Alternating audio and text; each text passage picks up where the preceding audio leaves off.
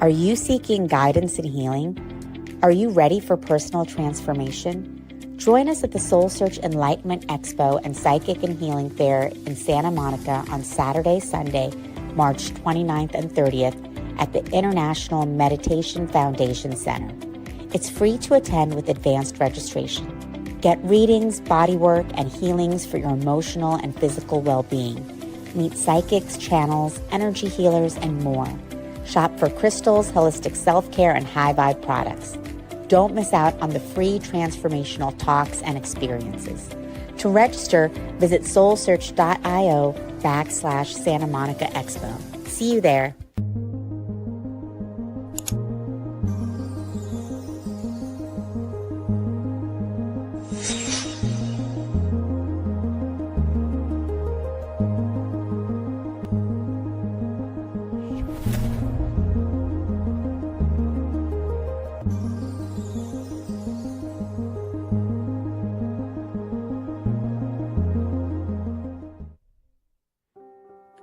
Join us every Wednesday at 7 a.m. for the Radiant Mind Meditation with Dr. John Gray, the #1 trusted relationship expert, the author of Men Are From Mars, Women Are From Venus. What many people don't know is that John Gray spent 9 years as a celibate monk and the personal assistant to the founder of Transcendental Meditation. During this time, he learned powerful meditation practices and techniques, which he has developed and refined for the last 50 years. He now brings us his resonance, wisdom, and energy every week on Wednesdays at 7 a.m. on the Soul Search Instagram Live, Facebook Live, and YouTube. Join us every Wednesday.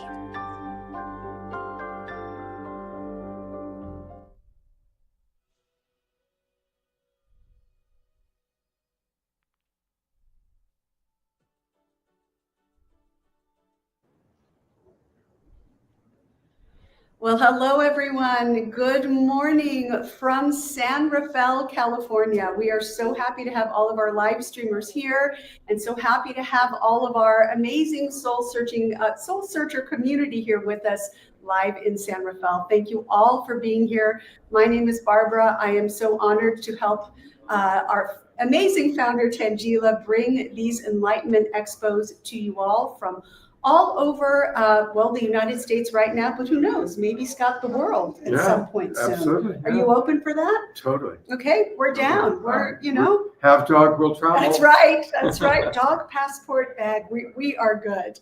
Well, I, without further ado, would love to introduce to you one of my favorite people on the planet. Scott Katamas is the creator of the Love Coach Academy and the Global Peace Tribe, gifts to the world that bless all of us. I know being a part of the Global Peace Tribe and the Awakening World Show has just changed my life, and I know the life of so many, and we are so grateful. Prior to his current work, Scott had an extremely successful career as a writer, director, and producer of educational programming, where he won multiple Emmy Awards and accolades and reached millions of people. He worked with all of the great leaders in the New Thought field and was so impressed by the transformational power that he experienced that he decided to utilize these tools and bring his gifts to the world as a full-time life coach and teacher. He has facilitated over 1,000 classes, events, and workshops, and personally coached just hundreds and thousands, I would imagine at this point, families, couples, small businesses, individuals throughout the world. He experienced a huge life shift in the passing of his beloved wife that was 2011. Yeah. And he took that pain and transformed it into power. In 2012, he created the Love Coach Academy, which trains other relationship coaches through online classes. When the pandemic hit, he just got right to work, and he partnered with longtime friend Deborah Giusti to create Saturday Night Alive for the Global Peace Tribe, which a widely popular online inspirational variety show that currently reaches 50 We go to about 150 Oh my broadcast gosh. partners and reach a few thousand each night. That's amazing. And in 2022, he started a new online series entitled The Awakening World that provides 3 streaming shows over the course of the weekend that explore important social and cultural topics with, again, guests, the greatest leaders in the New Thought world. And I know Soul Search is feel so blessed. We feel so blessed and proud to co-host some of your shows and bring our own practitioners through your show to the world. Now, today, Scott is going to take us on a journey into harvesting what we learned in the winter, and he will guide us to prepare for a most fulfilling spring rebirth. And in the meantime, Scott, you are going to introduce the amazing Omashar. Absolutely, Barbara. Thank you. Beautiful. I'm mildly embarrassed. I'm going to have to cut that bio. Just receive it, Scott. Just receive the love. Oh, thank you, Barbara. Thank you. And we will find you in Winston after the show. Yeah, absolutely. Well, welcome to our live audience. It's great to see each of you. And we're also simulcasting, so we have a lot of people watching online. And for our online audience, they're here to see Omashar, who is an amazing musical artist. So Omashar is going to do an opening song, which you'll be able to hear. And if you're on a computer, you'd be able to see him. But we'll turn over to Omashar for an opening song. Then I'll lead a meditation and we'll have our presentation. And I'm glad you're all here. And big hello to our online audience and, of course, our beloved brother, Omashar. So welcome and happy Sunday to everybody. And this song is just called Just a Breath Away, and it's a solace for our times. And I'm deeply honored to be opening for Scott and Tangela and the Enlightenment Expo there. It's an amazing time that we all get to share our gifts and talents. So here we go.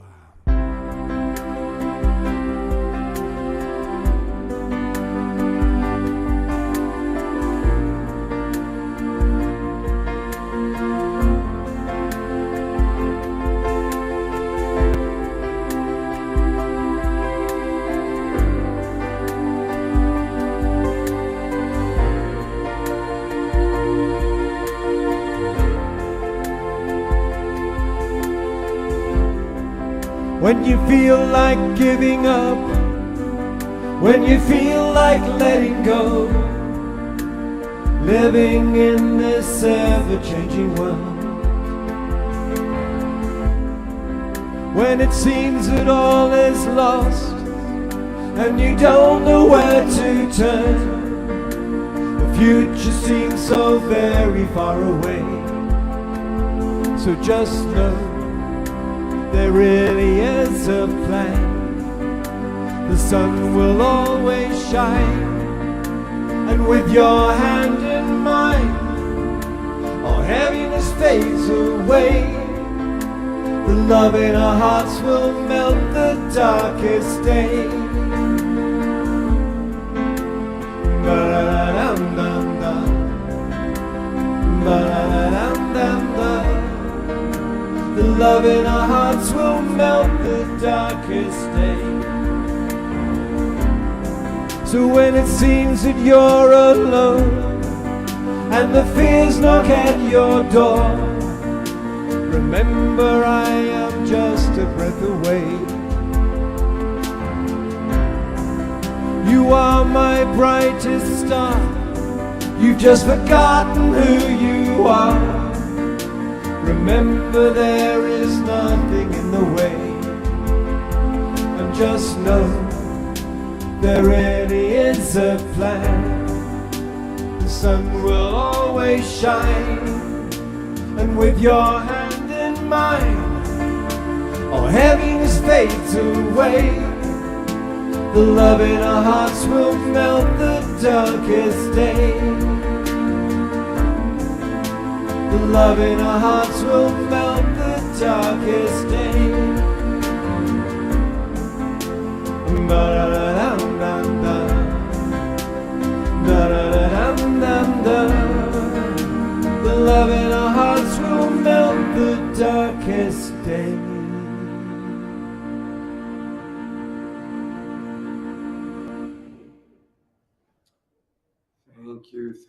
Thank you, Omashar. My pleasure. We'll conclude. I'll be presenting for about 40 minutes, 45 minutes, and then we'll have an overshare song to conclude this first hour.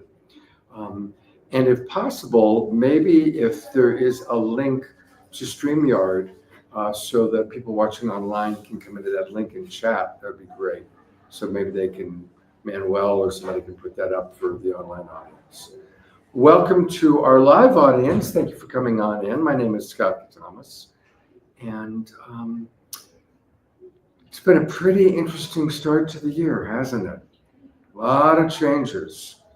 Yeah. Who out there has found 2025 to be a challenging year so far? Yeah. Anybody find it scary even? Anybody? Yeah. So it's winter, at least for us here in North America.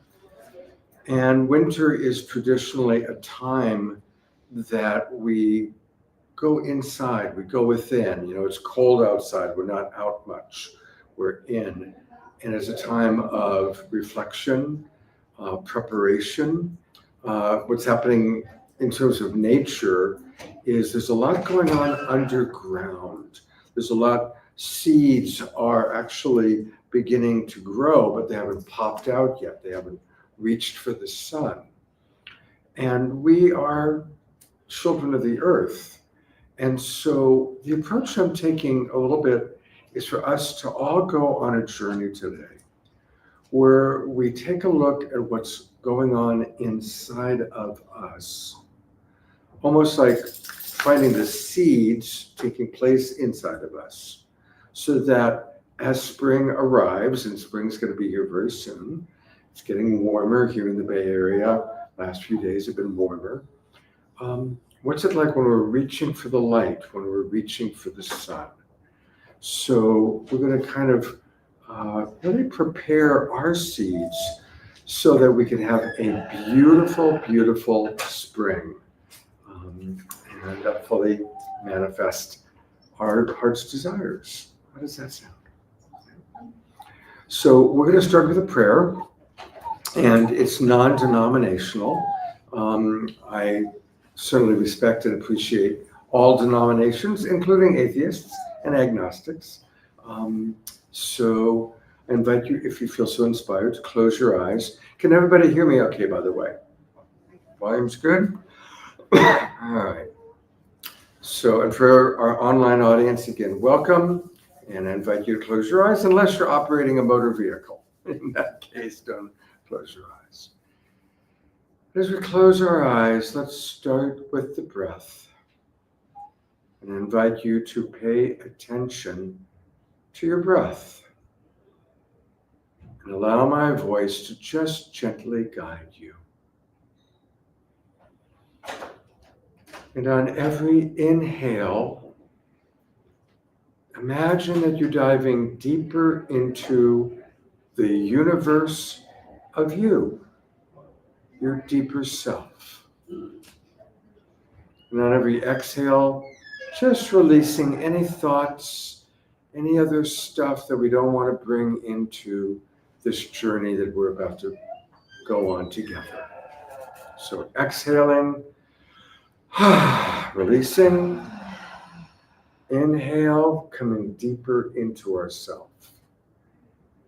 And I invite you to just move at your own pace, staying connected to your breath, exhaling thoughts that no longer serve you, that aren't necessary, inhaling, going deeper and deeper into you, the beautiful universe of you.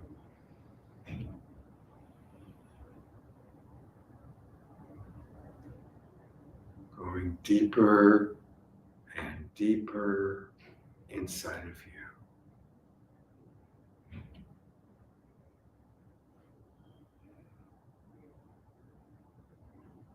I invite you to put your hand on your heart. And inside that beautiful, precious heart of yours, I want to acknowledge the beauty of your heart that chooses love, even when you're not receiving the love that you wish. Your heart that still has compassion in a world that's not always compassionate, in a world where there's so much cruelty, so much that we see in the news, or maybe we even see in our own direct experience that's harsh and painful. Thank you for keeping your heart open. Thank you for being compassionate. And inside that beautiful heart of yours, I'm going to invite you to find some of the seeds, some of the jewels that you wish to sprout in the spring. What are you longing for? What does your heart long for? Some of your longings might be global. Peace in Gaza, peace in the Ukraine, harmony in the United States. And those are beautiful longings. And some of your longings might be more personal. Financial support, physical support, more radiant health, better relationships with people that are important to you.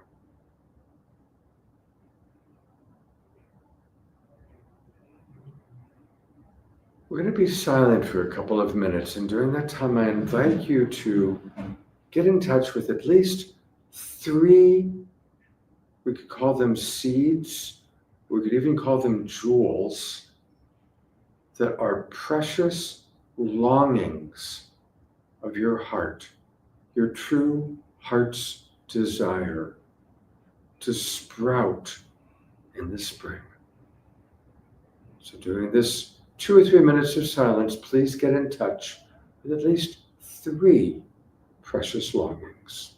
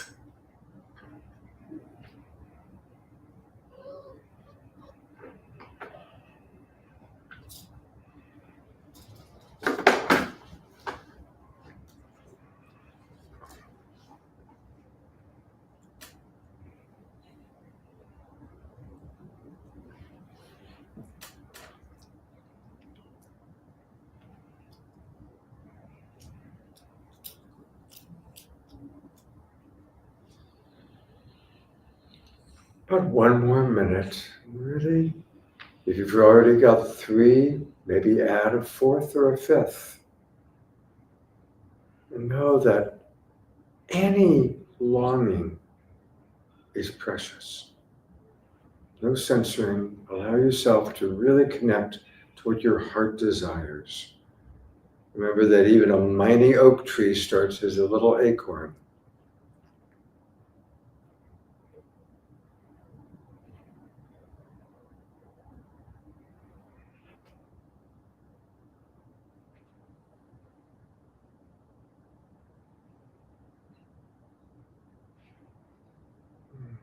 Thanking yourself for being honest and connecting to your beautiful, precious heart. And slowly, when you're ready, opening your eyes, coming back. I'm going to ask our live audience, some of the members, to share what came up for them. And for those of you watching online, and we're on many different streams, we're on StreamYard, we're on the Love Coach Academy channel, the YouTube channels. Put into into whatever comments, whatever online format you're in, maybe put into your chat your precious longings, and know that even by writing it, you're claiming it and you're sending it out to the world. And when we do visualization, we get in touch with what we long for, and we claim it like, God, life, this is what I wish, this is what I long for. And then we send it out to the world, we send it out to the universe, we give it back to God or give it back to life, however you want to view that. And then we relax and we see what message comes back. I love that line. And when we send out a wish to life or to God or to the universe, we might get in a number of responses. We might get, that's a great idea. Here's the first step. Or we might get, wonderful idea, but I have an even better idea. That being our higher self, our God self.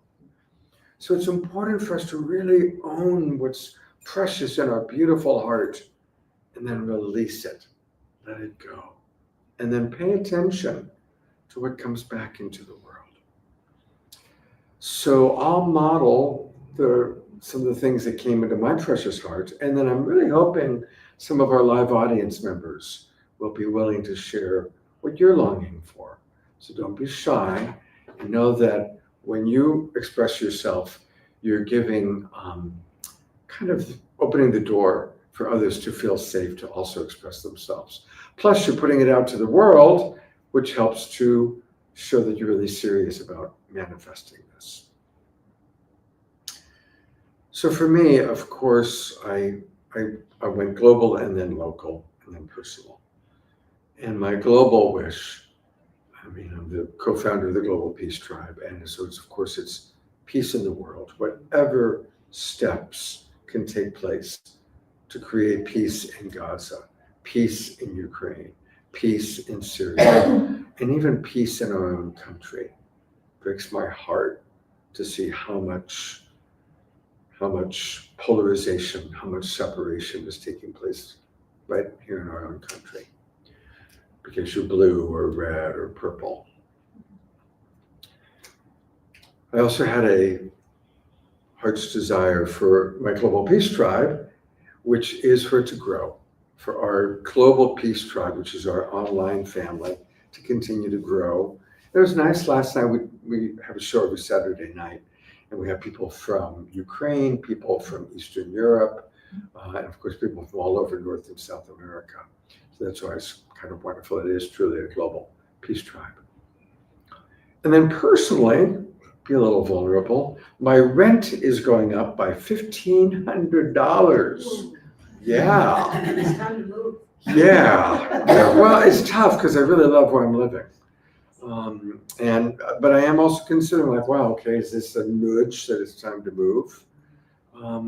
Which city? Huh? Which city? I live in Tiburon.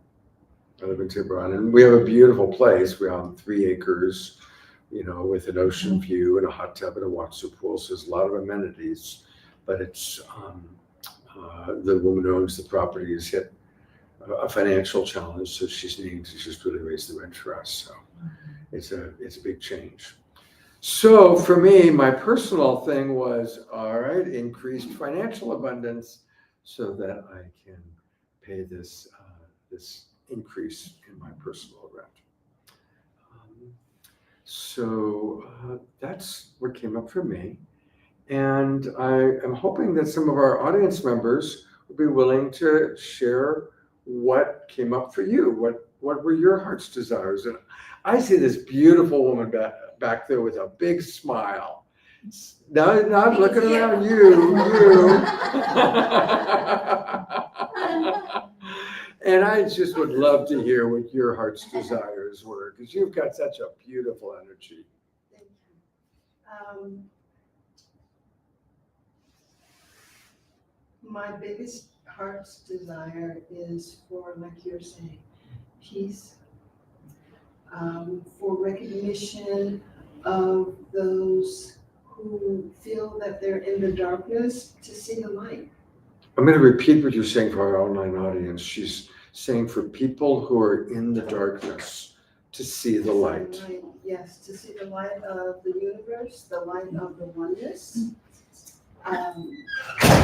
Because at this moment in time, there's such darkness with us right now. So that is my wish globally.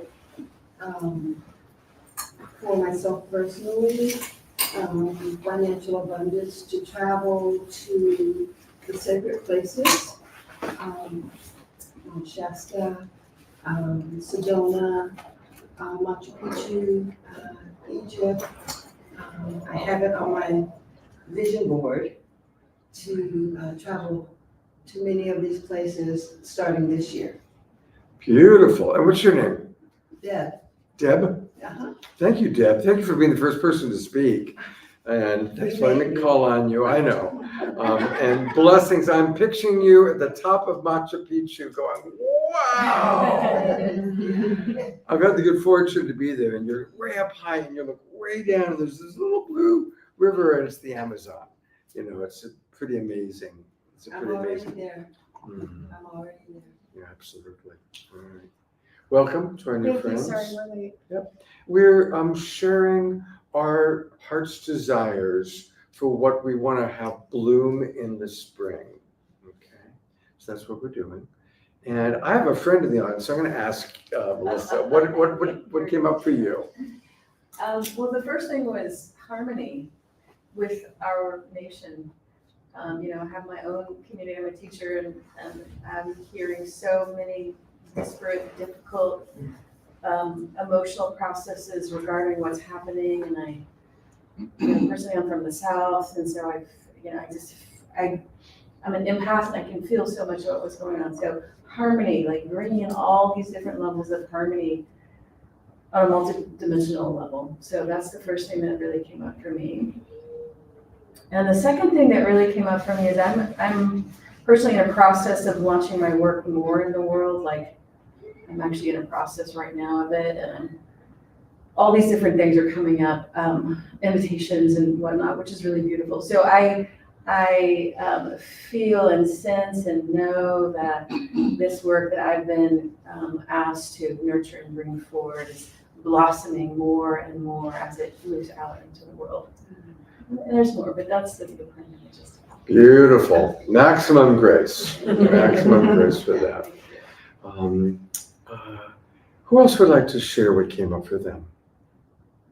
Anybody want? I could share. Great. I went through a little while back ago a major surgery and a major breakup, and so I've been working on finding my joy and happiness again. And so I'm just trying to, right now I'm working on my path to getting back there again, because I used to be so joyful and happy, and I feel like a lot of heaviness around me. So that's what I'm trying to work towards right now. And what's your name? I'm Beth. Hi, Beth. Hi. You know, Beth is asking for more joy and happiness in her life. And that's a really good one to talk about for a moment. Because sometimes when we're seeing the world as so dark, right, as you mentioned, as Deb mentioned, the people that see the world as so dark, it's like, how dare do I dance or feel joy when there's so much pain in the world, when there's so much suffering? But many of the spiritual teachers that I admire say that in times of darkness is when we especially need to laugh and to dance and to play music and to bring the joy and the lightness into the world. That's a big part of the spiritual journey, actually. And for those of us that are teachers or wanting to raise consciousness or wanting to make the world a better place, I imagine almost everybody here, you're at a Soul Search Enlightenment Expo. So you're all people who want to make the world a better place. And you're all people who are making the world a better place. So I declare joy is allowed. Joy is welcome. Joy is needed. Joy is needed. And maybe let's even take a moment to look at what does each of us need to shift to allow ourselves to experience joy. What do we all need to lift? Is it feeling guilty? How can I experience joy when there's so much suffering? Is it, I've been wearing this scratchy sweater of pain for so long, it's kind of become familiar. I don't know, it's kind of scratchy, but I've been wearing it for so long, I don't know if I want to take it off. And if I take off the scratchy sweater, I'll be naked, right? So sometimes it's taking that scratchy sweater of pain and suffering off. When Barbara introduced me, she mentioned that my wife passed away, my wife died. And when we have a big loss, and I'm sure at this point all of us have lost a mother, a father, or even a spouse, finding that balance of, and I still miss her terribly, I think about her a lot, but I also celebrate the time that we had together. And I found that my favorite way of grieving is actually dropping into the joy of the time we spent together, right? Remembering that, so, on the flip side of grief is our pain is in direct proportion to the love that we're missing. So we can pivot into the beauty of the memory of the love itself. Does that make sense? Mm-hmm. So whatever we're longing for, like we see suffering and it hurts our heart because we long for harmony. We long for compassion. We long for love.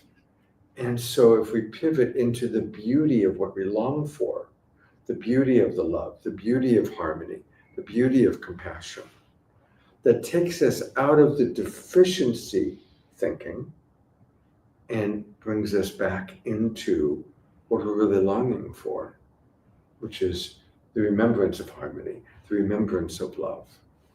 Does that make sense? Yeah. Who else would like to share the beautiful, precious jewels of their heart, the seeds? Yes, back here. Hello. Hi. And speak loud so our online audience can hear too. Okay, I can feel it. I'm probably going to get emotional. Oh, thank you. What's your name? I'm Sutton. Sutton? Oh, it's like an intense cry. Oh, God bless you. Thank you. Go for it. Thank you. I am recently emerging from a dark night of the soul. I've just gone through. Oh, thank you. Some public crying. Oh, thank you. So your tears are completely welcome. I feel very healthy too. And that's why I felt to speak because, I went through a time that my life just didn't make sense anymore. And so I took a completely different path. I quit my job. I gave up my place. I sold all of my belongings that I was accruing for 3 months. And it was, the 3 months there was one of the darkest times of my life. And I sat with it, and it was very lonely. And I learned more about myself than I ever have. And as you said, scratchy jacket, I just started recognizing the cumulative trauma and hurt in my life. And so that became my goal to heal. And so my wish was community. And there was an event on the 2nd of this month, similar to this, and I missed it. And on Friday, this event fell into my lap, and I just felt called to be here. And so and this is community. That's my deepest wish, to be surrounded by others that are just full of love and light and intention. And so, manifesting that it's becoming my reality, but I just wanted to put that energy back into the universe. Oh, thank you. Let's all twinkle. Yeah, beautiful. Thank you for having the courage to express yourself so beautifully. Thank you. Really, and it really, who can relate to what she was sharing? Yeah. So you were voicing. You had the courage to voice what some of the more shy members of our audience are also feeling in some way. So thank you for that. Thank you for giving me a safe space to share, everybody. Thank you. Great, wow. Thank you. Thank you so much. It is a time that we need to support each other. We've got to come together, and there's many ways to come together. I want to acknowledge all the people online that are coming together online because they can't physically come to the Enlightenment Expo. They live too far away or for whatever reason. And so it's a blessing when we can come together in person and even hug each other, And for those of you that are here at the Enlightenment Expo, there's so many wonderful psychics, healers, teachers.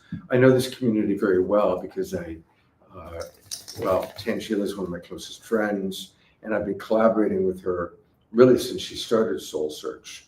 And so most of the people that will be presenting today, I've met, or they've been on my show. They're wonderful. So there's a lot of wonderful teachers, healers that you're going to receive for those of you that are live. And for those of you online, we're going to be carrying, where we're sitting in this chair, starting with myself and going all the way to John Gray.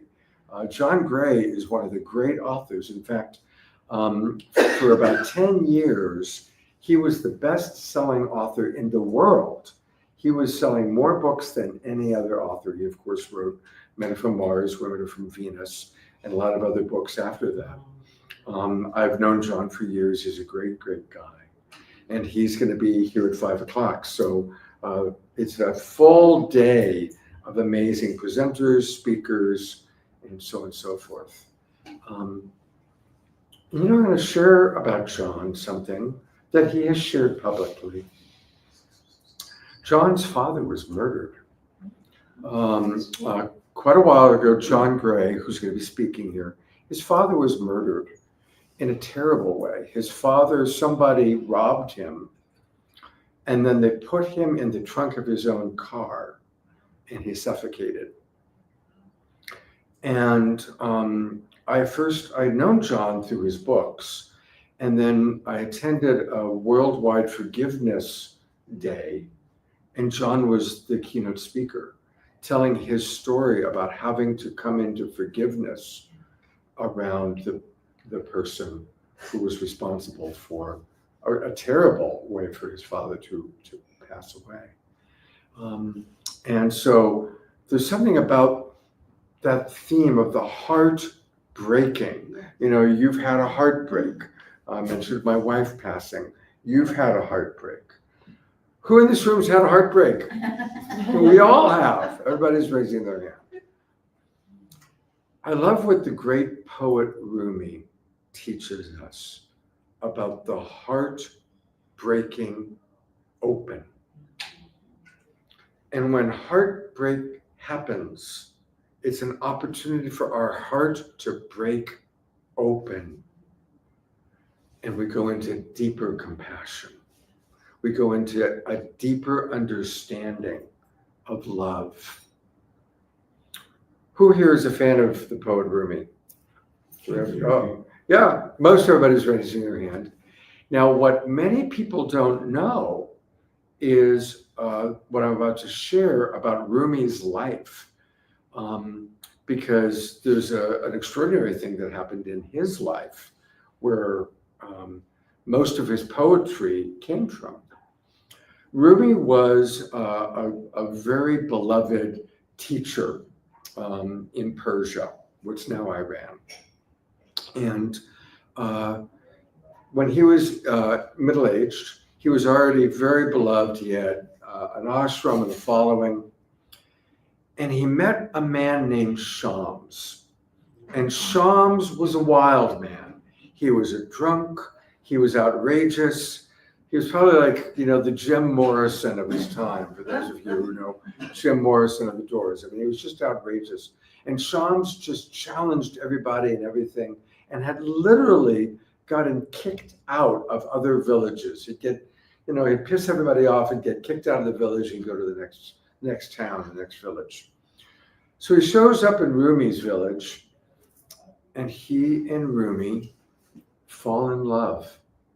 Now, we don't know if that love was physical.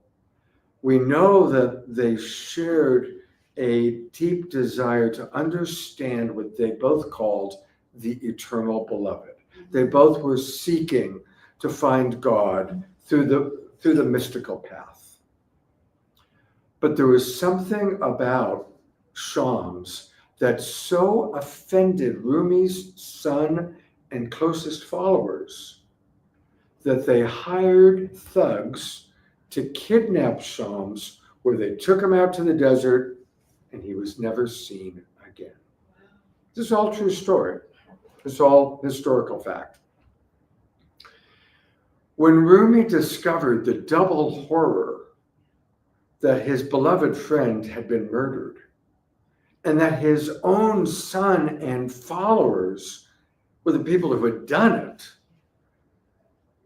well, talk about a heartbreak. His heart broke wide open. He stood up and he physically started to just spin around because his world was spinning.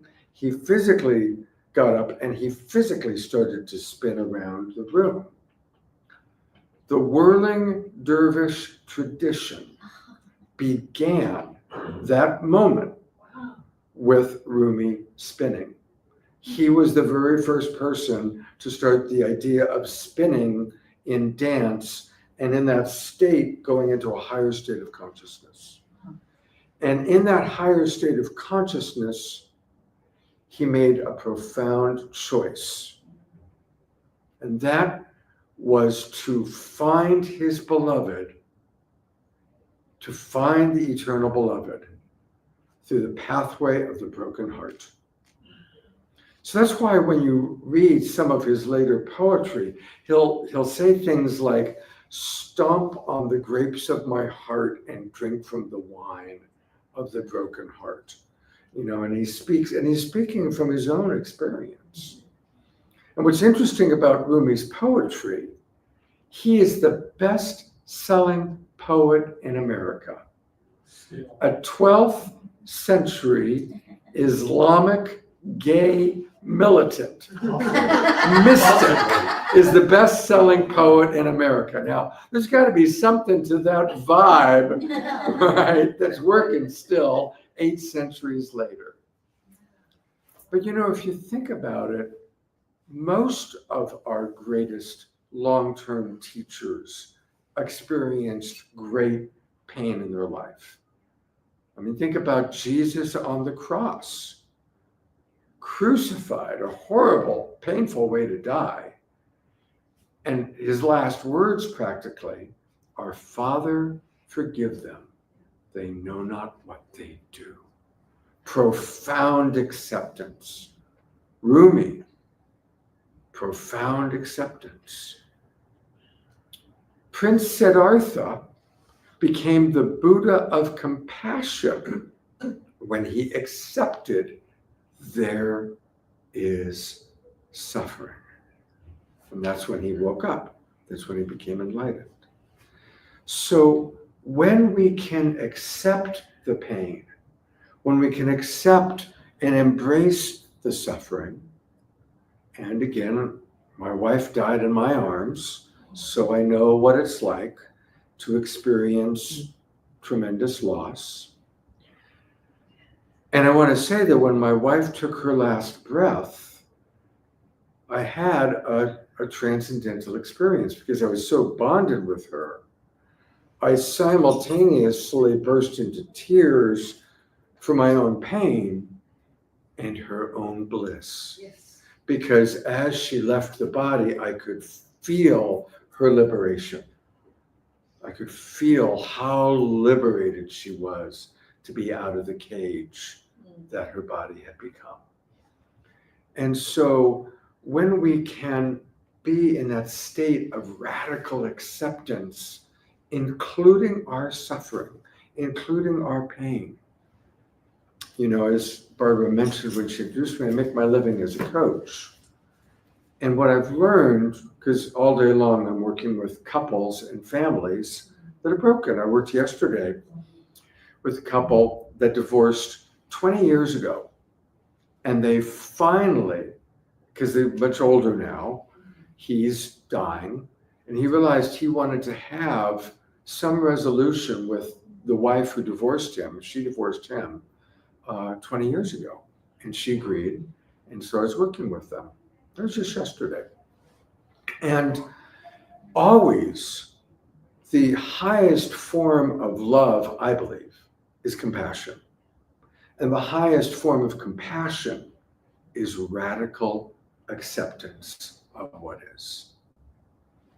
You don't have to like it. You don't have to condone it. But if we can accept it, Father, forgive them, they know not what they do. And so whatever it is in our life, those people, your son, your daughter, your husband, your wife, your ex-husband, your ex-wife, you don't have to like what they did. But if you can accept this is what's happened, this is where we are. With compassion. Compassion for them and compassion for yourself. My mentor was the great Dr. Marshall Rosenberg, the founder of Nonviolent Communication. And his whole thing was he created nonviolent communication, also known as compassionate communication. And Marshall always said the greatest form of empathy, the most important form of empathy, is self-empathy. Self-empathy. Having radical acceptance for ourselves. Tears are so welcome. Thank you. Thank you. And so I'm going to conclude with two thoughts. One is most of us have regret. And often our regret leads to shame. We think there's something wrong with me because I did that thing, or I'm not doing enough. Or we have guilt. We feel bad about something that we did. Well, for those of you who have guilt, who here experiences guilt? Okay. For those of you who raised your hand, congratulations, you're not a sociopath. For those of you who don't raise your hand, no. We all experience guilt. And we experience guilt because we care. We're not sociopathic. We feel guilty because we care. Don't stay stuck in the guilt, because that's just going to overwhelm you. Drop into the beauty of your care. And if you feel bad about something you did or didn't do, recognize radical acceptance. In that moment, whatever choice you made was the best you could do in that moment. It was the best you could do in that moment. You were desperate for something, perhaps. You were scared. You were, off center. So radical acceptance for self is very, very important. And final thought, bringing back to what we started with, those precious seeds, those jewels inside of our heart. Hopefully you all have gotten in touch with some things that you're longing for. They're precious, they're jewels. And again, think of them as seeds inside of your heart. Remember that from a little seed grows a flower, grows a tree, grows something beautiful. Who here has seen grass or a plant that has somehow made its way through cement? Right? Yes. Isn't that amazing? I mean, whenever I see that, it's like, God bless you. You are the LeBron James of grass. Right? Just amazing. Yeah. But we all have that. We all have those precious longings that may start little tiny, but just with enough desire to reach, like Deb said, to reach the light. All plants, all trees, all life is reaching for the sunlight, reaching for the light. And we're all reaching for the light of love. For some of us, it might be reaching for the light, and we experience it through Christ or Mary Magdalene or our own higher self or our Buddha, whoever it is that you reach towards. And it's wonderful to have spiritual teachers or leaders. Martin Luther King, might be a person like that. Or it might be your own higher self or your own God self. I want us to just all have radical acceptance for our human self and reach for the light through whatever spiritual practice you have. Who here has a spiritual practice? Double it. Really, during these times of transformation, during these challenging times, because we are in a huge time of change, whether you want to see it from an astrological point of view, from a psychic point of view, from a climate change point of view, from a current president that's the great disruptor point of view. It's a big time of change. And what I've learned is people who have a spiritual practice make their way through change much more easily than people who don't have a spiritual practice. So if you have a spiritual practice, double it. If you don't have a spiritual practice, find one. And it does not need to be religious. It can be playing a musical instrument. It can be doing martial arts. It can be doing yoga. It can be meditation. For me, it's time in nature with my dog, who's coming out and greeting everybody right now. This is Jasmine Bear. She's very proud. She just got her spring cut. So she's showing off her spring cut. So I want to thank those of you in the live audience. I hope that you've gotten some wonderful tools. Thank you for sharing. Thank you for your tears. And thank you to our beautiful online audience. And I'm going to turn it now over to our beloved Omashar for a closing song for our online audience and for everybody to listen to as we transition to another teacher coming in and taking my place here. Take it away, Omashar.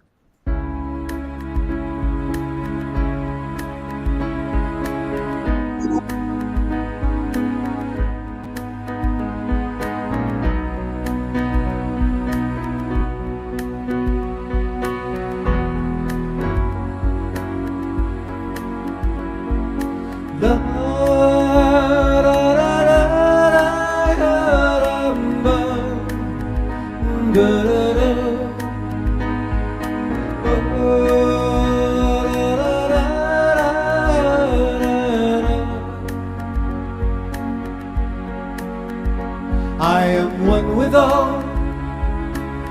with all feeling, and one with all love, one with all healing, and one with all. I am one with all feeling, and one with all love, one with all healing, and one with all.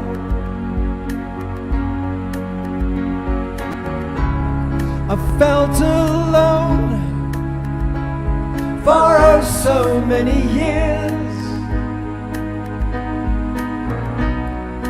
held my head high to hide the pain.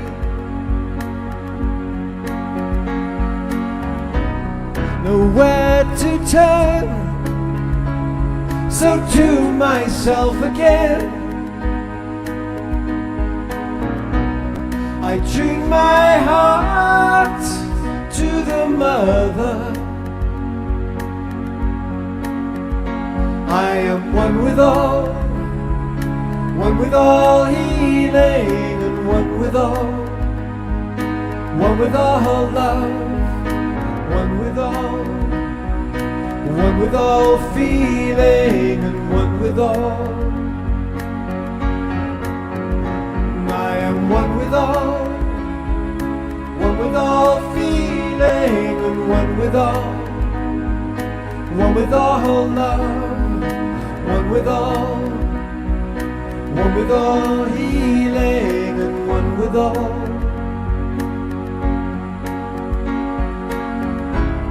The time has come to wake my sleepy head and peel back the sheets of illusion.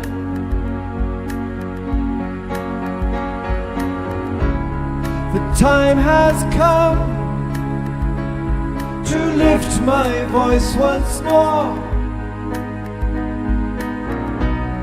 and sing the songs of the new world. 'Cause we are one with all feeling and one with all love, one with all healing and one with all. We are one with all feeling and one with all love, one with all feeling and one with all and healing. La da da da da da da da da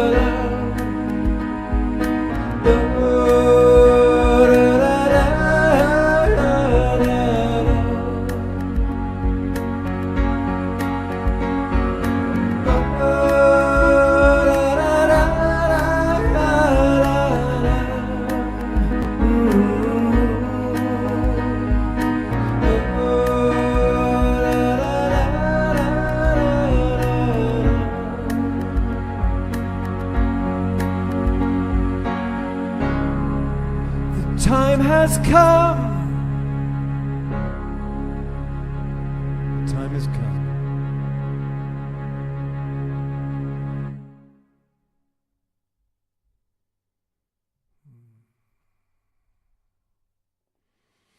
Here comes Barbara.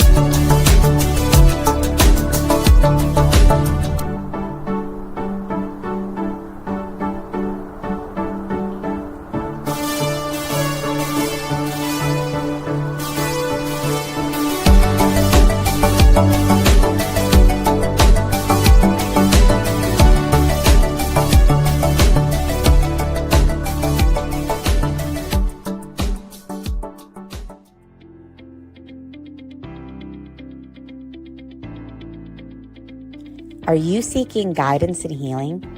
Are you ready for personal transformation? Join us at the Soul Search Enlightenment Expo and Psychic and Healing Fair in Santa Monica on Saturday, Sunday, March 29th and 30th at the International Meditation Foundation Center. It's free to attend with advanced registration. Get readings, bodywork, and healings for your emotional and physical well-being. Meet psychics, channels, energy healers, and more. Shop for crystals, holistic self-care, and high-vibe products. Don't miss out on the free transformational talks and experiences.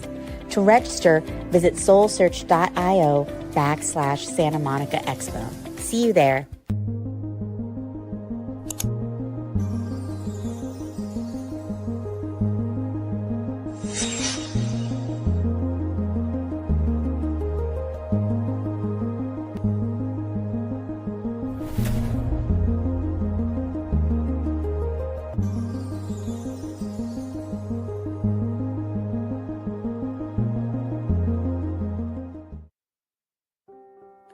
Join us every Wednesday at 7 a.m. for the Radiant Mind Meditation with Dr. John Gray. the #1 trusted relationship expert, the author of Men Are From Mars, Women Are From Venus. What many people don't know is that John Gray spent 9 years as a celibate monk and the personal assistant to the founder of Transcendental Meditation. During this time, he learned powerful meditation practices and techniques, which he has developed and refined for the last 50 years. He now brings us his resonance, wisdom, and energy every week on Wednesdays at 7 a.m. on the Soul Search Instagram Live, Facebook Live, and YouTube. Join us every Wednesday.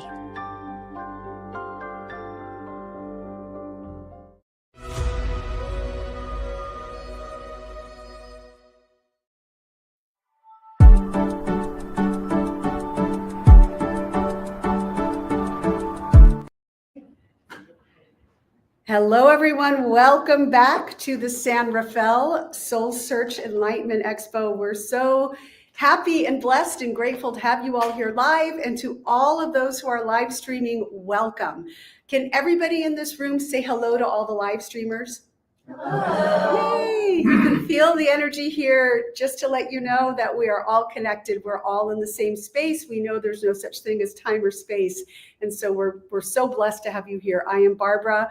I'm, again, so grateful to welcome you all here today. And I'm so excited to introduce the next amazing speaker to you, Catherine Goldsby.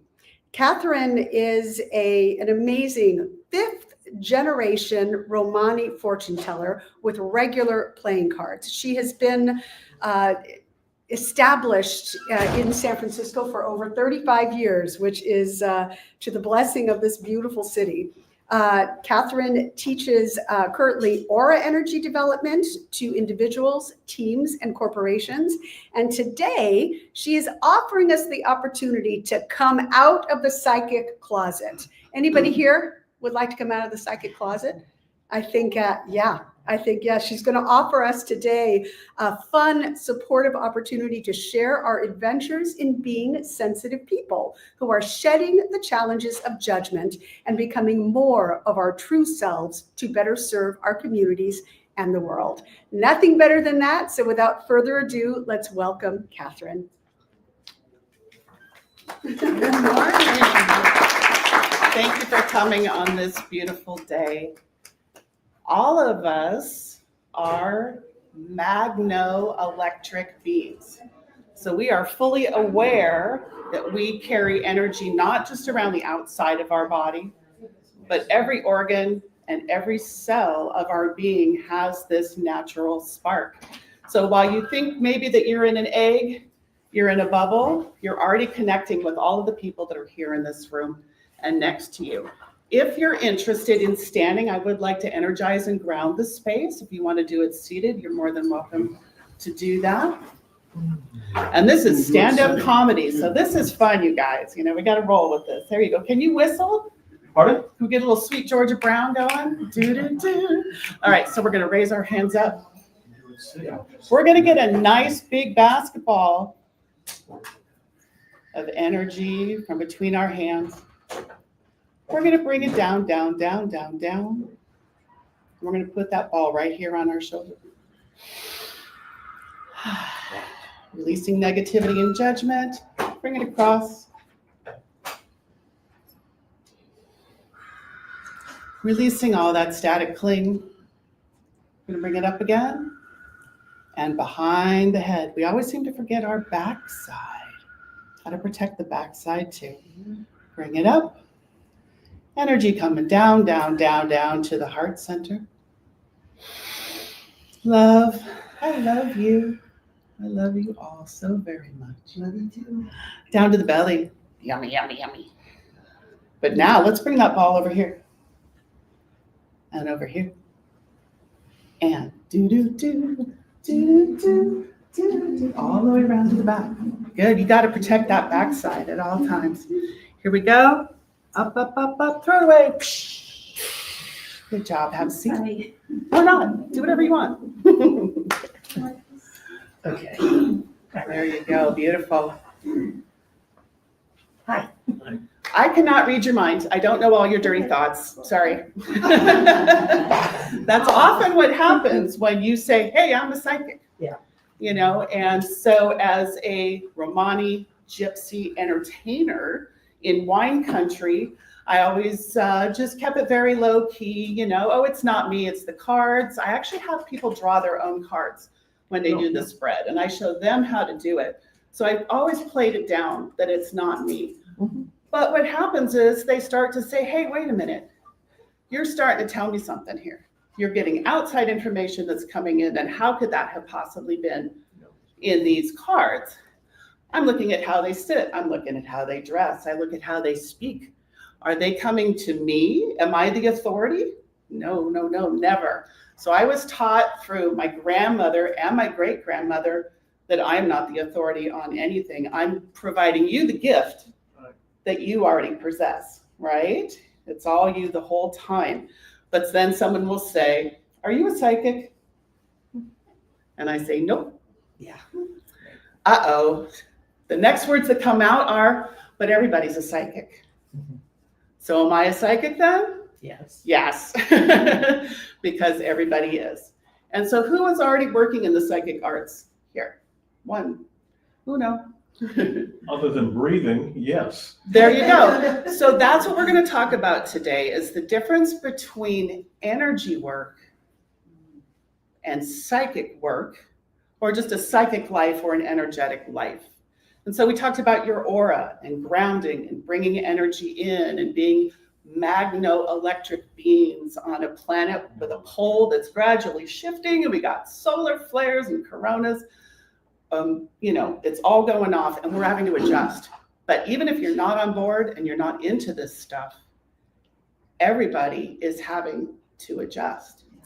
And so we're all adjusting to each other. I was here on Mount Tamalpais in the early 90s with the harmonic convergence. We had our drums and our crystals and the sun rose and all of that. And I feel like I've been waiting a long time. Yeah. That was the early 90s. Hi, come on in, have a seat. And here we are now. It's like, well, thank you for keeping our cosmic agreement. Thank you for showing up. Thank you for being here right where we are supposed to be right now. We are here now. This is it. Next frame, into the future again. So what's happening in science is a lot of talk about time, the loops of time, quantum physics, and all these words. And I could go into all of that kind of stuff. But that's what's happening right now, is that we're all getting this validation. The ancients actually knew what they were talking about. The astrologers, the herbalists, all these people already were living in harmony with nature. They were already channeling their ancestors, channeling their spirit guides. They were channeling the energies of the animals, the plants, and the earth. We have been disconnected. Here we are in this electric building on concrete. I like the natural fibers you have going on. A lot of us are, letting go of polyester. But what's happening is that everybody's disconnected from the earth all the time. We're in our car, we're in our apartment, we go to our job. And so if you feel that people around you are suffering from anxiety, this is this disconnection. And one of the most loving things that you can do is say, hey, let's go for a walk. The more that we can get ourselves outside and on contact with the earth, even if you've got the most plastic shoes on, just get outside, get around those trees, get near some water, especially. And so these are the kind of ways that you're going to be able to just be a regular person, still kind of in disguise, if that feels better, a little safer, to then help someone near you. The other thing that you can do, instead of saying, hey, don't chew your nails, is to say, hey, how's it going? Should we take a walk? Just be present. That's what we mean by being present. Non-judgmental, loving, energetic beings that can just hold space for someone. Just get out in that sunshine. I sell supplements all day long. That's my day job. We have a straight job is what we call it. And so I work in the healing arts by day as well. And people want that magic in a bottle off the shelf. And I say, how much broccoli have you had lately? You know, I can sell you these different herbs and tools, which is fine. Those are support. That's why it's supplemental, but it's not the whole package. And so here we are talking about the difference between energetic work, Reiki healing, massage therapy, acupuncture. Everybody find this spot right here. Get your fingers, 2 fingers. Give us a tap. Got any tappers in the room? We love a good tap. Okay, so this right here, this spot, this divot is our main chi connection to all of the other pressure points or points that they use in acupuncture, acupressure in the body. The more that you can do this right here, you're stimulating your kidneys. Sorry if you have to go to the bathroom after this. Kidneys, liver. All right, shake it out. We can be weird. It's fun. And so what's also going to happen is that you feel out of balance. You want to tap, and it's like, who's going to see me doing this weird thing? Who cares, right? Good point. Well, you might actually, by revealing your true self, open the opportunity for someone else to feel comfortable in being who they are. You know, you're sitting there at your desk making some kind of prana sign or whatever it is, you know, you're touching your third eye. They're like, what the heck? That gives you the opportunity to explain that kind of thing. Now, we have our different routines where we come into spaces like this and we feel really comfortable because we're gathering with like-minded folk. All my peoples are here. You know, we see all the crystals and beautiful things, but now we have to take this out into the world where everybody's waking up. We're all doing the work. It's happening even more than ever. And I have people coming up to me and actually saying, I see you, sister. They can like see that I'm on board. So what I was taught was stay in your egg, be protected, but you still have to be open and loving. You have to be ready to receive. You can't be completely shut off. And you can feel when people are completely shut off. And we feel for them, but that's their protection mechanism. And we all have that. How do you be both? Protected, but open and receptive. And then the other day I had someone named Ruti, hi Ruti, if she's watching, come up to me, meet me for the first time, and I felt like I was in an airport scanner. Wow. She was just pelting me. I was like, okay, girlfriend, you know, shields up, Scotty. So that's called psychic voyeurism. I did not give her permission to look at me that much. But that was a second thought. In other words, maybe I had. Maybe because I wasn't as guarded and protected, or maybe because I was so open and receiving, I allowed that opportunity to learn again. Once again, I got to learn something because everything's a learning experience. Every experiment has a result. It might not be the result you wanted, but you got a result, and so you can learn and grow from there. I did feel the need to shield, but at the same time, I wanted to give her the opportunity also to feel loved and accepted for who she was. And so some people talk about, you know, I tell someone I'm psychic and I lose a friend. That happens too, because it's just too weird for them. It's just too much. The coincidences keep happening. The synchronicities are on fire.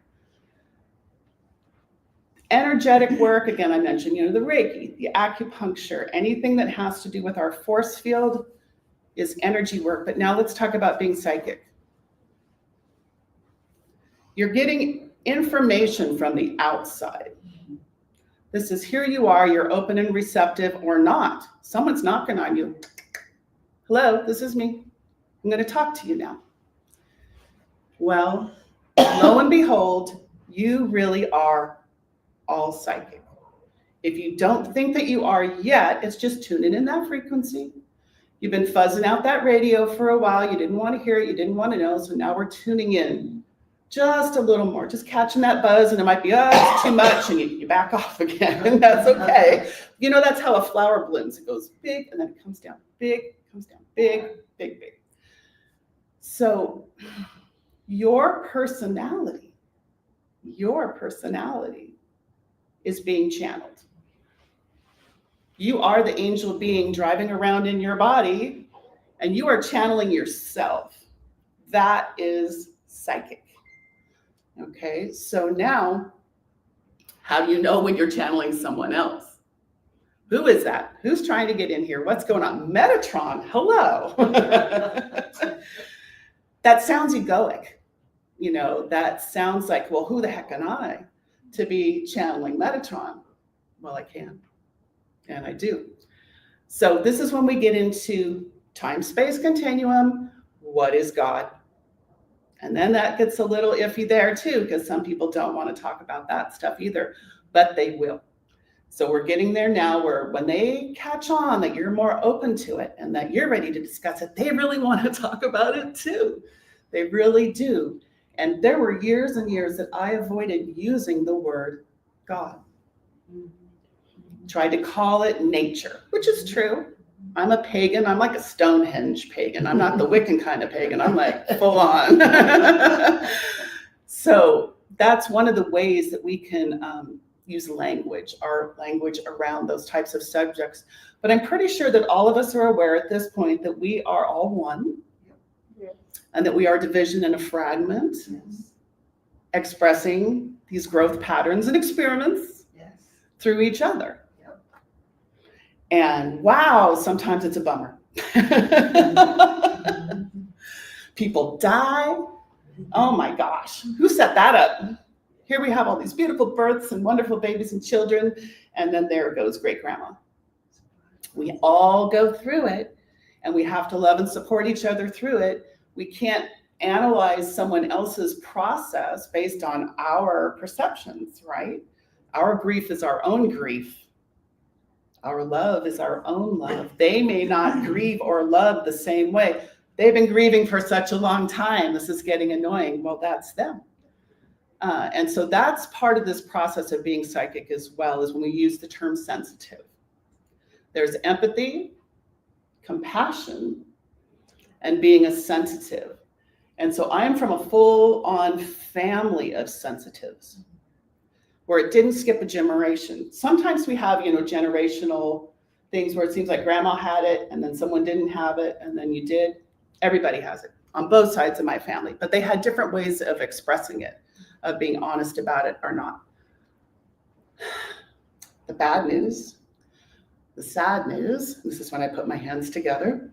This is how I maintain my energy and my stress level, is that my grandmother on my father's side was channeling angelic forces and non-earth beings in the late 50s. Wow. And was put in an institution and given electroshock therapy. Yep. And so this is when we start getting into generational trauma.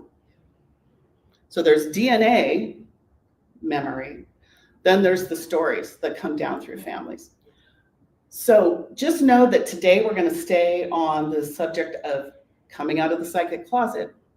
But when you see me in Rohnert Park in April at our next Soul Search event, I'm going to be talking about generational abuse and what it's like to grow up in a family where all this trippy stuff is normal or not. Maybe you were in a really conservative family and you were the trippy one. It can go both ways. Everybody can express it differently. My father was very psychic. He played it down. It was his mother that had the electroshock therapy. So because of that, he was like, nope, and she survived. It did give her epilepsy, but she was okay, and she stuck by it. She was Summer of Love, deep in Golden Gate Park. Here I am. So, and we were all in Marin County for a long time too. So we definitely had a lot of that influence.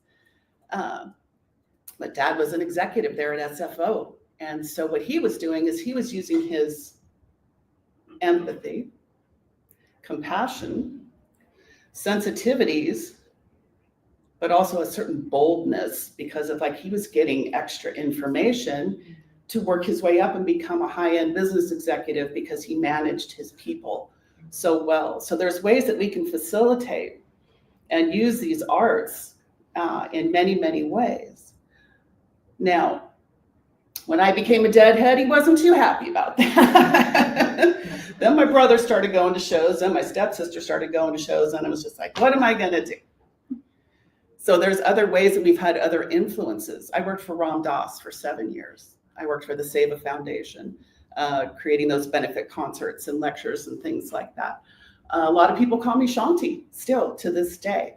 When Ram Dass used to introduce me, he would just go, Shanti, just like peace, right? So there's that transition that we go through too. I didn't like myself very much, who I was before. I'm going through this awakening phase. I want to be new and different. Look at this beautiful new flower that just bloomed. I'm going to change my name. That's cool. You be you. We'll call you whatever you want if that makes you happy. And that's what it's about. The joy, the bliss, the costume of the usness that we wear. But now I'm back to being Catherine again, which is fine with me. It works for me in business as well. But as a gypsy, stereotypical fortune teller, I was wearing the clothes, being called Catarina Maria, which is what my family called me too. It's nice to hear that old Sicilian dialect, Catarina Maria. That everybody's a Maria in my family. I don't know if you have families like that, but Maria Angela, Maria this, Maria that. So when I learned more about my own genetics, my own history, and the history of those people in Sicily, and when they came to San Francisco, about how my family had to hide in the Catholic Church. They're very devoted to it, but it was to hide the paganism. They kept their skin lighter. They didn't go out in the sun too much. They spoke proper Italian and proper English. They didn't speak the Sicilian slang and the Romani dialect. Now, it would come out at Easter dinner with a little too much wine. I was like, okay, we see what's going on here. So then it was down to, me working private parties and things like that, and people saying, well, we want you to dress up. Well, I just wear like my regular old clothes. They're like, wait a minute, we thought you were going to dress like a gypsy. This is what gypsies look like. Now, of course, there's a lot of other DNA in me, and this is a particular area that I've utilized because of my look for an acting profession. It really is about acting. But what happens at these events is I'm doing readings for people, and you're welcome to join me here at my table today, is that the word gets out. Oh my gosh, this was so spot on. I loved it. They go tell a friend, and then I've got a line, and I've been sitting there for 2 hours in my blue Russian ice princess costume or whatever it is, whatever the theme is. And I just have to be like, stop. I got to take a little break for a second. But do know that this speaking engagement today and my future interviews are all going to be on my new YouTube channel. So I am One Gold Energy, and what has been going on is that we have these famous influencers, famous podcasters, and they're all interviewing pretty famous people. Yeah. We are not Bashar. Well, we are, but we're not. Not yet. So what I'm doing is I'm interviewing us regular folk to talk about this exact process that we're talking about today. And so we can do it by Zoom. We can do it in person. I've already done a couple, and I was pretty impressed what just on the fly came out, and I do have some notes here that I was gonna sort of follow, but heck, this is just channeling too. So sometimes it's better to just be in the moment, let it unfold as it is. Now, only one person raised their hand. Is she the one that stepped out that said she was actually working as a psychic? Is anybody working as a psychic? Okay. Does anybody want to come out publicly as a psychic? No. Okay. Do we have any questions?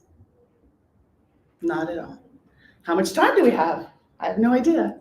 Yeah, question? Talking about that balance between being protective and then expressing that openness. Do you have tools or measuring, how is it just a matter of Sure. So what our friend is asking about here is how to regulate our own personal energy so that we can just move about freely in the grocery store or wherever we are and be kind of protected, because it feels like it's kind of icky out there and like we just don't want that stuff to stick to us too much. But yet we want to meet new people and make a friend over picking out potatoes or whatever it is and be like sister woman or brother man, you know. We've got a drumming circle coming up. You know, you want to meet those people. They want to find you too. So anything that you can learn about aura energy work, aura energy development, anything you can learn about how to clear your own negativity, how to empower your own energy, and mostly just feel confident through the 5th chakra. So that's what we're working on now. This is the age of, we're coming out of Pisces, full on Aquarius, the water bearer, the vessel. This is our vibrating vessel. You know, Pisces was like, oh, sides, different sides. Not really conflict, but, you know, very yin-yangy. Now we're like full on nurture, nurture, nurture. It's what it's about. Taking good care of yourself, taking good care of your friends and your family.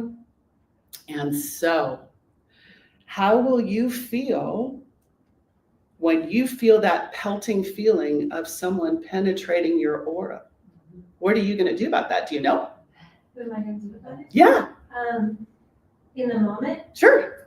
I just withdraw from that situation. Withdraw. Number 1 response. That's okay. Do it.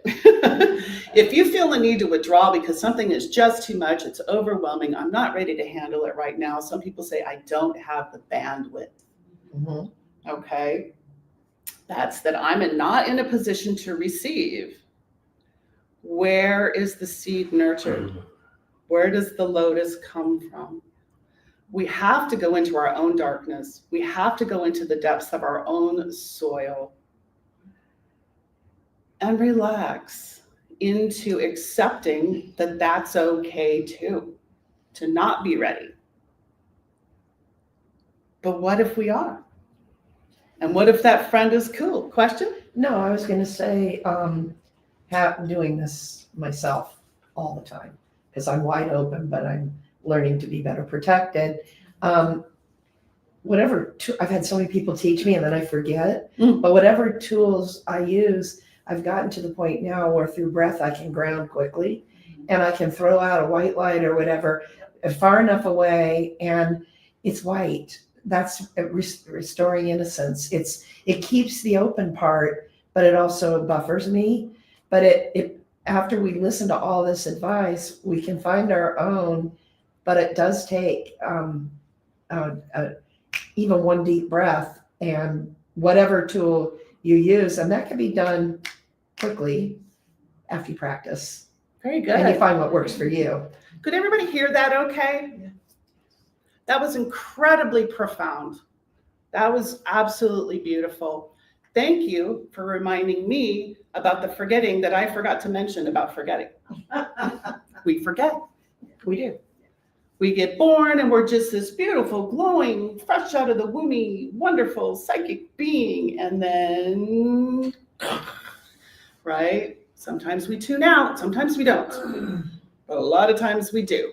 We start to feel our grade school friends making fun of us for just looking for crystals in the dirt or whatever it is. Mine was drawing with chalk.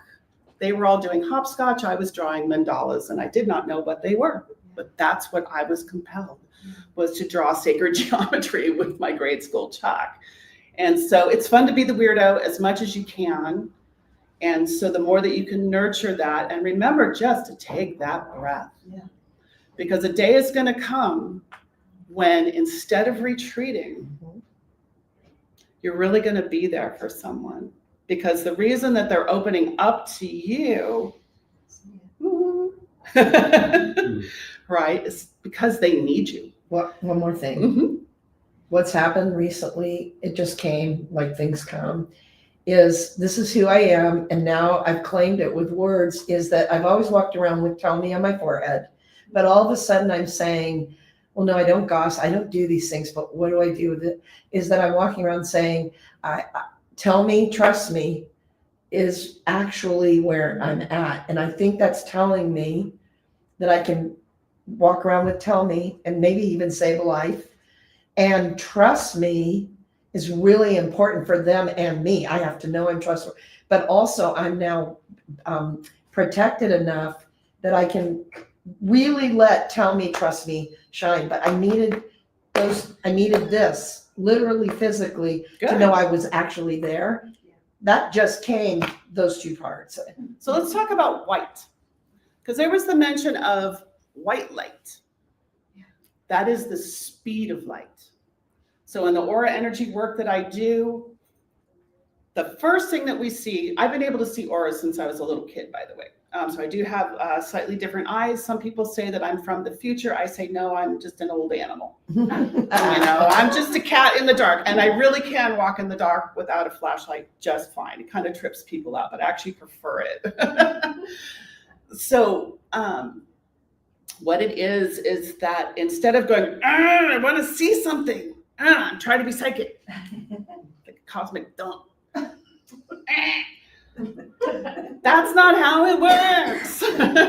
Surprise. I know you knew that. It's the relaxation.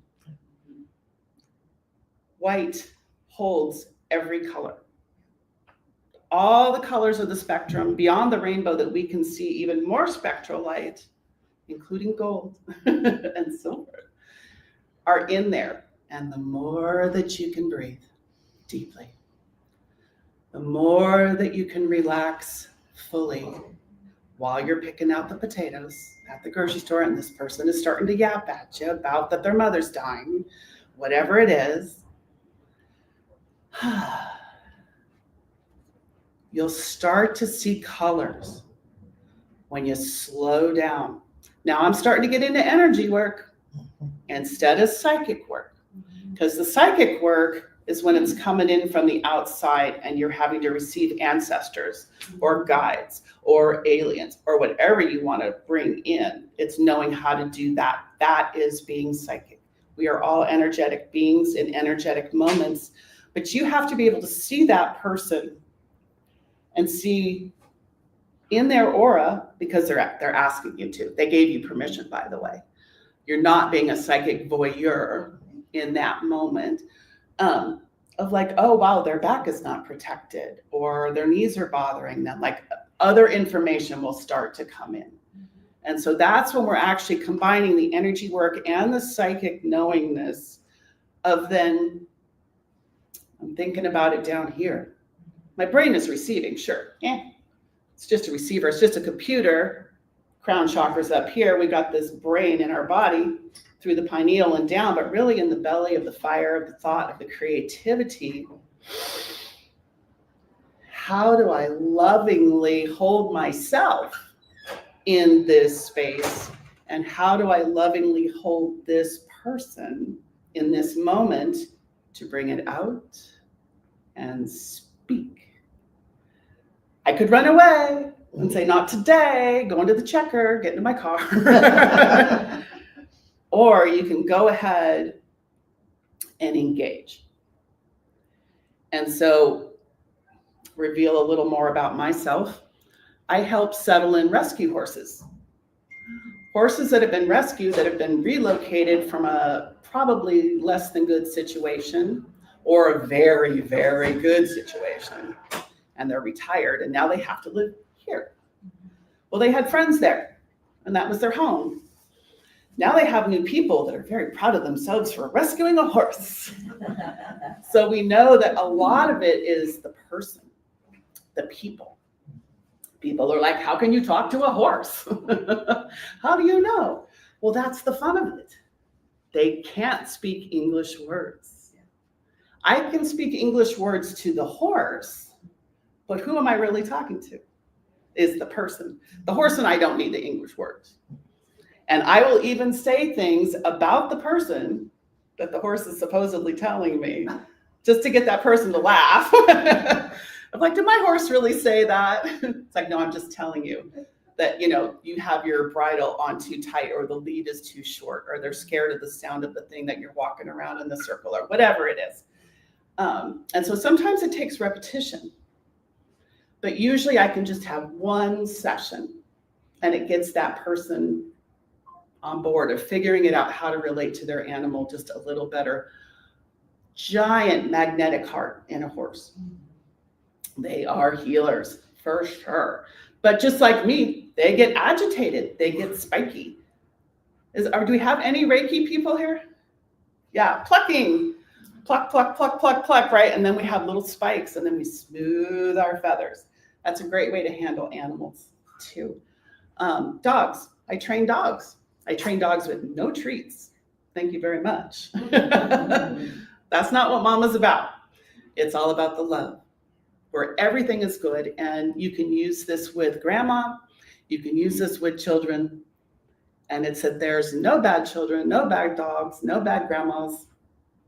Because if they're doing the right thing that you actually desire them to do, then they are good, good, good. It's all good. Now, I help find missing people. So I've just very recently retired from working for the Department of Social Services in finding missing homeless people. It's dramatic. It does take its toll. And so what's happened with the electromagnetic shift that's been going on is that my accuracy has gone down as a remote viewer. So we go through that phase of like, we tuned out, we tuned back in. Now I'm seeing really good. Now I'm actually helping people. But there's the governmental side of this work. There's the police side of this work. But mostly there's the families. Okay. Some homeless people, that was my niche, that was my specialty, and this is all underground. This is without advertising or anything. It's just through a little psychic network of families that would like to find their homeless person so that they can help them. There's been some great stories in this work. There's been a few where as soon as I found someone, connected with him energetically, because I'm the one physically approaching this person to give them the news that there's loved ones and services available for them. He was on board, took a little walk, went to the family. They had their reunion moment and he was arrested. Wow. For not paying child support. Wow. Did I know that? Am I that psychic? No. I'm not that kind of psychic. Is that why they wanted to find him? Yes and no. They did want to, finger quotes, help him get off the streets and off of drugs and all that jazz. That was his process. That was his right. This is Earth. You can walk around Earth and do whatever you want within the guise of the laws that protect us. So I had to, really meditate on that, that it's helping these children that weren't getting the child support and that kind of thing. But really, I felt bad. I felt really bad. Another one, not so great. Again, wonderful stories, very good stories. One was a gal that did have some mental problems. She tried to stop a bus with her body to get on the bus with no money.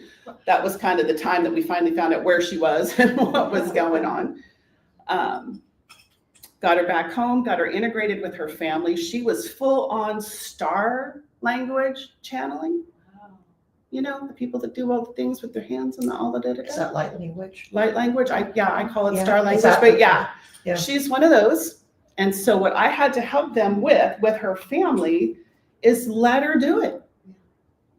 It's the land of we're not crazy. Well, it seems pretty crazy. And she was out of balance. So balance is key in everything.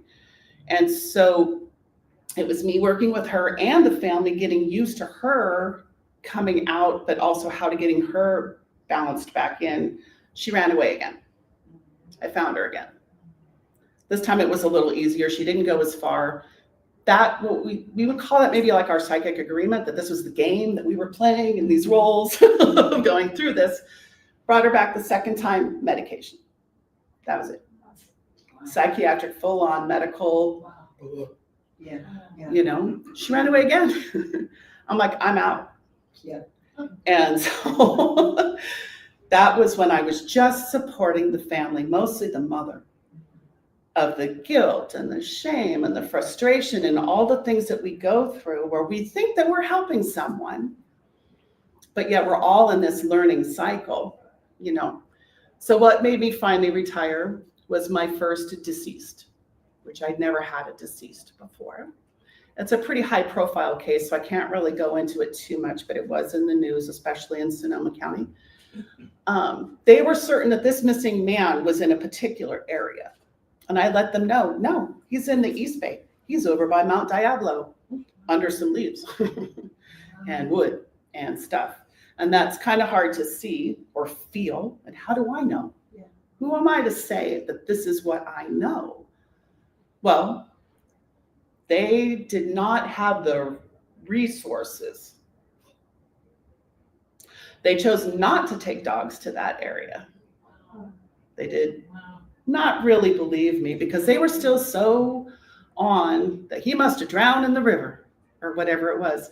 So again, what I've learned through this process is supporting these families. And that's actually what the heavens above brought to me, is that that's my actual role, is helping the people that are missing someone for some reason. Somebody passed away, perhaps. Someone is not being in touch. And I have this within my own family of people that aren't communicating well and that kind of thing. So it's interesting that as psychic as we think that we are, or evolved as we seem to be, we're a lot of times still going through a lot of the same stuff that we actually end up working on for someone else. Well, that's the lesson too, because it's going to help us full circle. So on our deceased friend, there was 2 children that were not getting their inheritance. They needed the money. The single mom needed the money. Again, here comes the money. Because if he would be declared dead, they would get their inheritance, but they weren't. They were keeping the case open way too long. Well, just in the last couple of weeks, they finally found him, and it had nothing to do with me. Right where you said. Yeah, right where I said. Now, do I get rich off of doing this? Nope. I do not charge a fee. When you come to my table to get a card reading, I do not have a placard that says how much it is. And this is how I was ethically taught over the course of, again, generational development, is to even say you're psychic and hang that shingle and put out that sign, to charge money, all of that really is not okay. But I'm here to help break that. I'm here to say you have worth, you have value, you had to drive here, you had to pay for your spot. It's okay to charge money if you want to set a rate and say $40 for 20 minutes or whatever it is. I'm still choosing not to, and I earn very well. And so that's my prosperity consciousness. That's my give and take. You know, if you can only give me $5 and we make some progress, great. I do very, very well. And so these families with the missing people or the horses or the dogs or whatever, we might just do a trade. I'm fine. They can just donate whatever they can afford. And that is great. When we start to get involved with laws, governments, paying taxes, oh, now I'm making money off of being a psychic. Yeah. How do you declare that? Okay. Did anybody come to my gathering today expecting a reading or hoping for a message from a loved one or anything like that? No, but I would like one. Always true, right? Okay. So what it is that, you know, you're talking, I'm moving around, I'm looking at you, but I'm starting to see, as I relax and I slow down, I'm starting to see some things pop up here. And so just know that we are, again, in an electric building. I have this lighting. And you're so cute. Can't help it. You're just right here, yummy, yummy, yummy. Okay. I'll just say it generally that you're not crazy. Thank you. This is you're not crazy town. Okay. Not only are you loved and accepted and absolutely going through the process in the phase and the time of what is perfect for you, but it's going to escalate. It's going to start happening more. More people are going to come to you because you are here now, today, and at this event, and you're studying on your own. And what's happening is you're cracking your own shell. You're peeling away that exterior. It's crunchy. When a snake is emerging out of that old skin, it's uncomfortable, right? We kind of go through these phases of like, okay, this is so uncomfortable that I'm just gonna take a break for a minute. And that's okay. Could be a couple weeks, couple months. And then it's gonna get crunchy again of like, I am not being my true self. There's more damage that you can do by suppressing and pushing down who you really are. Literal disease can be formed from us not being our own true selves. Energetically, we want to flow better. We want to integrate. We really don't want to be alone. You know, that's the biggest crisis in humanity right now, besides sitting our butts behind those computers, is loneliness, where people feel separate and alone. Young people, what a crazy world to be in. I have no purpose. This all sucks. Why should I even be here? Elderly people, seniors, I've done it all. I've seen it all. I've seen too much. All of my friends have died. My younger family people, they don't even send me a Christmas card. Everybody's scattered across the country. Now we're scattered across the world. We're not living in those strong communal bonded situations like we used to be. Those people are also splitting the planet by their own hand. So there's the natural causes that we create. You know, we create our diseases, right? Yeah. Okay. Mm-hmm. You got to get out of here somehow. But we still want to be lovingly nurturing and supporting everybody. So we're winding down today. I have time for one more question, if there is one. Yes? I would like to ask, if it's not too personal, when you are dealing with these traumas of others, how do you protect yourself? The way that I protect myself from the traumas of others is by gratitude. Thanking them for giving me the opportunity to learn and grow in love together with them. That is the most intimate, raw time for someone. And I have seen people die. I have seen, you know, a lot of things. We all have dealt with stuff. And wouldn't it be better to be more loving and grounded and accepting of their situation and your own, including apologizing? I'm sorry, I'm a little off right now. This is a bit much for me. Let's take a breath together. You're off, I'm off. Let's do this together. Again, I am Catherine Goldsby of One Gold Energy. You can find me at onegoldenergy.com. You can email me at Catherine@onegoldenergy if you would like to be interviewed to talk about your generational experiences and your growth in these times right now. And I'm going to head out to my table. I'm going to be doing some readings for people today, so you're welcome to join me there. Is it one number or one O-N-E? O-N-E. O-N-E. Okay. I love you. Thank you so much. Thank you. Take care. I love you. Thank you. Excuse me. You have my reading.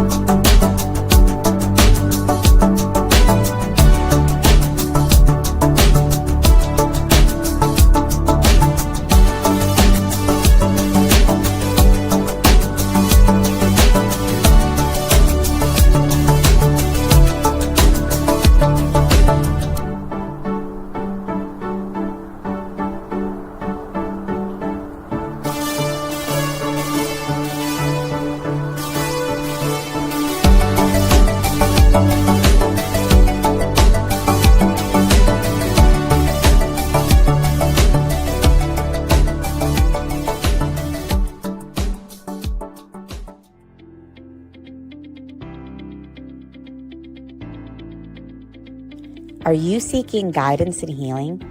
Are you ready for personal transformation? Join us at the Soul Search Enlightenment Expo and Psychic and Healing Fair in Santa Monica on Saturday, Sunday, March 29th and 30th at the International Meditation Foundation Center. It's free to attend with advanced registration. Get readings, bodywork, and healings for your emotional and physical well-being. Meet psychics, channels, energy healers, and more. Shop for crystals, holistic self-care, and high-vibe products. Don't miss out on the free transformational talks and experiences. To register, visit soulsearch.io/Santa Monica Expo. See you there.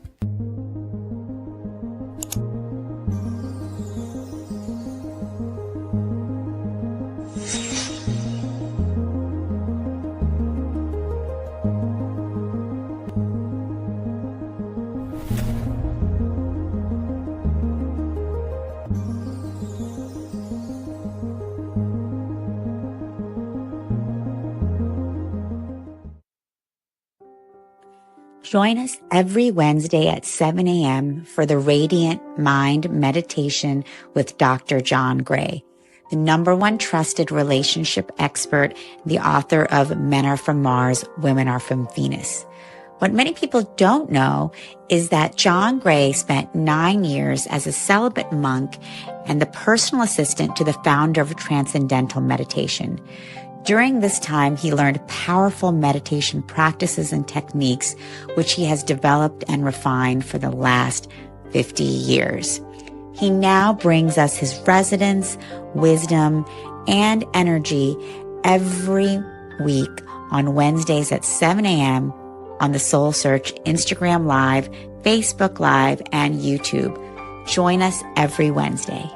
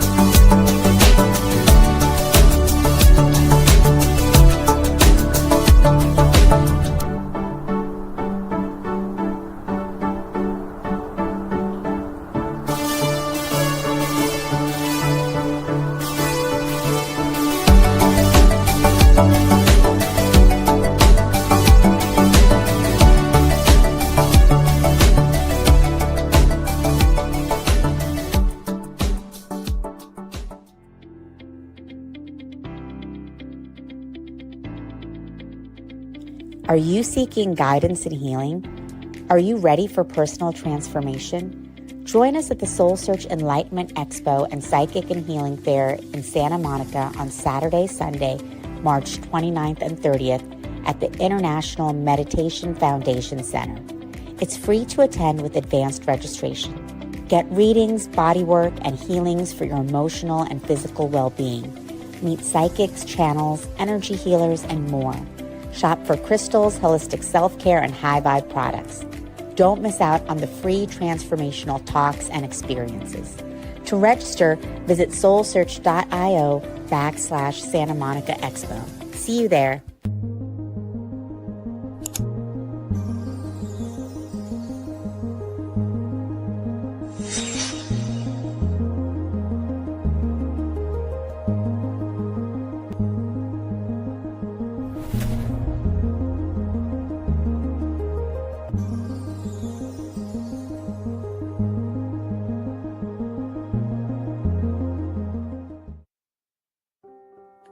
Join us every Wednesday at 7 a.m. for the Radiant Mind Meditation with Dr. John Gray, the #1 trusted relationship expert, the author of Men Are From Mars, Women Are From Venus. What many people don't know is that John Gray spent 9 years as a celibate monk and the personal assistant to the founder of Transcendental Meditation. During this time, he learned powerful meditation practices and techniques, which he has developed and refined for the last 50 years. He now brings us his resonance, wisdom, and energy every week on Wednesdays at 7 a.m. on the Soul Search Instagram Live, Facebook Live, and YouTube. Join us every Wednesday.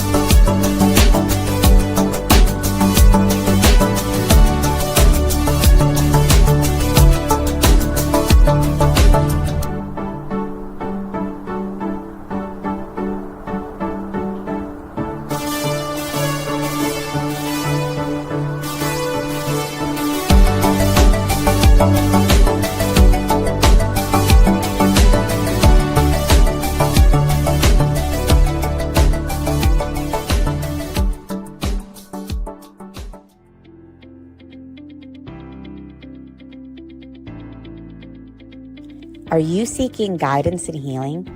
Are you ready for personal transformation? Join us at the Soul Search Enlightenment Expo and Psychic and Healing Fair in Santa Monica on Saturday, Sunday, March 29th and 30th at the International Meditation Foundation Center.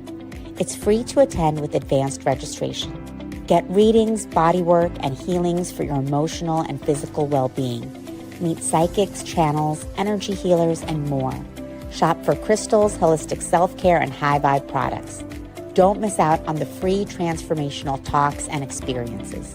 To register, visit soulsearch.io/Santa Monica Expo. See you there.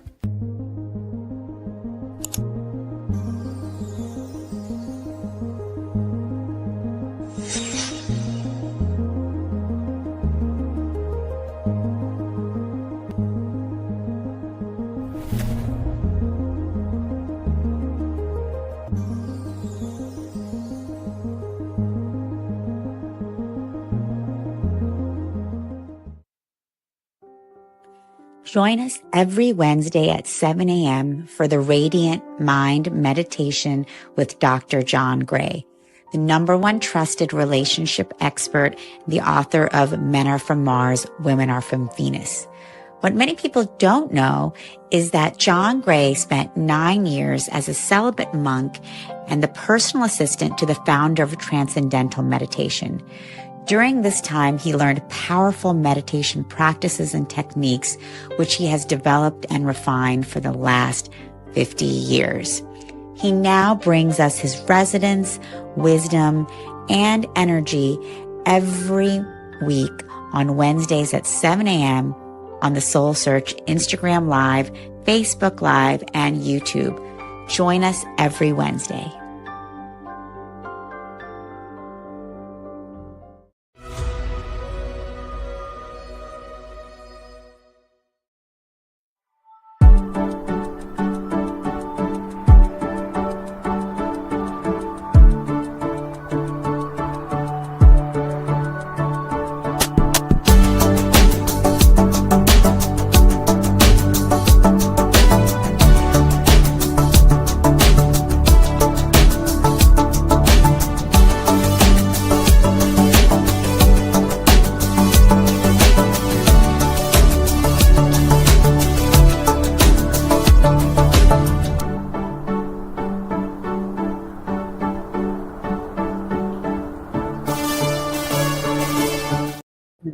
Oh, there we go. Hi, everyone. Welcome back to the Soul Search Enlightenment Expo in San Rafael. Welcome to everyone joining us live, and welcome to everyone joining us via live stream. Can everyone here in the room with us today say hello to all of our live streamers? Hello. It's just a reminder, especially with Yuri here, who you will have the blessing and pleasure to experience in a few moments. We are remembering that there's no such thing as time or space, and that we are all together on this journey, whether we are in this room or across the globe. And I feel very blessed to be here with you all, helping our amazing founder, Tangela, to bring you these Enlightenment Expos. We do at least one per month in the Bay Area. So stay tuned for our upcoming events, and just welcome. We hope we can provide a safe and sacred space for you all wherever you might be on your consciousness journey. And without further ado, because I want you to get the full impact, I am going to introduce Yuri Lee to you. Yuri has been featured in a variety of networks such as Fox 5, CBS News 8, KUSI Good Morning San Diego, et cetera, where she discusses and shares holistic health, nutrition, herbs and superfoods, mental health, emotional well-being, and spirituality. With the blessings of an Apache elder, she developed Vortex Breathwork. This practice incorporates holotropic breathwork with her own personally developed system of highly effective light code meditations, which she channels through her own traveling journey through multidimensional time and space. Today, Yuri is going to take us on a past life regression and time traveling journey as we discover the significance in those practices in healing past wounds and patterns. It is a profound experience you are all so blessed to be a part of today. And without further ado, let's welcome Yuri. Thank you. Just the one thing that I did want to clarify is that this one is a lecture. This is a workshop, and I'm introducing all about past life regression and time traveling, and the methods how to do that. We are not going to time travel right now. just so you know, okay? So my name is Yuri, Moon Priestess. As she mentioned, that I practice different types of shamanic ceremonies and practice, very concentrated from my life in Sedona, and that's where I got to open up and start understanding the law of the universe and time and space and the energy.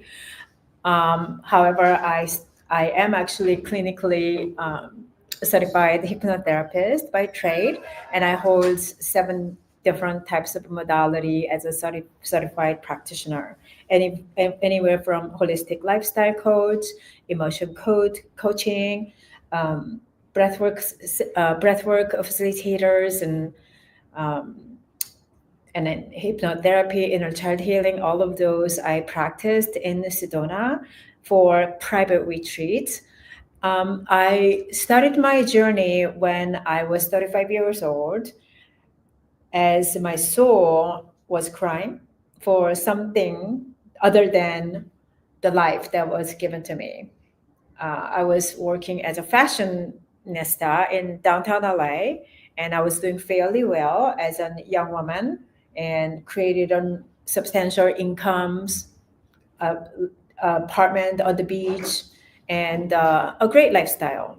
But my soul was aching.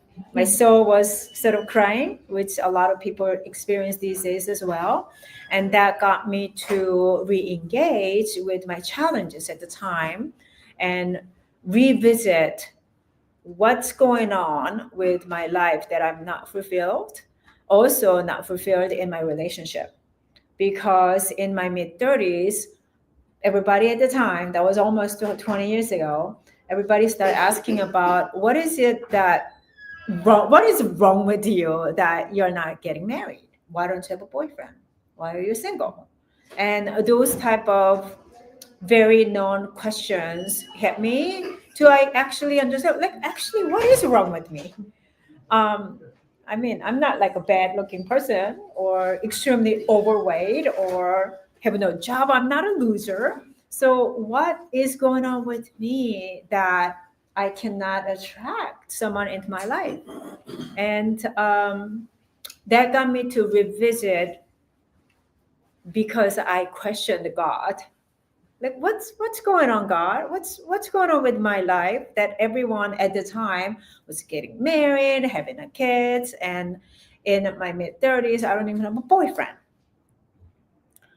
And because of some of the practice that I started meditation, deep meditation and prayer, I got to actually surrender to the ideas and kind of step out of what was given to the young woman in our late 20s and 30s as you have to get married. And I accepted the possibility of I could get married, I could be single for the rest of my life. God, whatever you have on me, I surrender, I accept. And at the time, surrender wasn't even a popular word. I basically sort of let go of the social expectation, the family expectations, who I needed to be. And that sentence that I put out to the God, the universe, or divine, or whatever you call it, respond to me in a way that was life-changing. So I was in this room, air conditioning room, traveling in Florida with that consciousness going through, just a working trip. In the middle of the night, I'm dreaming or waking. I don't know what's going on, but I am engaging different energy than what I'm used to. Whether you call that phenomena or ghost or spiritual awakening, I engage the God presence along with angels and demons and several other entities that showed up in my somewhat a dream state, waking me up. And I did wake up, and it wasn't going away. I wasn't dreaming. It was happening in real life. My bed wasn't moving. I felt like I was experiencing exorcism. And I was, because when you're unawakened, the dark forces, they don't care really about what you do. And when you are coming out of matrix, that's when the battle starts within our energetic field. The pull gets much more intensified. And it's the battle of the ego and higher self, basically, now that I understand. But at that time, it was the energy of angel and demons. And fighting over my soul, fighting over, don't go that way from each other. And that's when I experienced in my body was soaking wet. I was detoxing and sweating all through the night. And it could have been 2 hours or 3 hours, something like that. And when I again surrender, okay, whatever it is, I will stay with the light. And that sentence that I have given finished the battle. And there was this sense of peace that I experienced. There is also a sense of this multidimensional experience, because it's something that I only saw from the movie that I'm experiencing in my real life. And from the time I started to hear God's voice, at the time I called it God voice. God never really answered me when I asked him at the church praying, am I gonna meet my next husband? But suddenly when I surrender, that I let go, whatever on my path I accept, God starts speaking to me. And the voice was, stop what you're doing and go out and help heal others. At the time, I wasn't sure. I did not even know the words of a healer. And I didn't really know how to do that, because I thought the healer was basically the doctors and nurse, and maybe some acupuncturists, since I came from Korea, and that's some practice that we actually have very much as an first choice to treat symptoms. So I actually considered, do I want to go back to the school for acupuncturists? And I felt like I'm already in my mid-30s. How do I go back to school? Homeopathic, I consider all of that. A week later, as I'm navigating, I met my ex-husband, and we got married and got 2 children. just a week later, that phenomenon. And my healing journey started. My journey of healing started, understanding what is healing, because I had this husband who was suffering from extreme PTSD from his childhood. His anger issues were very unpredictable and unmanageable, and to heal him and also to not break our marriage, we went around and walked into these type of events. Conscious Life Expo, we actually traveled the world to find the cure, because it wasn't on my path to get divorced. I came from Korea, from my country. If you get divorced, you're red marked, not acceptable. My mom still don't talk about I am divorced. So it's something that was very shameful, even for 10 or 15 years ago. It was not very common in my cultural base. So I wanted to save it as much as I could, and I actually ended up becoming a healer. And that is the reason why I studied so many different things, because I wanted to save our marriage.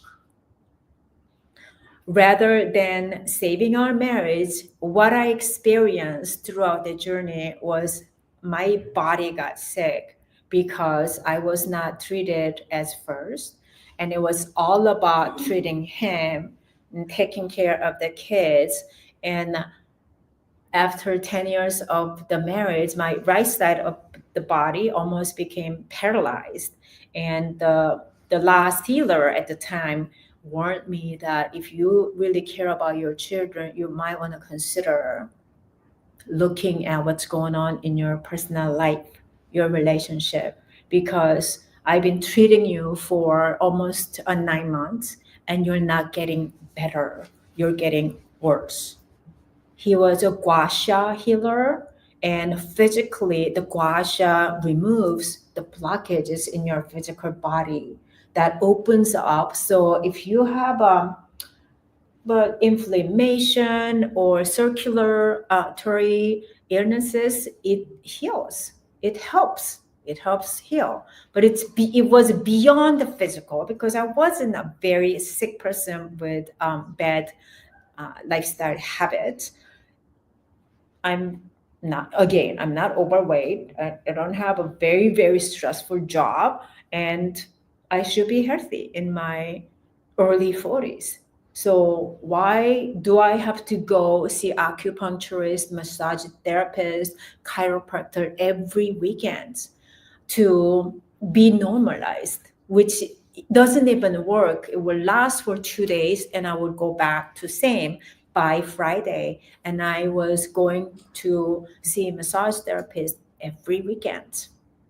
And that's not just my story. I know it's a story of many. And this is when I navigated to understand what is going on. I eat very healthy, organic food. And like, why am I getting this?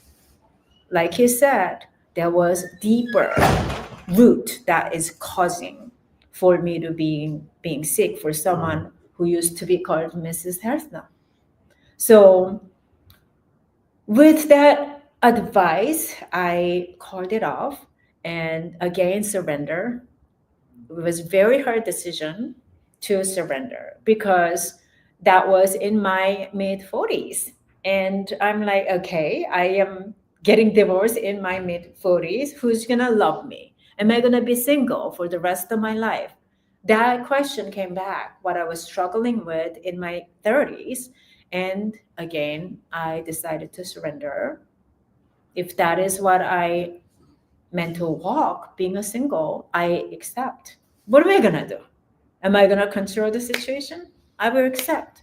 And I moved away from the marriage and wanted to find a way for me to be well. It immediately freed me up, and I got healthier, and I started to exercise again, and I walked the path as a Mrs. Health Nut. And I have actually YouTube channel at the time I created by offering healthier food, sugar-free, gluten-free type of food versions back 10 years back. And was getting a little success, as she mentioned. I was getting on a TV and cooking all the healthy food and sharing that. And that's when I also noticed, as I started dating again, I was attracting similar type of energies again. I was attracting very similar, emotionally unavailable, immature energies, selfish energies, basically emotionally unavailable men. I was still attracting that. I got very frustrated, and that's when I met God again through plant medicine journey. So it started 8 years ago, although I was first engaged ayahuasca about 18 years ago with my husband. Remember, I was saying we were going around and we experienced all the plant medicine from 18 years ago. Ayahuasca, San Pedro, peyote, mushroom. There was nothing that my husband did not try. I didn't try, but my husband tried everything. So I was able to look at all these amazing things that is being offered. We're trying, but it still got me sicker, and the relationship still didn't work out. But when I actually re-engaged and try it for myself for the first time 8 years ago, that's when the God who showed me in my bedroom in Florida came back again and said the same thing. Stop what you're doing and go out and help your people. And that's when you will be healed. So I took that pretty seriously, and I've been on this plant medicine journey for the last 8 years. Every month I would participate on plant medicine journey of some sorts. And I've been also facilitating people as I was sort of becoming a 100% healing practitioner throughout. And I saw all the goods and bads of a plant medicine ceremonies, all the good and bads of all that is offering as I was becoming a hypnotherapist. And as a hypnotherapist, I started working for a retreat centers in Sedona. That's where I practiced all of the regression therapy, inner child healing, past life regression, breathwork ceremonies to help heal people from all over the world. The center that I used to work for is called Sedona Soul Adventure, and it's one of the most world-renowned private retreat center in Sedona, where these people who's coming to the center, they have no problem with the money because they withdraw $5,000 to $10,000 to come for 3 to 7 days of a retreat. But they have a problem as well. The problems with the health, a lot of the challenges physically, and a lot of relationship problems. And some of the purpose issues, but mostly it was their health and the relationship. Health, obviously, is they're not healthy. They're wealthy, but they have not taken care of their body. Relationship, under certain conditions that we live through, they're still, if the couples are coming, they're still married, unhappy, they're living like a roommate. Some of these couples who are not happy in their relationship would not have sexual relationship for 15 or 20 years of their life. Women, very successful women would come to this retreat alone as a single. And the questions that I get is, I'm successful, I'm good looking, like I feel like I was hearing that before in my life. Same thing, like why can't I meet somebody? All of these were presented, and how as a retreat center would treat them was to regress back to their past lives. 90% of our practice that we are privately designed, custom designed for all these people coming to the retreat center were healing their inner child, healing their past lives. Just we call it differently, and the modality looks slightly different, but it was all about healing your past, because every conditions that you're dealing with at the current moment, whether it's your physical challenges or relationship challenges or anything you're struggling with, it had to come from the root. The root comes from your past, right? So if we don't go and understand why the root was created, then you can do 100 sessions of Reiki, you will still deal with it. Well, there are a few people who heals with it, but no healer can heal you by performing the sessions. Even plant medicine they will show you, but they will not heal. Like, you actually have to understand the root so that you can navigate, discover the cause. Your belief system, which is the most important thing.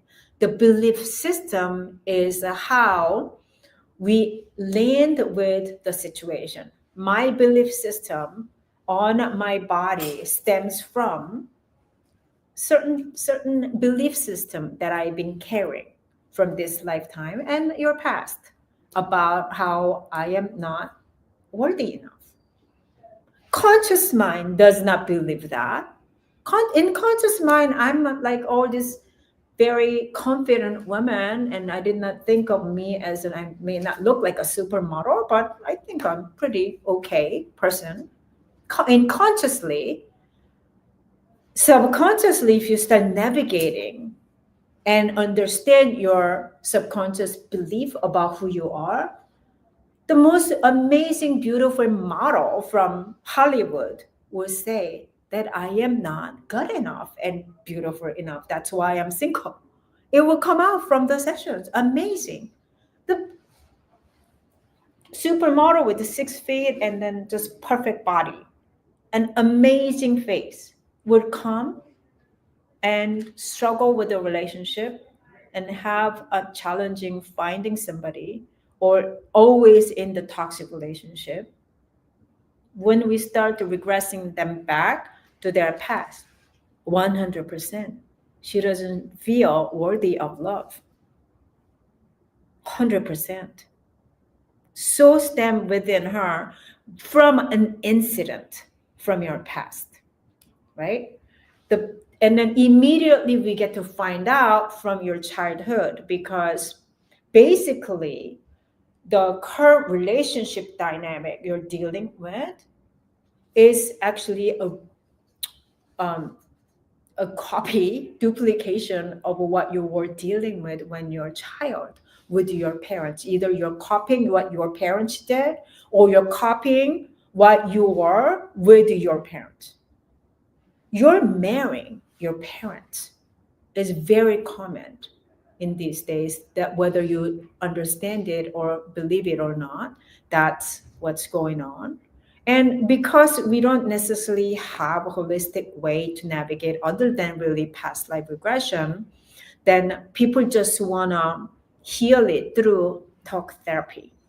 And conscious mind, which only plays 5% of our life as an operating system, you're just right there on the surface and you're not going to the root of it.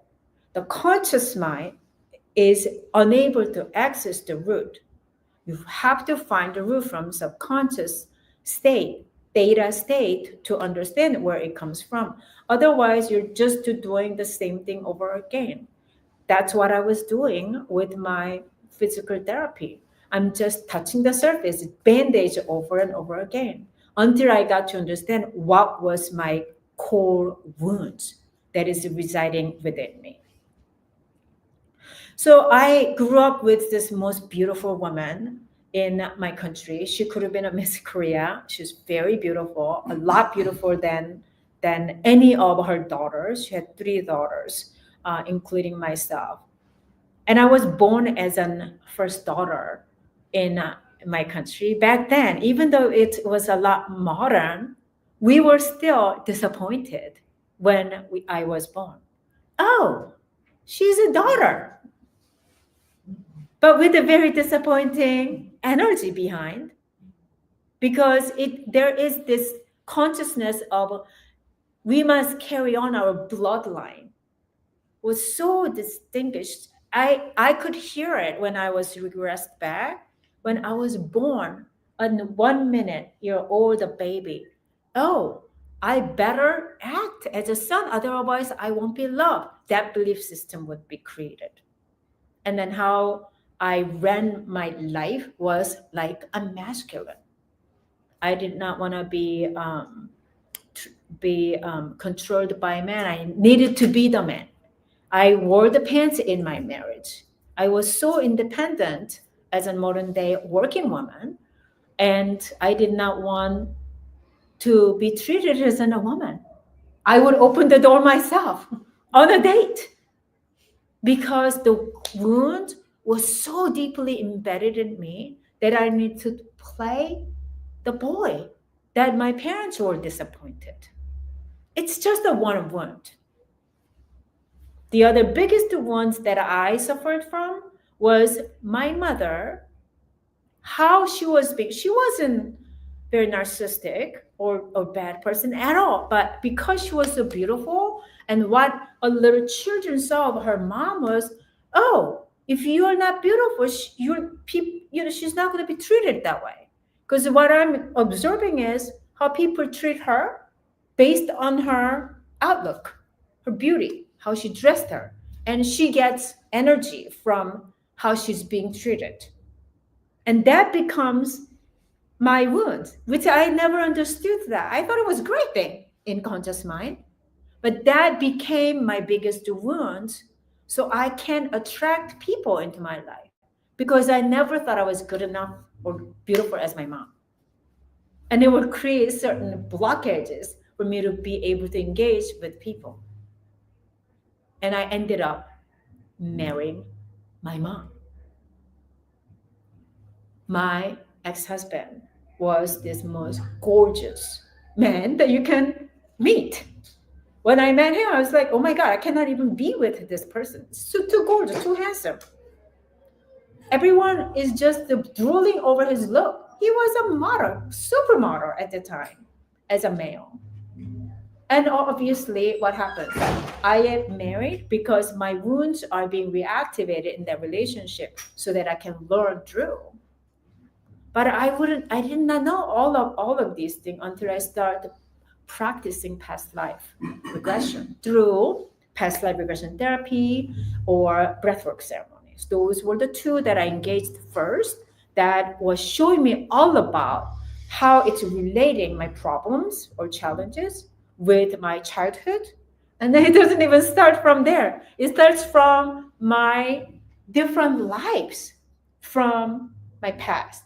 Not only from my countries, but in different country, different background, different star system.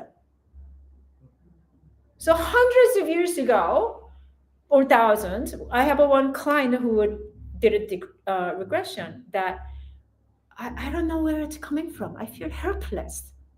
That was his biggest wound. I just feel helpless. Whenever I want to do something, I can't because I feel like I don't have help. His past life regression was this. He was like some sort of an alien from a star, and he landed alone in one of the deserted star, and there was nobody there. So he ended his life there because no one came. It's an accident, and then he created this big. That's when he stemmed his belief system.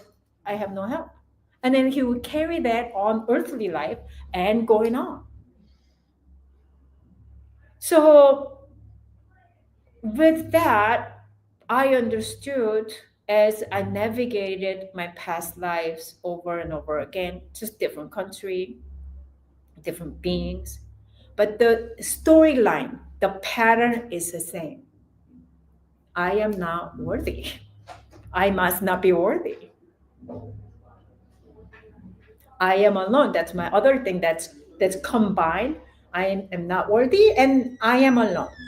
Combination of those two create for me to be alone and being alone is what I'm much more used to than being in a relationship with others, because I never had that on my soul's journey.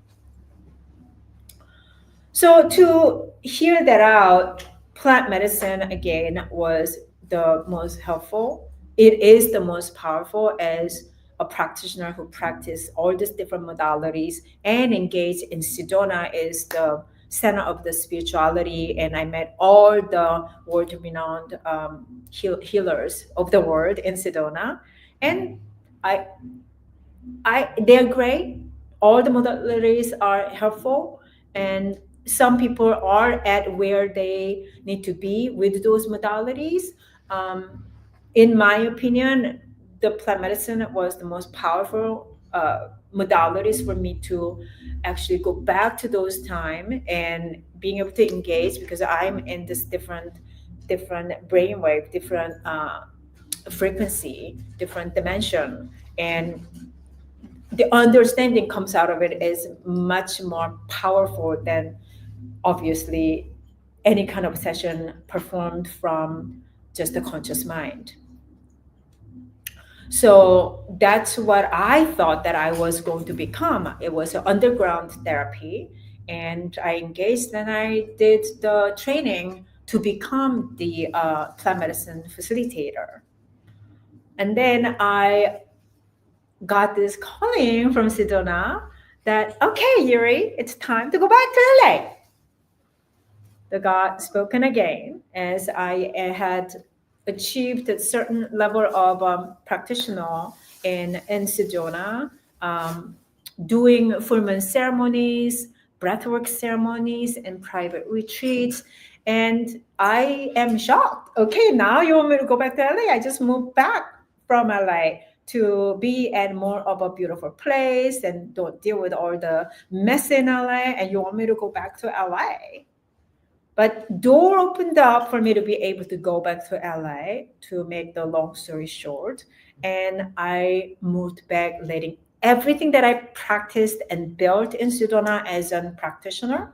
And I moved back to LA. And when I moved back to LA is when I got to engage another mushroom that I actually never got to meet. But we actually had these in our children's storybook and our phone as an emoji, called Amanita muscaria. So they appear to me as I'm trying to navigate, okay, what do I do in LA? Because there's no retreat center in Los Angeles, but there are a bunch of people. So what do I do next? I started to go to like yoga studio, try to see if I can do some breathwork ceremony, try to build private practice. And introduced by this magical mushroom and start having a relationship with the spirit of the mushroom. You know, the mushroom, they all have spirits. And I start kind of engaging, like I have an engagement with the divine. I start having a relationship and building a relationship with this Smurf-like spirit. And they start they're very demanding actually, for me to take certain path. And creating a product line wasn't something that I had in mind. I already created some mist and oil blends from Sedona practice. So I have some of that in my table if you like to come by and check it out, like a sacred oil and mist for clearing and all that stuff. But I wasn't interested in creating a factory, like production of a mushroom product line. It was never something that I desired for, but that's what I'm doing now. And then how they are navigating. I just received a bag of this tea at the time when I first received from this Siberian Russian man. And after that, he took off and then he's gone. And then I'm just start having this relationship with them. What are you? Who are you? And they will come back with me an answer because there's no documentation that is reliable on this mushroom existing in our society for some reason. For some reason. So I start navigating, I start searching, reading books and I searched everything that I could from online. And as an energy reader, I'm getting more of, I don't think it is what the Google says, what it is. I'm getting more like, this is actually something that we've forgotten, but very powerful source for us to be recognized at this time where we are in need the most. What do we need the most? You know, where we are with our emotional state of the world in America, that depression and anxiety and ADHD rate is skyrocketing. Every fairs that I go, everyone is either suffering from depression, anxiety, and sleep issues. Not to mention about their physical challenges, degenerative heart attack, heart issues, organ issues, all that on top of that, which I knew about that as a holistic lifestyle coach, that we are in trouble with our physical state. But now emotional state is just going skyrocketing, and they actually have the way to help us to regulate our nervous system. It's almost a miracle when someone suffering with anxiety and start taking it, and they are becoming very calming. People with sleep issues, they tried everything and it works. Anyone who is suffering from sleep, please give it a try because it works. And that may be the reason why they were taken away. Or what else could have been? So my search was deepening, and it kind of made sense as understanding more, talking to them more, and it clicked me why they disappeared. So the mushroom is actually the Santa Claus and reindeer mushroom. The story of Santa Claus isn't actually a man bringing the gift and you're sleeping, and the energy of the theme of this Santa Claus and reindeer is that red and white comes to your life. You're having some kind of relationship with them.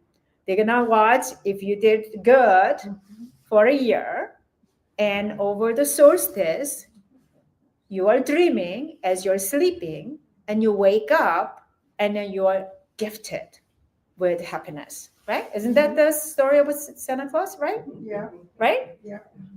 That's exactly what they deliver.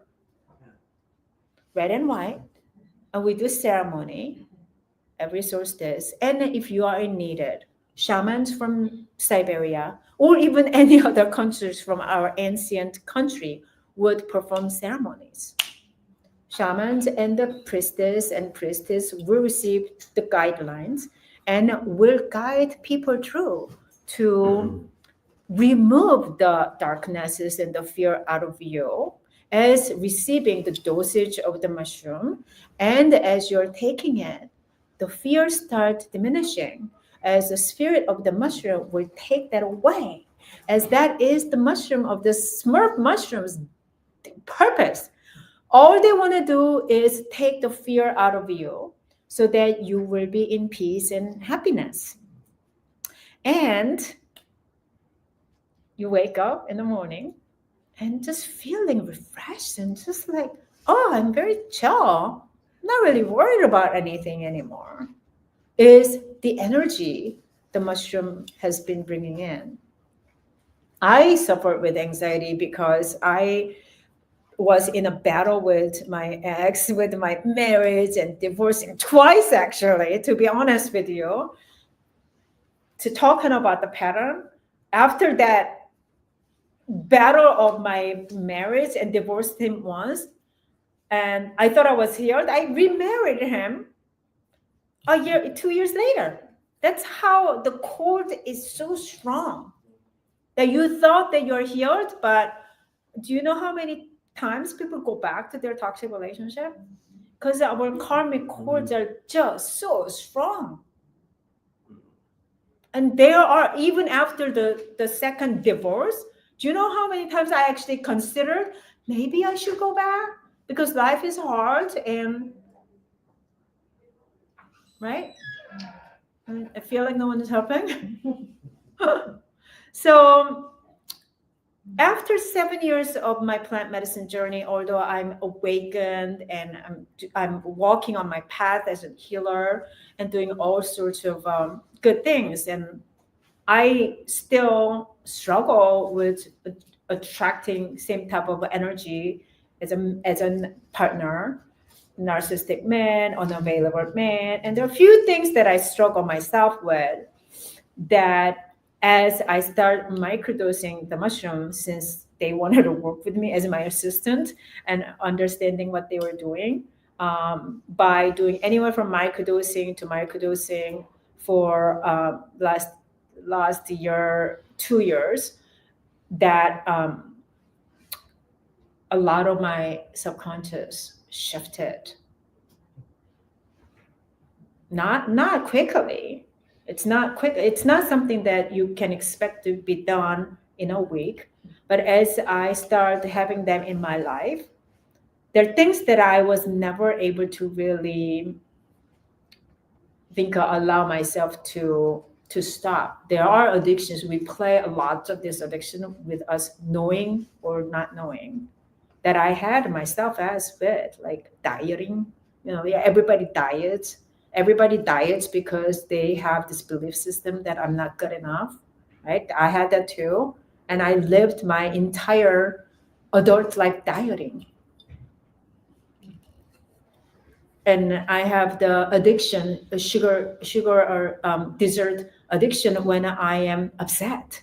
It's one of our patterns as well, right? All these patterns that I did not want to share with others, and now I share it because I'm still healing with it, but I'm amazed with certain food that I used to just like cheat on, because I shifted it a lot as a health practitioner, but I still would go and cheat with some sugary food and ice creams and candy bars from time to time. And then we were allowed, but it's like just one day, I'm like, wow, like it's a cheat day. I can cheat. Let's just pick whatever I want. It's a cheat day. But I don't have the desire to cheat anymore. It's working for addict, drug addict, people want to quit smoking and drinking, type of this sex addiction. People are getting results. So one of my teacher called, she's a PhD, Dr. Baba Masha, who actually I learned a lot from. She actually tested on almost 20,000 people up in Russian, European region. As they grow up very much so, they would harvest, and then they were doing all the microdosing experiment for last 3 to 5 years. 90% people are getting positive results as they incorporate this mushroom into their life. The number one, sleep, again. Number 2, anxiety and depression. 3, skin healing and pain. And then various of many things. So her book is a little bit, it's written 2-3 years back. So I basically wrote with all the engagement I've been having for the last 2 years. Everyone asked about the mushroom, where is it coming from?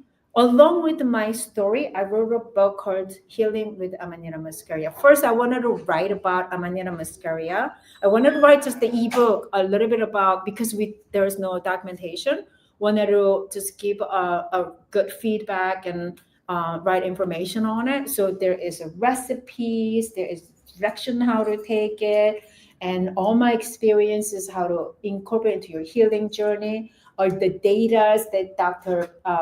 Baba Masha actually written on analyzation of the mushrooms, are all written here. We written so that it's easier for you to understand. My practice of how to navigate the core wounds, you can some of them you know right away, oh, this is my ones, and how to navigate out. Wanted to create something rather than seeing you in a session that I have to charge $200-$300 for one past life regression. I dedicated a lot of my work in the book that is just $20. Just by reading it, you will have something that will touch your heart, because you may feel something similar from your experience or your partners, and it became a book of me and Amanita that I basically just launched yesterday. I just did a book signing in Santa Monica bookstore called the Mystic Journey Bookstore, where I work as a reader, and very successful, very receptive of people wanting to understand the mushroom and open to it.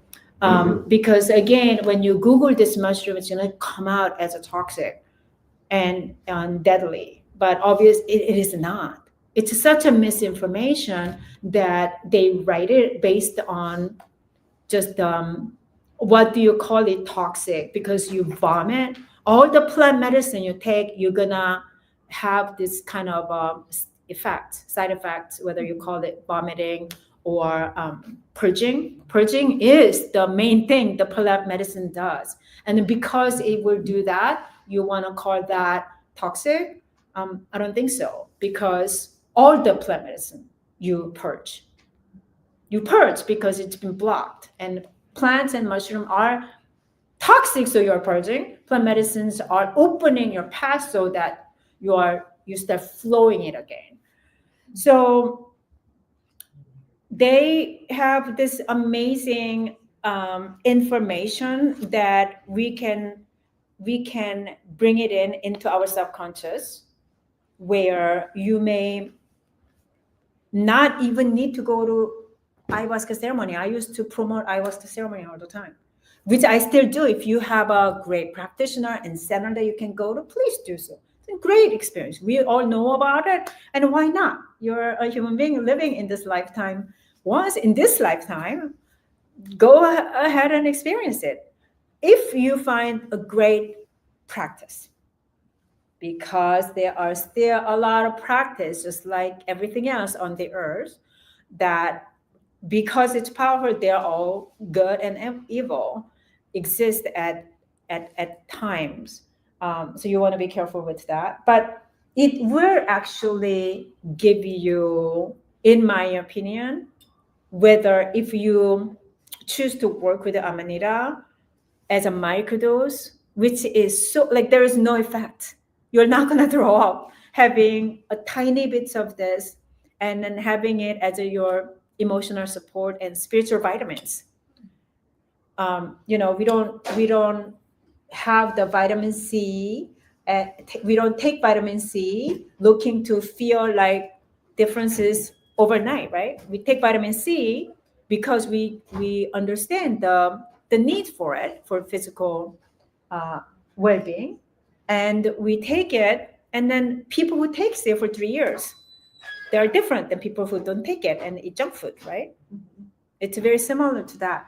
The sacred sacraments that all our ancestors, which is in the storybook as well, about where it was, wherever we had temples and sanctuary or church, they all used it.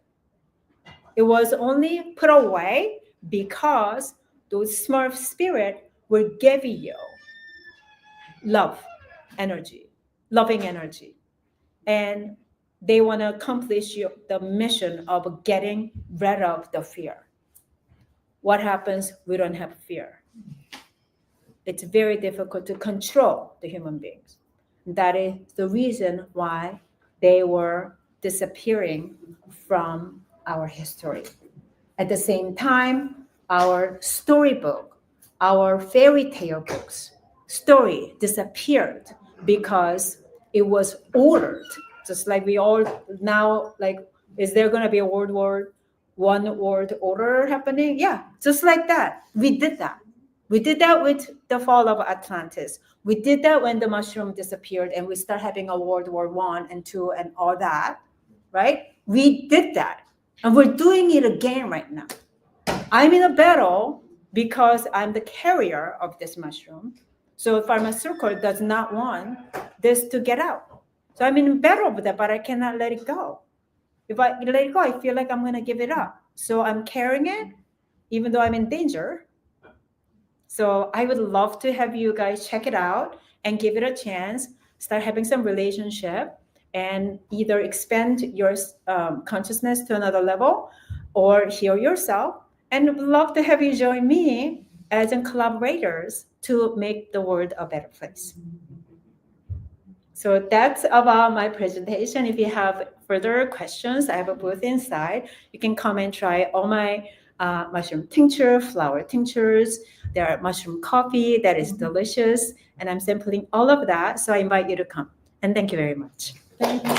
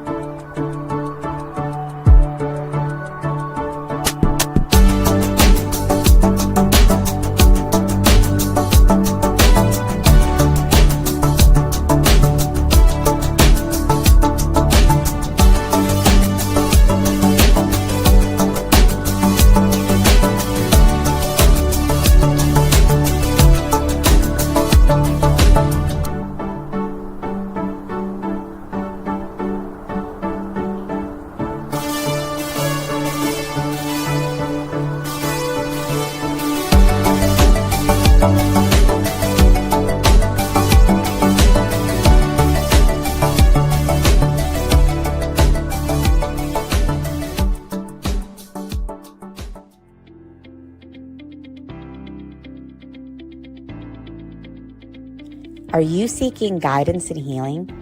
Are you ready for personal transformation? Join us at the Soul Search Enlightenment Expo and Psychic and Healing Fair in Santa Monica on Saturday, Sunday, March 29th and 30th at the International Meditation Foundation Center.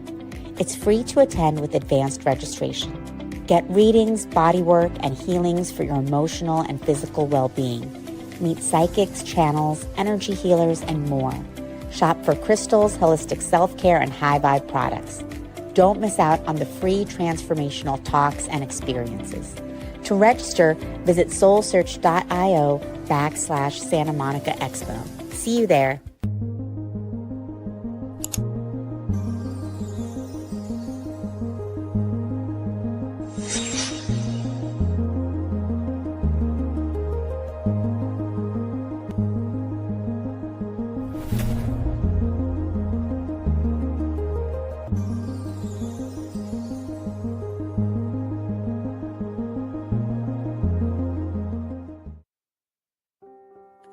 Join us every Wednesday at 7 a.m. for the Radiant Mind Meditation with Dr. John Gray, the #1 trusted relationship expert, the author of Men Are From Mars, Women Are From Venus. What many people don't know is that John Gray spent 9 years as a celibate monk and the personal assistant to the founder of Transcendental Meditation. During this time, he learned powerful meditation practices and techniques, which he has developed and refined for the last 50 years. He now brings us his resonance, wisdom, and energy every week on Wednesdays at 7 a.m. on the Soul Search Instagram Live, Facebook Live, and YouTube. Join us every Wednesday.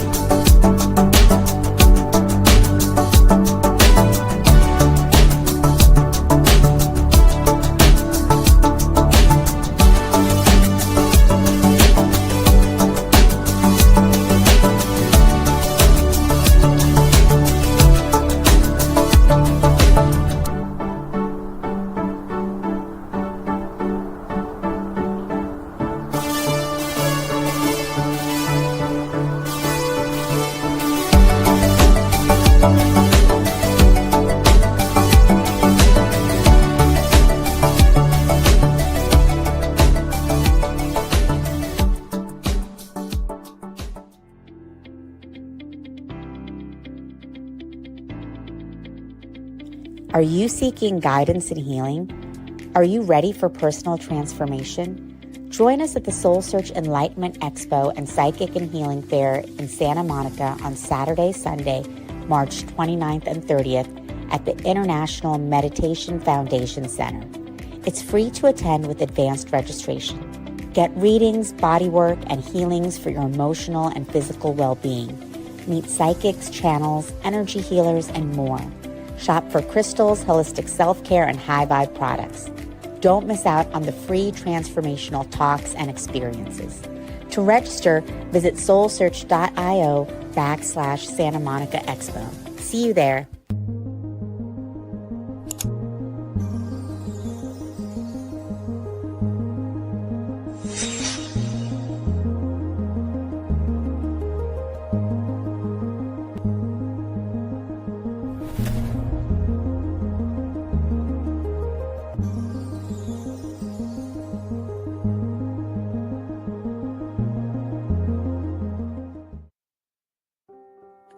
Join us every Wednesday at 7 a.m. for the Radiant Mind Meditation with Dr. John Gray, the #1 trusted relationship expert, the author of Men Are From Mars, Women Are From Venus. What many people don't know is that John Gray spent 9 years as a celibate monk and the personal assistant to the founder of Transcendental Meditation. During this time, he learned powerful meditation practices and techniques, which he has developed and refined for the last 50 years. He now brings us his resonance, wisdom, and energy every week on Wednesdays at 7 a.m. on the Soul Search Instagram Live, Facebook Live, and YouTube. Join us every Wednesday.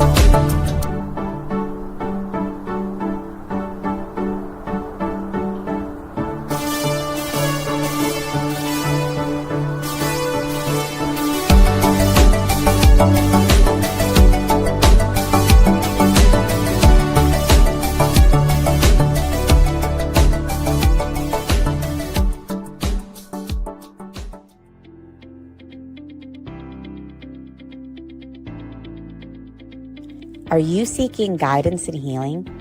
Are you ready for personal transformation? Join us at the Soul Search Enlightenment Expo and Psychic and Healing Fair in Santa Monica on Saturday, Sunday, March 29th and 30th at the International Meditation Foundation Center. It's free to attend with advanced registration. Get readings, bodywork, and healings for your emotional and physical well-being. Meet psychics, channels, energy healers, and more. Shop for crystals, holistic self-care, and high vibe products. Don't miss out on the free transformational talks and experiences. To register, visit soulsearch.io/Santa Monica Expo. See you there.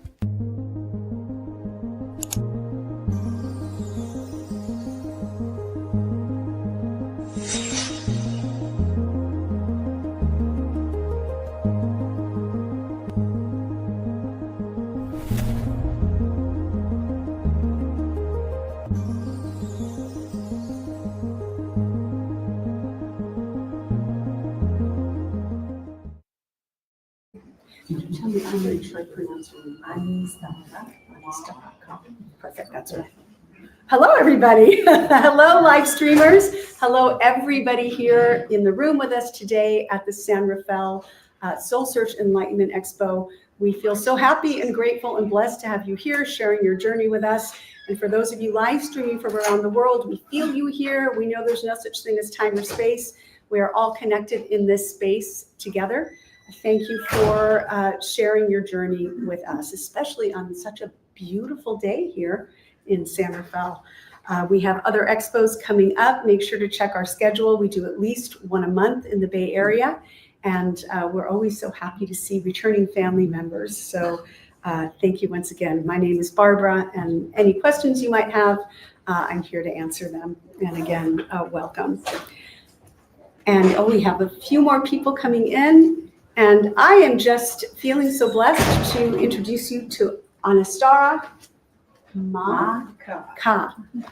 Beautiful name, and there is a history behind that name, which I'm sure we will find out about very shortly.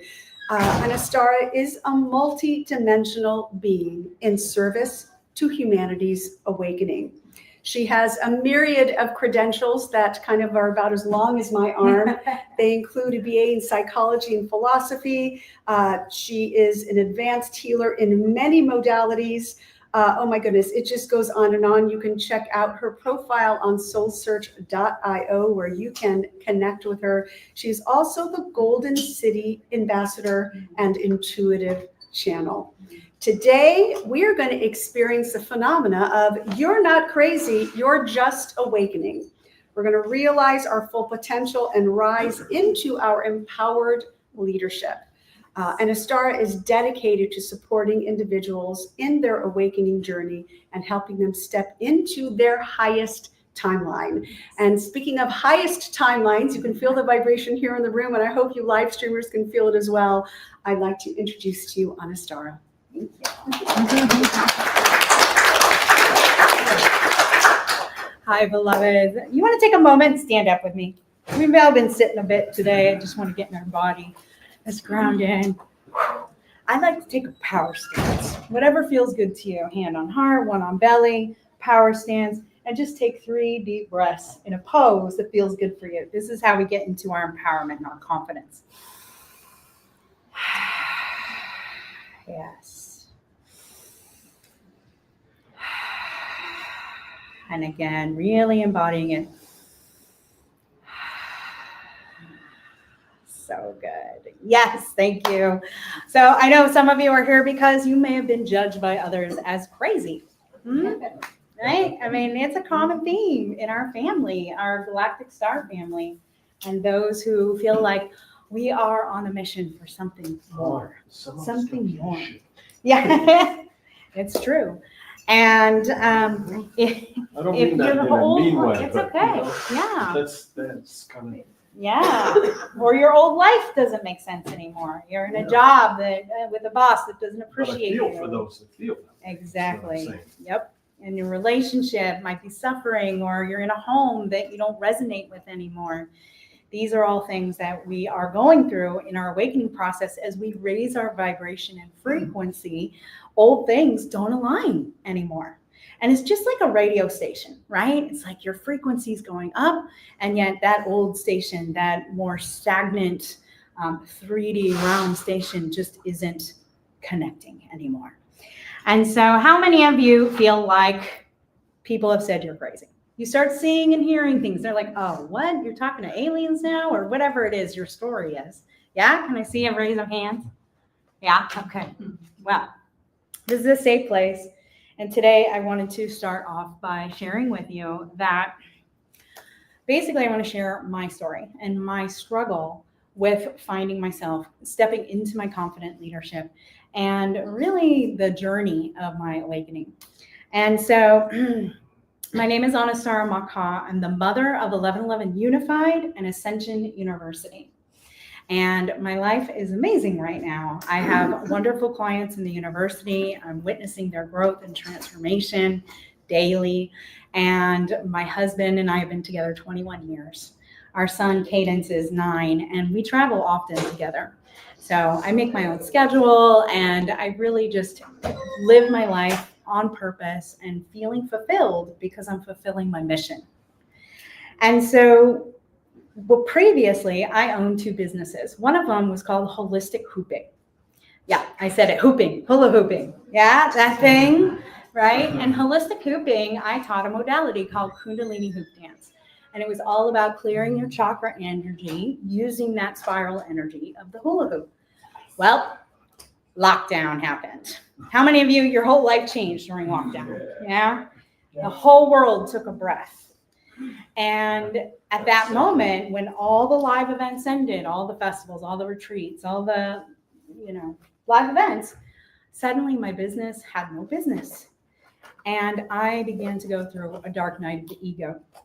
I say the ego because I believe that the soul to already be pure and whole. And so my identity as Candace, founder of Holistic Cooping, that was my birth name, came to an end. And I felt lost. I felt confused. I really don't know what was going to be next for me. And one day, I was in the garden with my husband. We had been arguing more often. There were things to fight about. And one day, he looked at me and he's like, well, what are you going to do now? Who are you going to be? What are you going to do for the family? And I looked at my son and I saw his face, and he had shame and disappointment in his eyes. And it really hit me hard. I felt the weight of his words on my shoulders. I felt my toes curl into the soil. And I just felt this overwhelming feeling of fear of the unknown and what was next. And this overwhelming feeling of being confused or lost. And this self-doubt started coming in. This inner critic started coming in. And that night, I cried myself to sleep. The next morning when I woke up, I said, you know what? This is not going to be my life. I'm not going to spiral down into depression or alcoholism because it's in my family blood, or worse. I needed to take a stand for myself, for my family, for my community, and begin to take responsibility for my life. Now, before lockdown, I was going to go to Egypt. And then lockdown happened and I wasn't able to go for a whole year. And on the day that I was supposed to be at the Pyramid of Giza, my husband came up to me and he put VR goggles on me and he transported me to the Great Pyramid of Giza. And I stood there and looked at the majesty of this pyramid, and I committed to myself in that moment that I would begin to create my life anew. And that's when I really began to adopt the name Anastara, which came to me from a psychic 20 years earlier. It's a whole nother story. And from that point forward, I learned, I grew, I hired a mentor, I took online courses, I watched documentaries, I read books. I really started to integrate my higher self's wisdom and my multidimensional beingness. And I realized through this process that I was beginning to create a new modality. And I call it the Ascension Integration Technique. And it is about integrating your higher self's wisdom in this 3D world so that we can balance who we're spiritually being with what we do in the world, what we offer, what we share.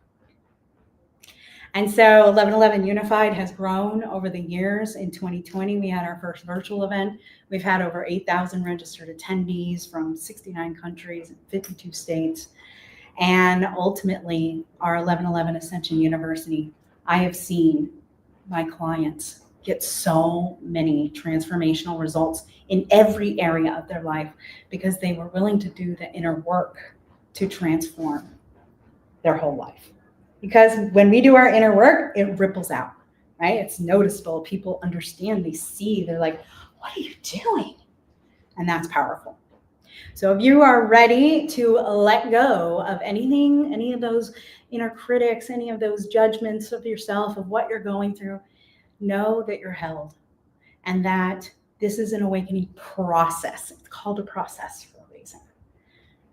All right, so let's move on. So, dear ones, ascension symptoms. Let's talk about these for a moment. Normally, I would have a beautiful slideshow for you, and so I'm just going to name some of these off. And when I explain one that you resonate with, just pop your hand up and let me see. Intense energy and disorientation. Yeah.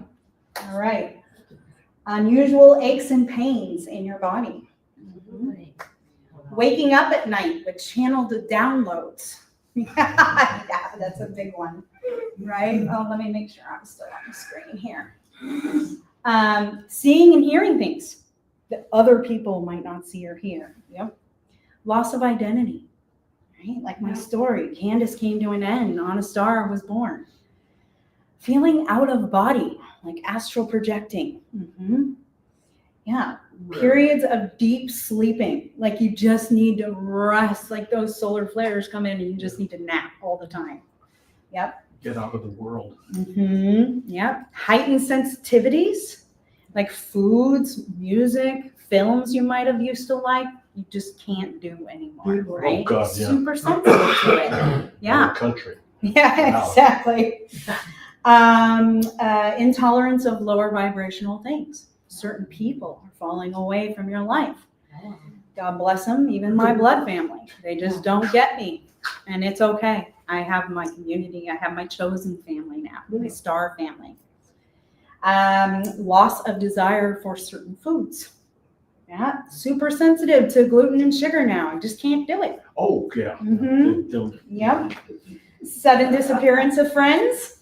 Or move on. Yeah. You absolutely cannot do certain things anymore. You're like, nope, that's not for me. Yeah. Okay. Here's another one. Days of extreme fatigue. Right? You talked about the sleep or sleeplessness. Retirement. You have too much energy and you're like jacked up and you can't fall asleep and have your 8 hours of sleep. Right? It's like excitement, though. the feeling of wanting to go home. Yeah.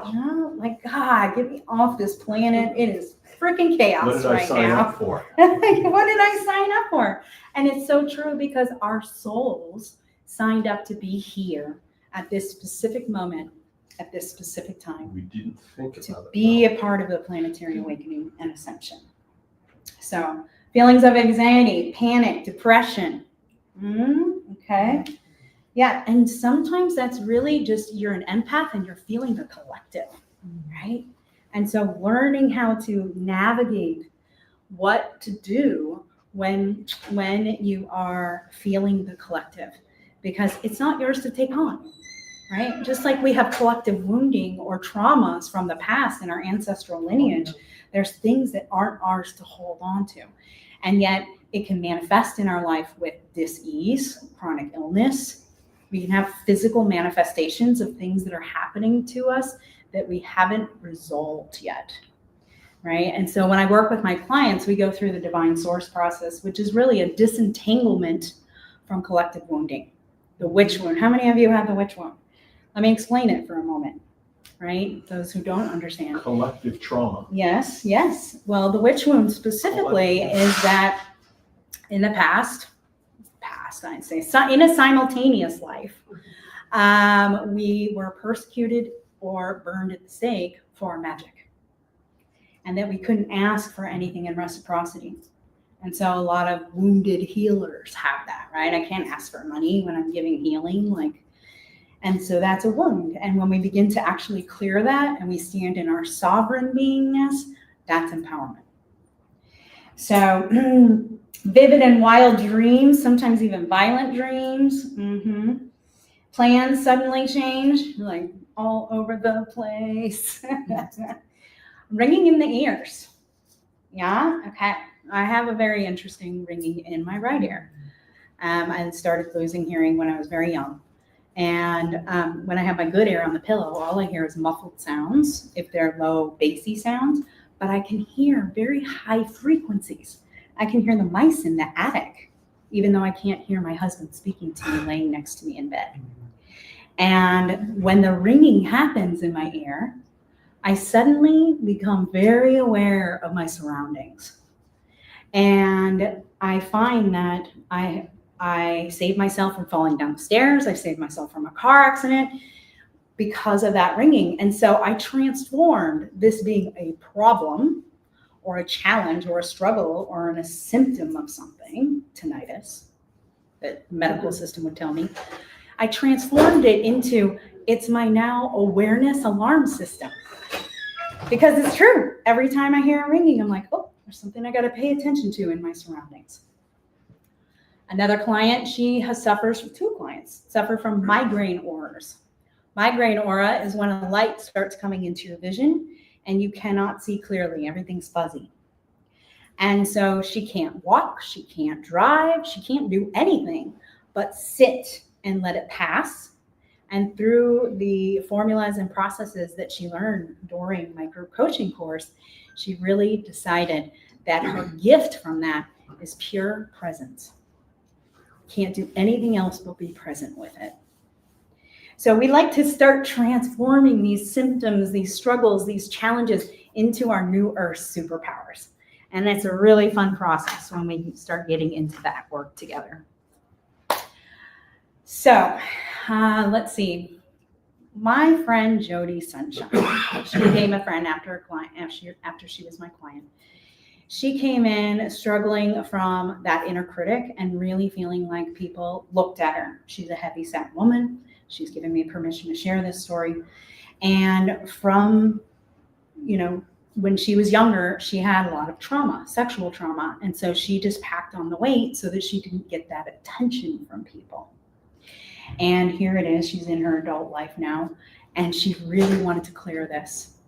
And now that she has gone through the group coaching that I share, she really has transformed the way that she sees herself when she looks in the mirror, the way that she feels about herself inside, and has such a deep respect and self-love for herself that she has now gone on to create a new business. She's singing, which is like her passion, and creating a program for children with singing. Like, she really began to blossom and take off. So the power and magic of transformation. All right, so the other thing that I wanted to really mention is, how do we begin to recognize our inner potential? How do we start that transformation? And so, reflecting on those symptoms that you raised your hand about, begin to ask yourself, what lies beneath that? Like, really? Okay. What really lies beneath me waking up in the middle of the night and getting these channel downloads? Well, you're receiving them for a reason. And if you believe that, then you can begin documenting them. And you can journal.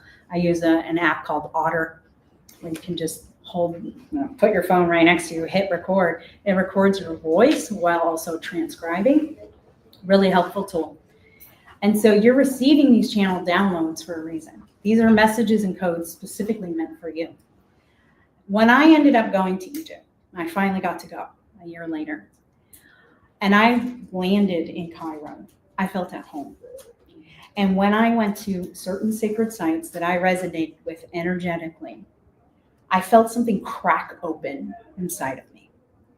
Literally, my codes were activated, my DNA codes. I was able to access my Akashic records. I had the opportunity to sing inside the King's Chamber. I went up, the group got pushed out quickly. Security guard walked over to me, and he's like, you're good energy, come here. And he brought me and he sat me against this sarcophagus. He says, I make quiet for you. And he goes and he turns all the AC units off. And I'm like, something's about to happen. I'm just going to hit record, right? I'm going to hit record when that message is coming through. And I just started singing. And I realized in that moment that I have been there before, and that is a sound healing chamber. That's the original intention of it. And when I walked out of that experience, any physical pain I had in my body as Candace, the hooper for many, many years, dancer, ice skater, gymnast, was gone.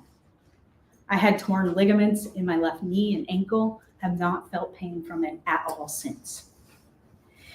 And so when we travel to sacred sites, lane lines, power points on the planet, we're feeling that heart calling, that soul calling to go there for a reason.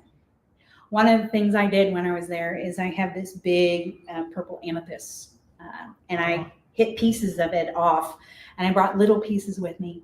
And whenever I was at a site that really resonated with me and I wanted to connect with the energy of that site again, I would place it. I would find a little crack or a crevice to put it in so that I can tap into that by being present with the larger stone at home when I got home. And so when you're receiving these messages, pay attention to them. How many of you see 1111? Yeah? like all the time, right? So it's an awakening code. Those master numbers, angel numbers, 555, 333, 1234, 1111. These are master numbers leading us on our awakening path. My husband and I have been hosting an 1111 event for 15 years now. Started in our home, grew to a bigger home, grew to a retreat center, and now we're taking tours. We're bringing people to Egypt this year to be at the Temple of Isis on 1111. Because I believe that 1111, even though the number 1111 means spiritual awakening and enlightenment, it's the builder, right? The 4 pillars of a temple. 1111, it's a 4. 4 is the builder of things that last. We're not talking about just buildings and pyramids. We're talking about ideologies and belief systems and core values and guiding principles. What are those in the new earth? Authenticity, integrity, love, compassion, empathy, acceptance, peace. If we want to experience these things in our outside world, we need to feel them from within first. And so I'm very excited to be bringing people to Egypt. So recognizing our inner potential, we begin to look at what lies beneath that belief, that limiting belief, that thing that keeps you stuck, that keeps you blocked, right? My mom used to say, money doesn't grow on trees. Well, we live in Northern California. I've seen it grow on bushes and trees, right? I mean, it's so abundant. We live in an abundant universe. And yet, if I kept that limiting belief, it would have blocked me from what I have created in my life. And so you really begin to start looking at what lies beneath. And then you reflect, and then you say, okay, pull that up. And then you say, okay, I hear that. I understand that. That is a limiting belief. Where did it come from? Just like the example of my mom. I have one client, she felt she was struggling so much with, I'm not worthy. I'm not enough. Where did it come from? During a theta healing session, she discovered that it came from when she was very young. Her mom used to compare her to her sister. Why can't you be like your sister? She has good grades. She has the boyfriend. She's in style, la, la, la, right? And so she never could compare to her sister. And she carried that with her into adulthood. And that's what has been blocking her from her business, from her relationships, all of it.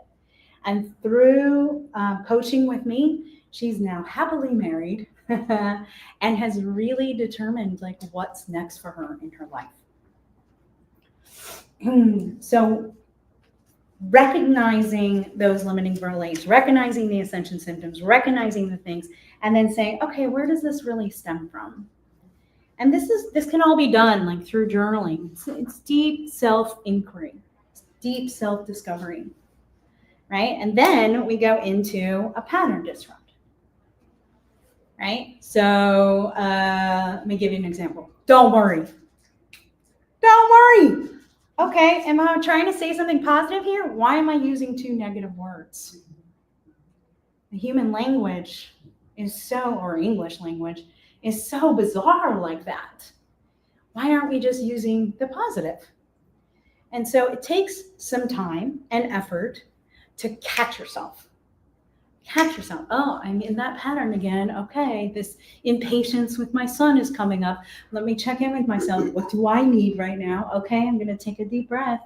Okay, I'm going to talk to him more smoothly and quietly and gently and maybe even hug him, right? That pattern disrupt. So being aware and starting to do that.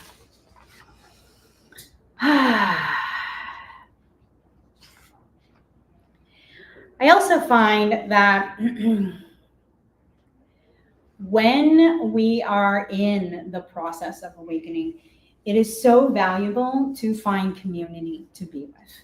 It is so valuable. Like I said, I found a mentor. I found a group of sisters that believed in me and I believed in them. And we really had that community. And all of you have this community here, the Soul Search community, right? And when you go home, what is your support circle? What is your inner circle? And a lot of us have been finding that it's not our blood family anymore. You know, it's our star family, or whatever you want to call it, my awakening family, right? And so having that support system is so important. Let me ask you real quick. What is one of your biggest takeaways so far? Takeaway. An aha. Somebody just yell something out. Community. Yeah. Anybody else? New identity. New identity, right? Joe Dispenza says, in order for the new identity to emerge, the old one must die. I'm going to actually go be in a live retreat with him next week in LA. I'm very excited about it. Anybody else? Aha moment? Yes? I think that your trip to Egypt is interesting to hear about. But I did have a question about Yeah. if you're getting any downloads on the codes of 1221. 1221. So Yeah, mirror images. yes, exactly. So the solstice, the winter solstice, in fact, in 12/21/12, I created a ceremony up in Mount Shasta with a small group of people. That gateway is going from the light into the dark. And so I find that code to me, and again, this is just my intuition, I'm not a numerologist or anything, is that it is the recognition of our shadow and being able to go into the depth of winter and really have that introspection, that time for deep introspection. Yeah, we can talk more about that. I have a booth inside. And then the Egypt, there's flyers on your seats, or you might have been handed one. If you don't have, yeah, there you go. Sweet. Let me check my time here. Okay, we're doing good.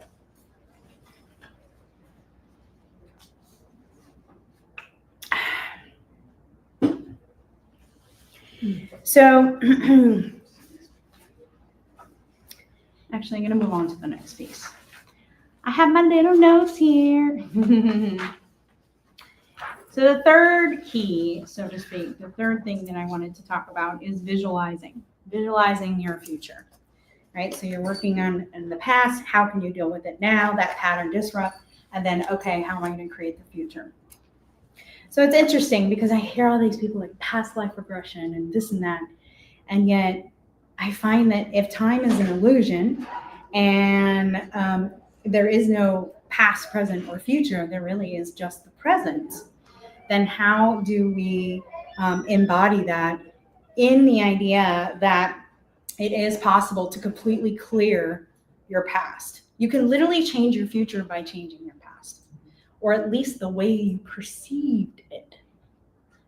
I've seen women who have had extreme sexual trauma get to a place of, it's just something that happened to me.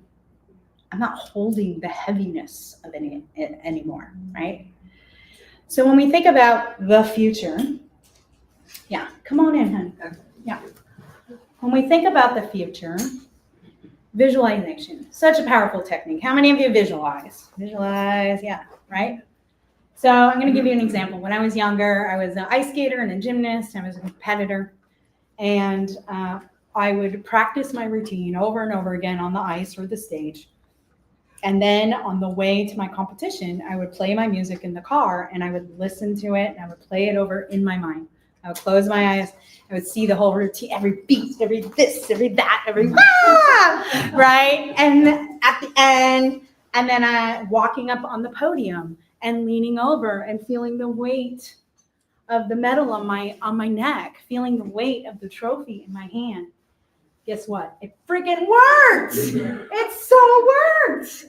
Like every time, first and second place. That power pose that we did earlier, that was something that I did too. We got invited to go and perform. It was opening night for Cirque du Soleil's Humanity. It was on the rooftop of New York Hotel in Vegas. And I got to perform in front of all the producers and the choreographers and the performers. I was like, wow, I'm really nervous. Like these are like stellar, internationally, epically beautiful circus artists. Lily all me, like I'm okay. And before I got on stage, I was so nervous and I just did that power pose. I just embodied it and I went up there and I rocked it. So visualization is so important. Getting into the body, the embodiment of who you want to be. Who do you want to be? Right? When I stepped from Candace into Stara, into Anna Star, so many things just stopped happening. Like the arguing with my husband. We are in such a beautiful place. There's so much peace in our relationship now. We are a team. The pain in my body that I explained, gone. Certain ideas, certain limiting beliefs, just gone.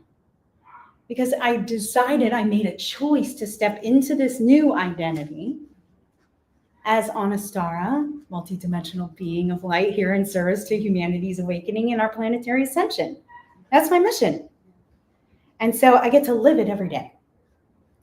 How are you living it in your life? How are you showing up? How are you showing up in your relationships? How are you showing up in your jobs? How are you showing up in your community?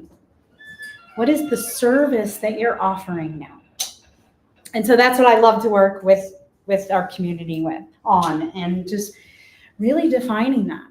Like we go through a process called the Discover Your Dharma formula. And we begin to really look at, like, this is my zone of genius. This is what I'm really good at. This is where I lose time when I'm doing it. This is what I believe the world needs. And this is what I used to do to make money. And yet there's certain skill sets that can be utilized now into that sweet spot in the middle. You know, you get to write your life purpose, your life mission statement. And every chapter of our life has perhaps a different purpose. And yet there's the overarching umbrella of this is what I'm meant for. This is what I'm meant to do. This is who I am, and this is how I'm showing up. So it's a choice. And what are you choosing? What are you choosing? So as we visualize our empowered future, let me just take a look at the time. Okay. Let's do this together now. All right. Go ahead and just get comfy for a moment and close your eyes or lower your eyes, whatever you choose. Take a couple deep breaths.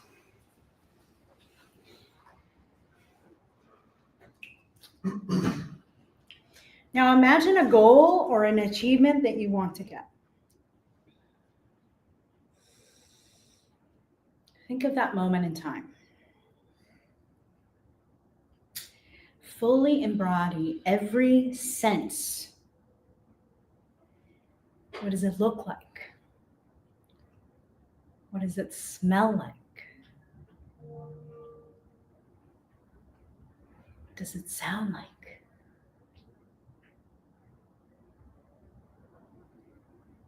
What do you look like? What are you wearing? Make the picture as real as possible.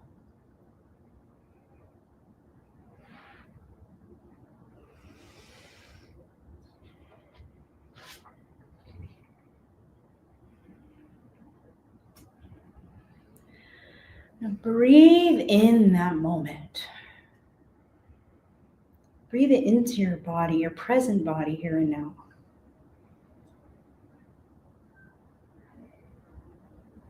Really feel it in every sensory level possible.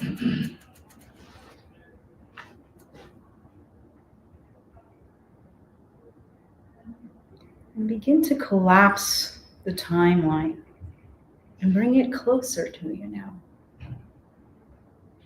Feeling as if it's happened already. It's happening right now.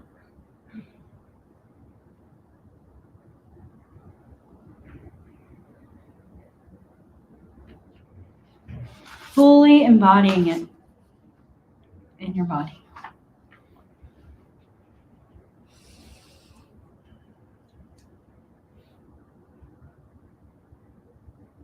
Where do you feel it in your body? Is it in your belly? Is it in your heart? Now begin to take that energy and ground it into Mother Earth. Grounding, centering, stabilizing this vision. Knowing that you can return to this anytime you choose. And the more you do it, the more you draw that moment in time closer to you. With the next couple breaths, go ahead and come back into this room. Wiggle your fingers and toes if you'd like.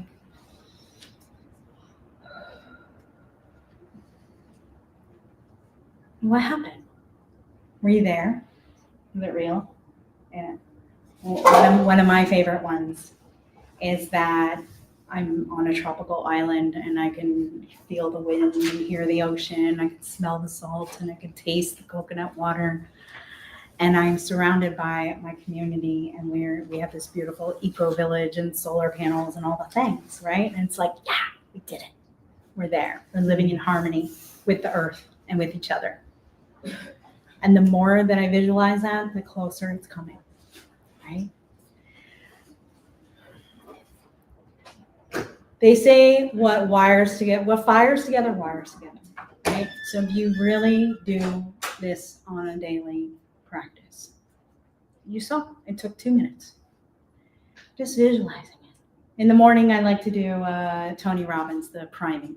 It's like 14 minutes, and this is part of it. What happens is our brain cannot tell the difference between dream state, imagination, visualization, and this 3D reality, all of us sitting in this room right now. And so we can begin to program ourselves and our subconscious that what we just visualized is safe to achieve. Because our subconscious wants to block us from it. Oh, I'm just going to keep you safe. I'm going to keep you safe here. You're going to stay right here. Right? And yet, when we begin to reprogram our subconscious that it is safe to get to that place, to have several $1 million, you could be a philanthropist and give to charities around the world, whatever your vision is, that it is safe for you to obtain that, to have that. So, take a sip of water.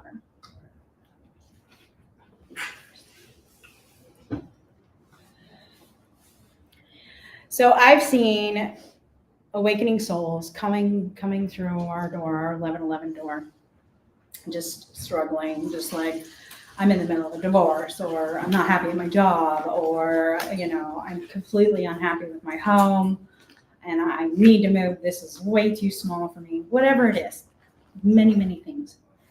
And leave the sacred container feeling confident in themselves, feeling like they have their purpose and their mission to find, their North Star to lead them. One student, actually it was a mother and daughter, they weren't happy in the home that they were in, and then they ended up getting into a bigger home together, like within the group coaching container that we were in together. Another woman was unhappy with her work. She was working in a dental office for about 15 years. She's like, I just need to get out of here. And now she has activated herself in such a way that she is a co-creatrix. In fact, she's my assistant now because she started magnetizing the clients that she wanted. One woman was dealing with sexual trauma. After the course, she magnetized her perfect relationship. And perfect, right? Mm-hmm. The man of her dreams entered her life, and they're very happy together. So I know that some people are like, oh, okay, cool. This is interesting. I'm kind of leaning in. And yet that inner critic or that self-doubt comes up. And I want you to know that I would love to support any of you on this path, Egypt being one of them, right? And so when we begin to dream big, and we dream big inside a community container, then magic happens, because not only are you visualizing that, the whole collective is doing it with you. And so that dream gets really big and it draws to you even closer, even faster, right? So let's get activated together and bring in those 1111 codes. So I realize that some of you are like, okay, what is this really about too? And mentorship, right? Group coaching, being in a community. This is what I have to offer. And it's like, okay, I'm not sure if I have time. Well, how much do you scroll on TikTok or Facebook or any of the books, right? It's like, if we begin to really focus that time instead on frivolous things to our personal development and growth, then that's when exponential growth occurs. So one of the tools that I share is called the timelessness technique. And through this technique, you learn how to condense time and space to the point where, condense and expand simultaneously, to the point where time becomes your friend, where you suddenly have more time for your self-care, your creative projects, your family, whatever lights you up and fills your cup. And I have found there's a few clients who are literally, they're like, I don't even use words. I don't have time anymore. Because I've learned how to delegate. I've learned how to have boundaries. I've learned how to X, Y, Z. And now I have all this time that's freed up and I can do what I want to do and be who I want to be. It's incredible. So I know that we live in this 3D world too that has to do with money. Okay. How could I do that? I'm leaning in the how. Well, the how is the overthinking brain. The how tells the universe, you know what? I actually don't trust you. I don't trust that when I say I want this and I have to work out how before I actually do it, then we're in fear. We're telling the universe we're in fear. And so instead of the how, I invite you to be in the wow, right? Because wow, I said I wanted to go to Egypt and here I am. I just allowed it to unfold naturally. I allowed those signs and synchronicities like 1111 to lead my path to it. I've been dreaming about Egypt since childhood and I'm finally here. So if you're leaning into your yes, if any of this is resonating with you, then I invite you to book a call with me. It's called the Sacred Activation Session. And during this session, we'll talk about what are those struggles? What are those challenges? What are those ascension symptoms that you're facing? And then what is that goal or achievement, the thing that you visualize? And we will define the gap and begin to be in the essence of, wow, okay, I get it now, right? And create like a little mini action plan. Because it all starts with baby steps, but it starts with your lean into the yes. Yeah, I've been dreaming about pyramids. Who's been dreaming about Egypt? Anybody? Yeah, since you were young. Codes, right? Say that again. Everybody has codes. Everybody has codes. No, not everybody has codes, but Egypt records. Oh, yes. Well, of course. Yeah. Yeah. And there are sacred sites all over the planet, right? And so being called to sacred sites in general, it's one of the things that we have planned for 1111. It's literally my bucket list now, is to be at a sacred site in sacred ceremony on 1111 for the rest of my life. We've been doing it 15 years now. This is year 16. We're just getting started. Egypt's just the first place, right? And it is later this year. It's October 28th to November 12th. And we will be at the Temple of Isis on 11/11. So there's flyers on the chairs and there's more in the back. And so the activation session, you can book it here by just scanning the code on your phone, or you can sign the email list in the back. And this is a moment where we can just connect heart to heart and really feel into the possibility of your own transformation and what you want to create in your life, and just offer some support for you. So how many of you would like some support right now? I know I certainly needed it when I went through my whole situation with lockdown and the end of my business and coming into the embodiment. It wouldn't have happened if I didn't have a mentor or coach. And so it would be a deep honor and privilege to speak with all of you and have that opportunity for that heart to heart and that one-to-one, and really just explore what it would be like and what's possible. What's possible for your life when you have a community of awakened souls that you are connected to deeply, and who holds that vision with you. So thank you so much, beloveds. And I wanted to ask you any questions. Thank you. Yeah. So why don't we end by standing and doing that power pose again? Yeah. And whatever that pose was for you, getting into your body, come into the vision, the visualization that you had, that moment in time, that moment when, right? Come back to that place and then get in that power pose, that power stance, right? And just breathe into that visualization again. Breathe into what's possible for you.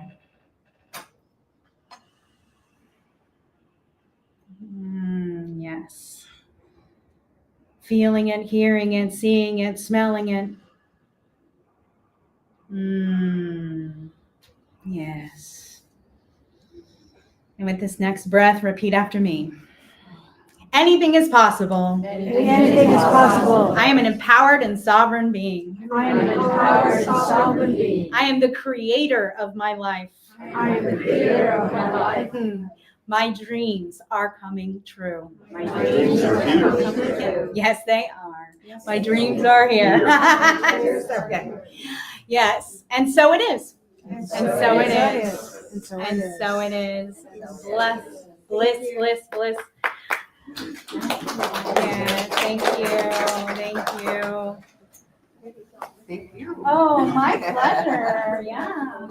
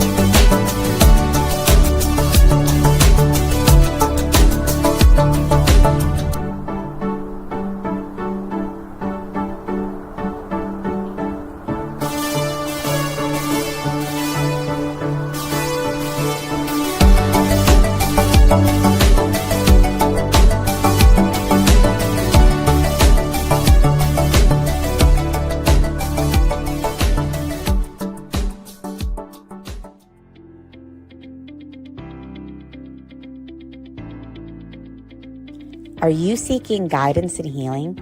Are you ready for personal transformation? Join us at the Soul Search Enlightenment Expo and Psychic and Healing Fair in Santa Monica on Saturday, Sunday, March 29th and 30th at the International Meditation Foundation Center. It's free to attend with advanced registration. Get readings, bodywork, and healings for your emotional and physical well-being. Meet psychics, channels, energy healers, and more. Shop for crystals, holistic self-care, and high-vibe products. Don't miss out on the free transformational talks and experiences. To register, visit soulsearch.io/Santa Monica Expo. See you there.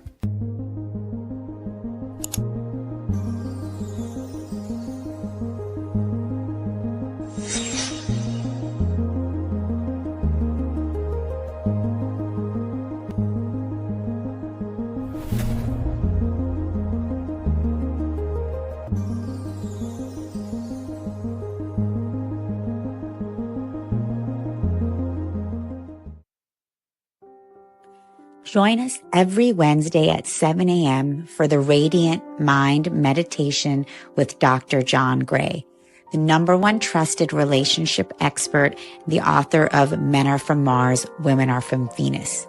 What many people don't know is that John Gray spent 9 years as a celibate monk and the personal assistant to the founder of Transcendental Meditation. During this time, he learned powerful meditation practices and techniques, which he has developed and refined for the last 50 years. He now brings us his resonance, wisdom, and energy every week on Wednesdays at 7 a.m. on the Soul Search Instagram Live, Facebook Live, and YouTube. Join us every Wednesday.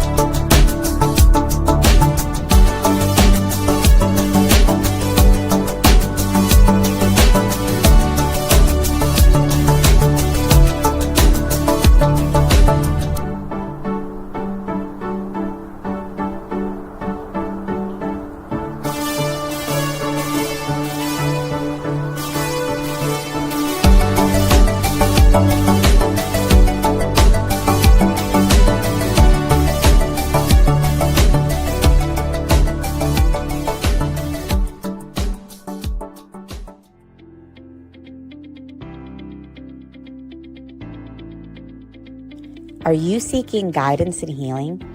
Are you ready for personal transformation? Join us at the Soul Search Enlightenment Expo and Psychic and Healing Fair in Santa Monica on Saturday, Sunday, March 29th and 30th at the International Meditation Foundation Center. It's free to attend with advanced registration. Get readings, bodywork, and healings for your emotional and physical well-being. Meet psychics, channels, energy healers, and more. Shop for crystals, holistic self-care, and high vibe products. Don't miss out on the free transformational talks and experiences. To register, visit soulsearch.io/Santa Monica Expo. See you there.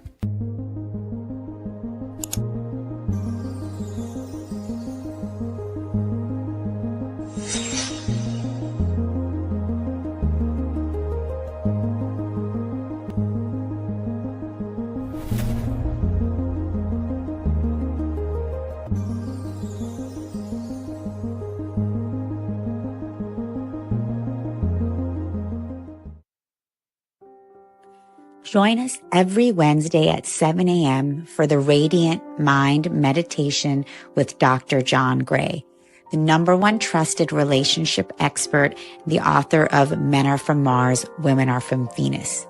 What many people don't know is that John Gray spent 9 years as a celibate monk and the personal assistant to the founder of Transcendental Meditation. During this time, he learned powerful meditation practices and techniques, which he has developed and refined for the last 50 years. He now brings us his resonance, wisdom, and energy every week on Wednesdays at 7 a.m. on the Soul Search Instagram Live, Facebook Live, and YouTube. Join us every Wednesday.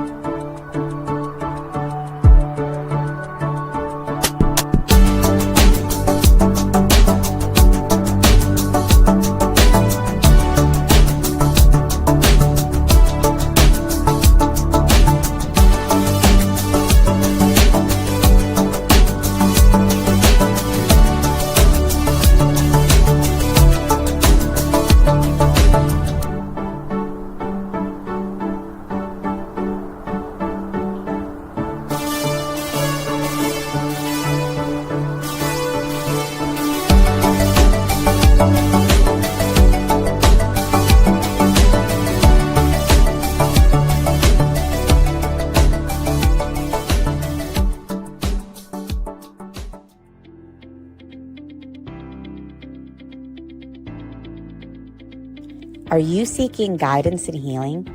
Are you ready for personal transformation? Join us at the Soul Search Enlightenment Expo and Psychic and Healing Fair in Santa Monica on Saturday, Sunday, March 29th and 30th at the International Meditation Foundation Center. It's free to attend with advanced registration. Get readings, bodywork, and healings for your emotional and physical well-being. Meet psychics, channels, energy healers, and more. Shop for crystals, holistic self-care, and high vibe products. Don't miss out on the free transformational talks and experiences. To register, visit soulsearch.io/Santa Monica Expo. See you there.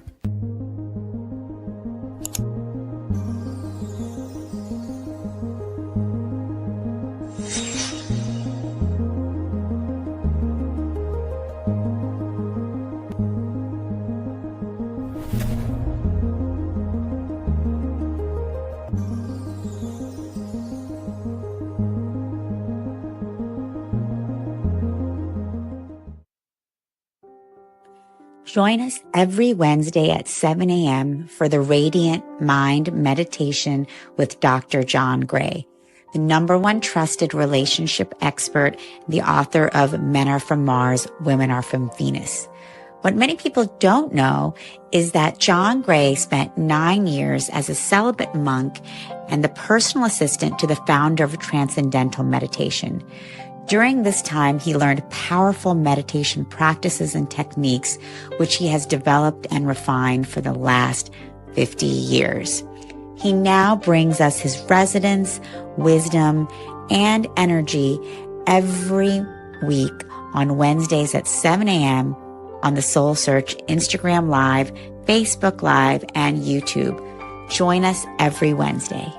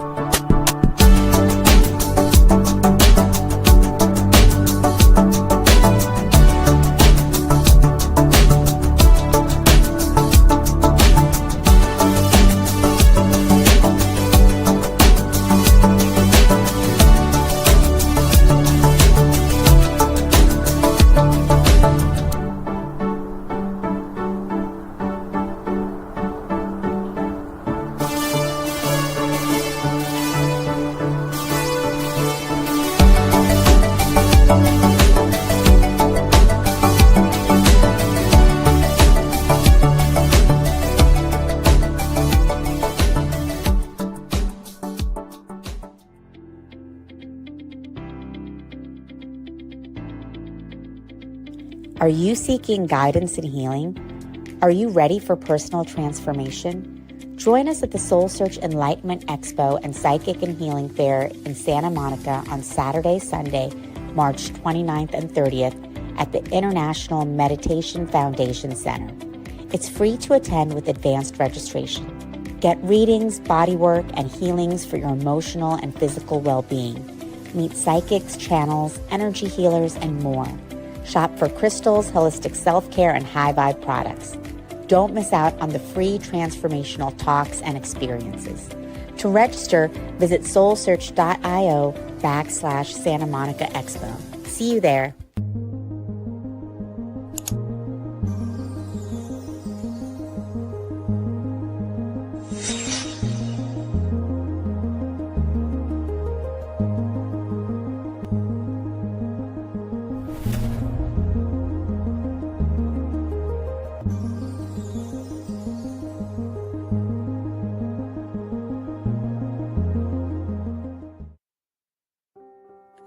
Join us every Wednesday at 7 a.m. for the Radiant Mind Meditation with Dr. John Gray, the #1 trusted relationship expert, the author of Men Are From Mars, Women Are From Venus. What many people don't know is that John Gray spent 9 years as a celibate monk and the personal assistant to the founder of Transcendental Meditation. During this time, he learned powerful meditation practices and techniques, which he has developed and refined for the last 50 years. He now brings us his resonance, wisdom, and energy every week on Wednesdays at 7 a.m. on the Soul Search Instagram Live, Facebook Live, and YouTube.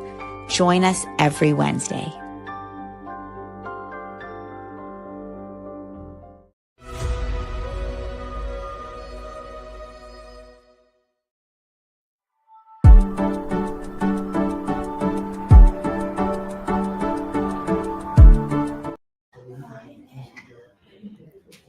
Hello, everyone, and welcome to our 2 o'clock hour. The day is just zipping by. As we know, there's no such thing as time or space.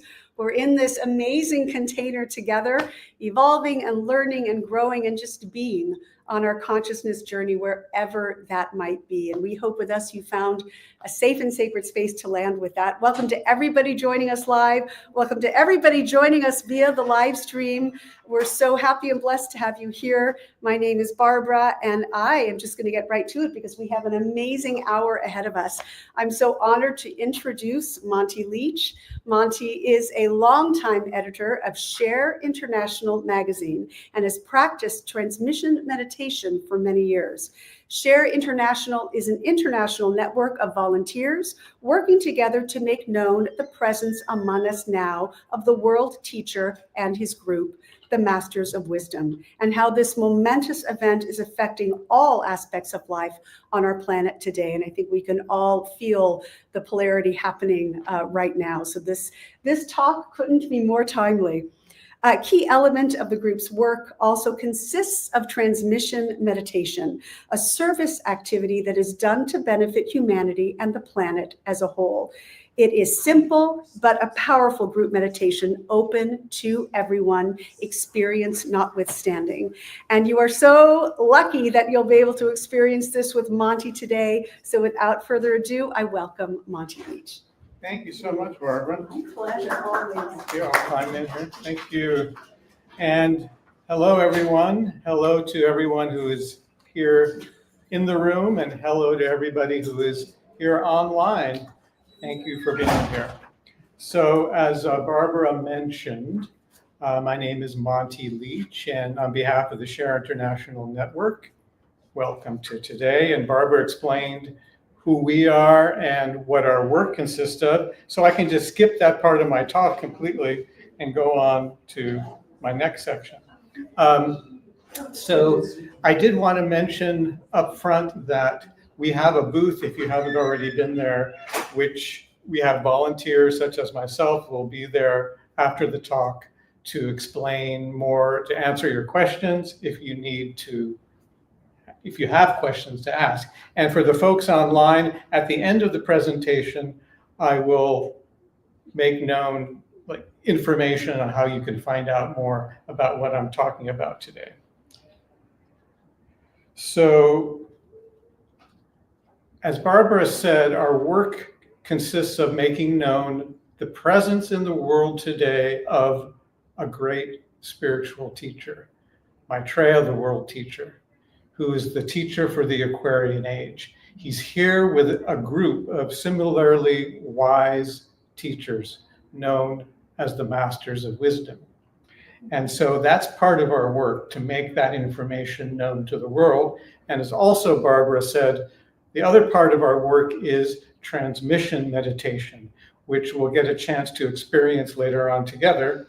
And it's basically a group meditation that was introduced to the world by one of these great teachers, one of the Masters of Wisdom, as a way that anybody can simply but powerfully help the world.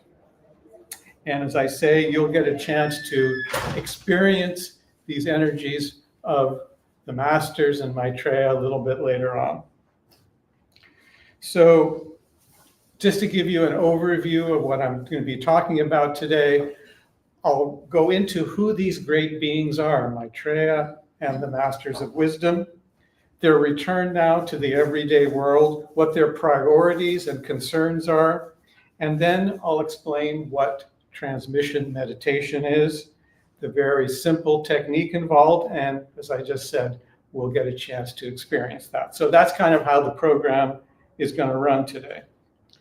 So just as to begin, when I was first introduced to this information that I'm going to be presenting to you today, and when I was first introduced to transmission, many, many years ago now, I've been doing transmission for a while. And I was been very fortunate to be able to take part in a transmission group for all these years. And this work really has changed my life completely. And it's given me a sense of hope for the future of this world, despite all the crises that we see happening in the world. It's given me a sense of hope, and it's also given me a path of service where I can help the world. And it's made all the difference to me in my life. And maybe today, this talk, this presentation will have a positive effect on your life as well. I hope so. And at the very least, I hope it'll give you a sense of hope for the future of this world. We really need that sense of hope today. So one thing I wanted to also mention at the very beginning is we are facing many crises today in the world. It's very clear. But I wanted to emphasize that we're not facing these crises alone. We're not as humanity alone, trying to figure out what to do in the face of all these crises. We have help. We have always had help of a very profound spiritual kind to help us in the name of Maitreya and the Masters of Wisdom working from behind the scenes. They have helped us, they have guided us, they have protected us for many, many thousands of years from behind the scenes. They have lived in the mountains and the remote areas of the world. So now at this very critical time for the world, where literally the future of our planet is at stake, these great teachers are coming into the everyday world. They're already in the everyday world to help us and guide us through this critical time. So basically we don't destroy this wonderful planet that we have now, which we could do if we don't go in the right direction. So they're here now in the everyday world to help us through this critical time.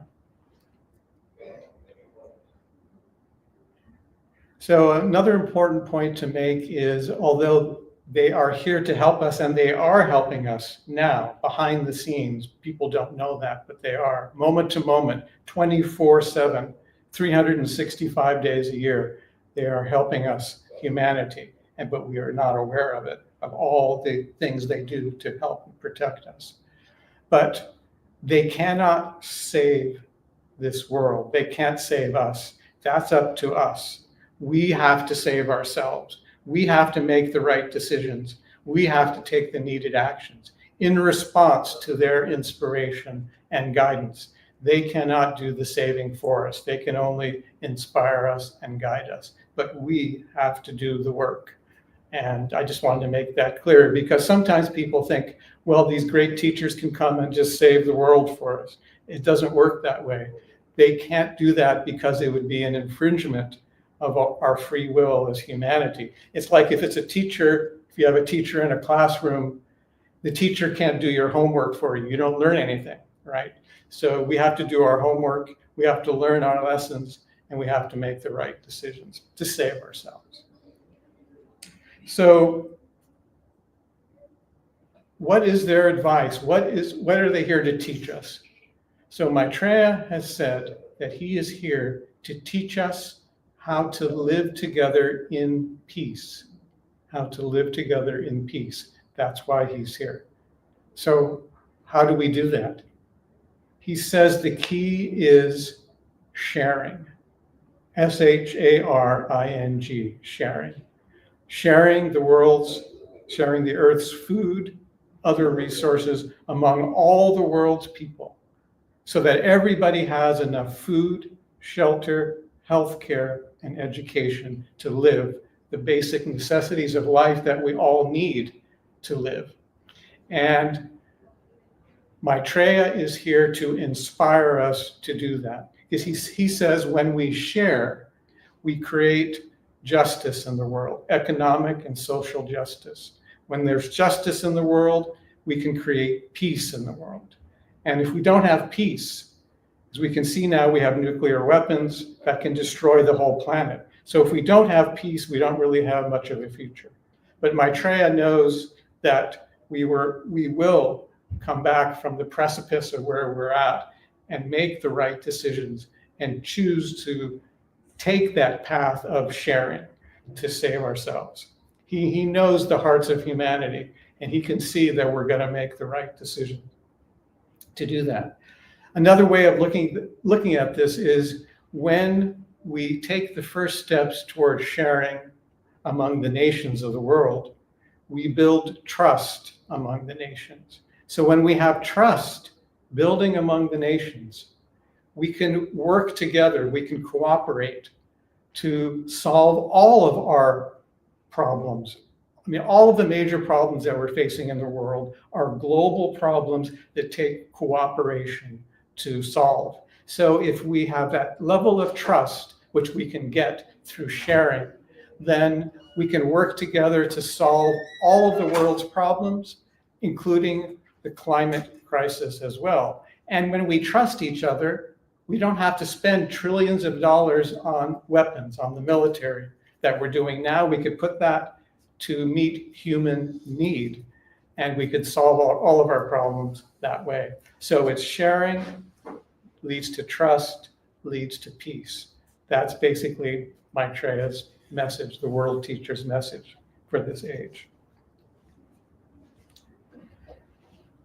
So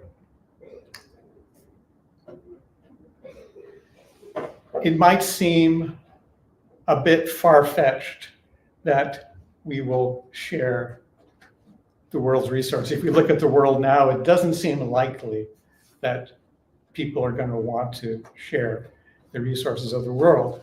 It will take a change of consciousness, a change of heart, really, among humanity to do that. That's what it's going to take.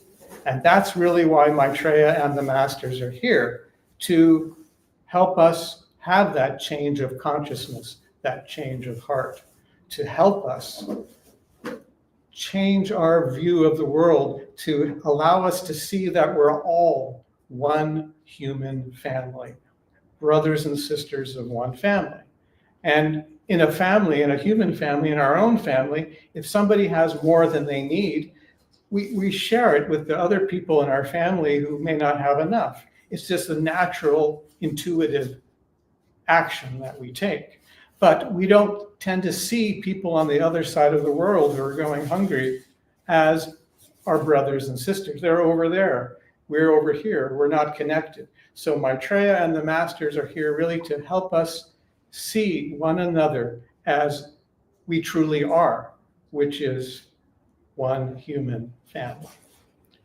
And so Maitreya and the masters will inspire that change of heart, that change of consciousness that we need to begin to implement sharing and change the world. So I just wanted to talk a little bit about who these masters and Maitreya are, because probably people are not familiar with, who they are. It's not really commonly known.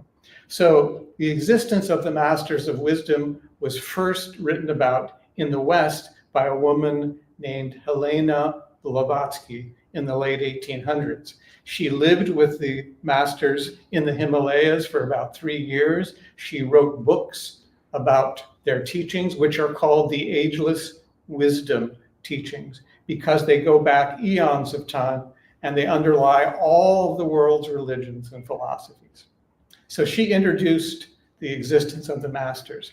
Then fast forward about 50 years, then another great disciple named Alice Bailey, who also worked with the masters, brought forth more of their teachings to the world. And then in 1948, she published a book called The Reappearance of the Christ, which foretold the events that are happening now, that these teachers are going to be coming into the everyday world. At their head, their leader, the world teacher, also known as the Christ, will come with them out into the world. And she said that would happen around 1975. So as it happened in 1974, a British artist, esotericist named Benjamin Creme, who was trained over many years by one of these masters of wisdom, he brought into the world the information that these great beings were going to be entering the modern world, and that they are entering the modern world, the everyday world now. So he began his work in 1977, and a little before that, 1975, saying the masters and Maitreya are coming forth into the everyday world to help us and teach us. Maitreya at the head. And Benjamin Creme, to get this information known to the public, he founded a nonprofit group called Share International, which we all are part of here. It's a worldwide network. People are volunteers all over the world to make this information known to the world. He was also the editor of Share International magazine, which I'm US editor of, but he was chief editor of it for many, many years. He passed away in 2016 at the age of 93, I think. But the magazine is still going, getting our information out to the world. And just to point out, he wrote 12 books. He did lectures all over the world. He was editor of the magazine, and he received no compensation at all. He was a volunteer, like we all are volunteers. So there are groups all over the world now working to make this information known. But it was really begun by Benjamin Creme.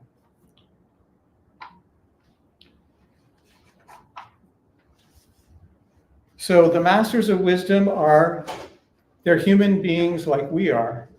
The only difference between the Masters of Wisdom and ourselves is they have gone ahead of us in evolution.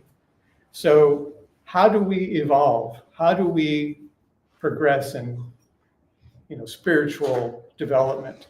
It happens over lifetime after lifetime of experience. In other words, reincarnation. We all have lived thousands of lives, and it's like a school. Each life, hopefully, we get a little closer to graduation, and eventually we graduate. The difference between us and the Masters is they started school a long time before we did. So they have progressed way ahead of us and have perfected themselves. But all of us will get there eventually someday. We will all become Masters of Wisdom someday. So after the Masters graduate, so to speak, after they've learned all of their lessons that they can in the world, some of them stay behind in school to teach the rest of us to raise our own consciousness, to raise our basically our level of consciousness. And that's how humanity evolves, through the stimulus of the Masters. The Masters work through their disciples in the world. So if you think of anybody throughout history who has made any impact at all, whatever field, they've been a disciple of one of the Masters. Aristotle, Plato, Einstein, Mozart, Beethoven, Da Vinci, more recently, Martin Luther King, Eleanor Roosevelt, and I think very much so recently passed Jimmy Carter, President Carter, who I think was a great man, great humanitarian.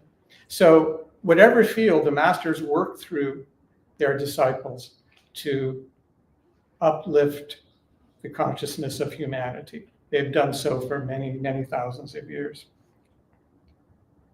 And our consciousness has been raised. It may not seem like it these days sometimes, but if you compare it to how we were thousands of years ago, we've made a lot of progress. And at this point in history now is a very, very special point in history, because we're at the turning point between one great cosmic age and another. We're at the turning point between the Piscean age and the Aquarian age.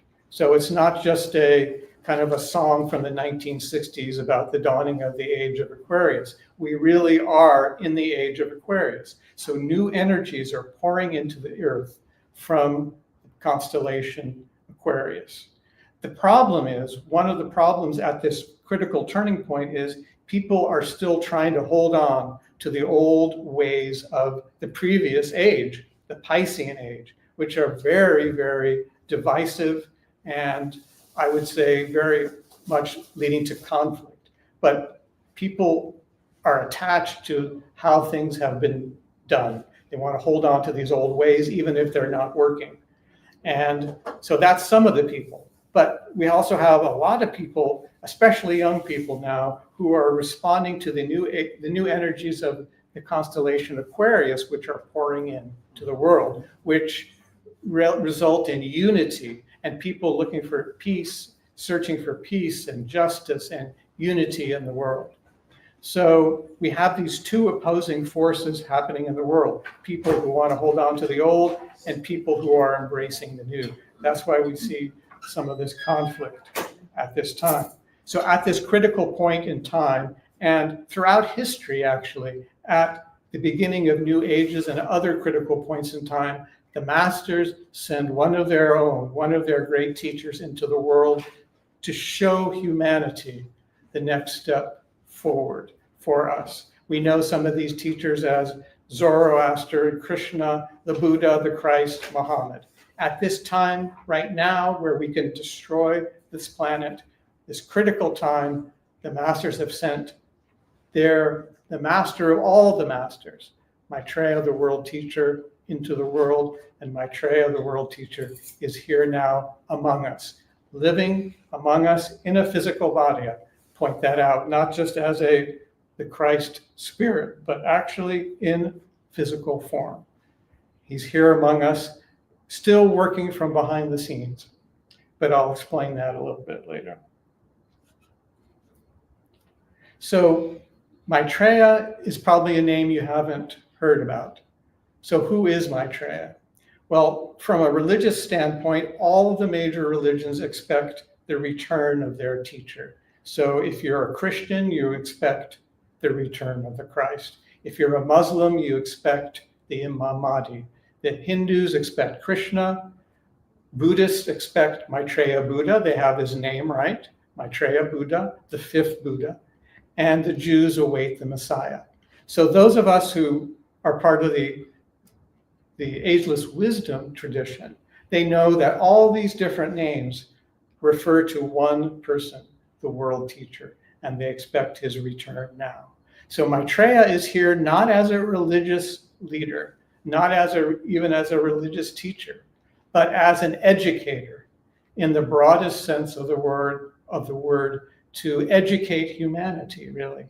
Religious people, non-religious people, it doesn't matter. He is literally a world teacher for all, how many ever billion people we are, 8 billion people, for everyone. So, as I said, that Maitreya and the masters work through their disciples in the world to help change the world. But one of the other ways they change the world is they send great spiritual energies into the world that they have access to, out to humanity, to uplift humanity, to move us forward. And these great energies form the basis of transmission meditation, which we're going to experience in just a few minutes. So that's 2 ways that they work to uplift humanity. And the third way that they work to uplift humanity is actually literally physically in the world, working behind the scenes to work to help to inspire us to work toward peace and reconciliation in the nations.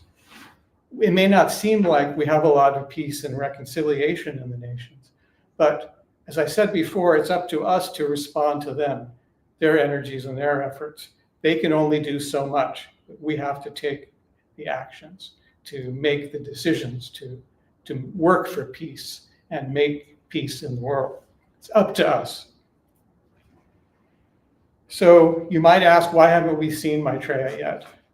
Well, his coming into the world is a cosmic event. It affects not only our planet, but all the planets of the solar system. So there are many factors involved in the timing of his emergence.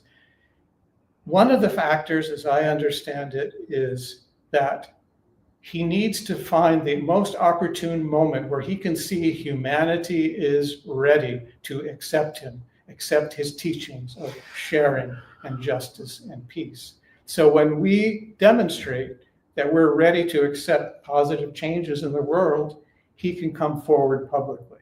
So how do we demonstrate that we're ready for positive change? Well, in my opinion, one way is, who do we vote for in the elections?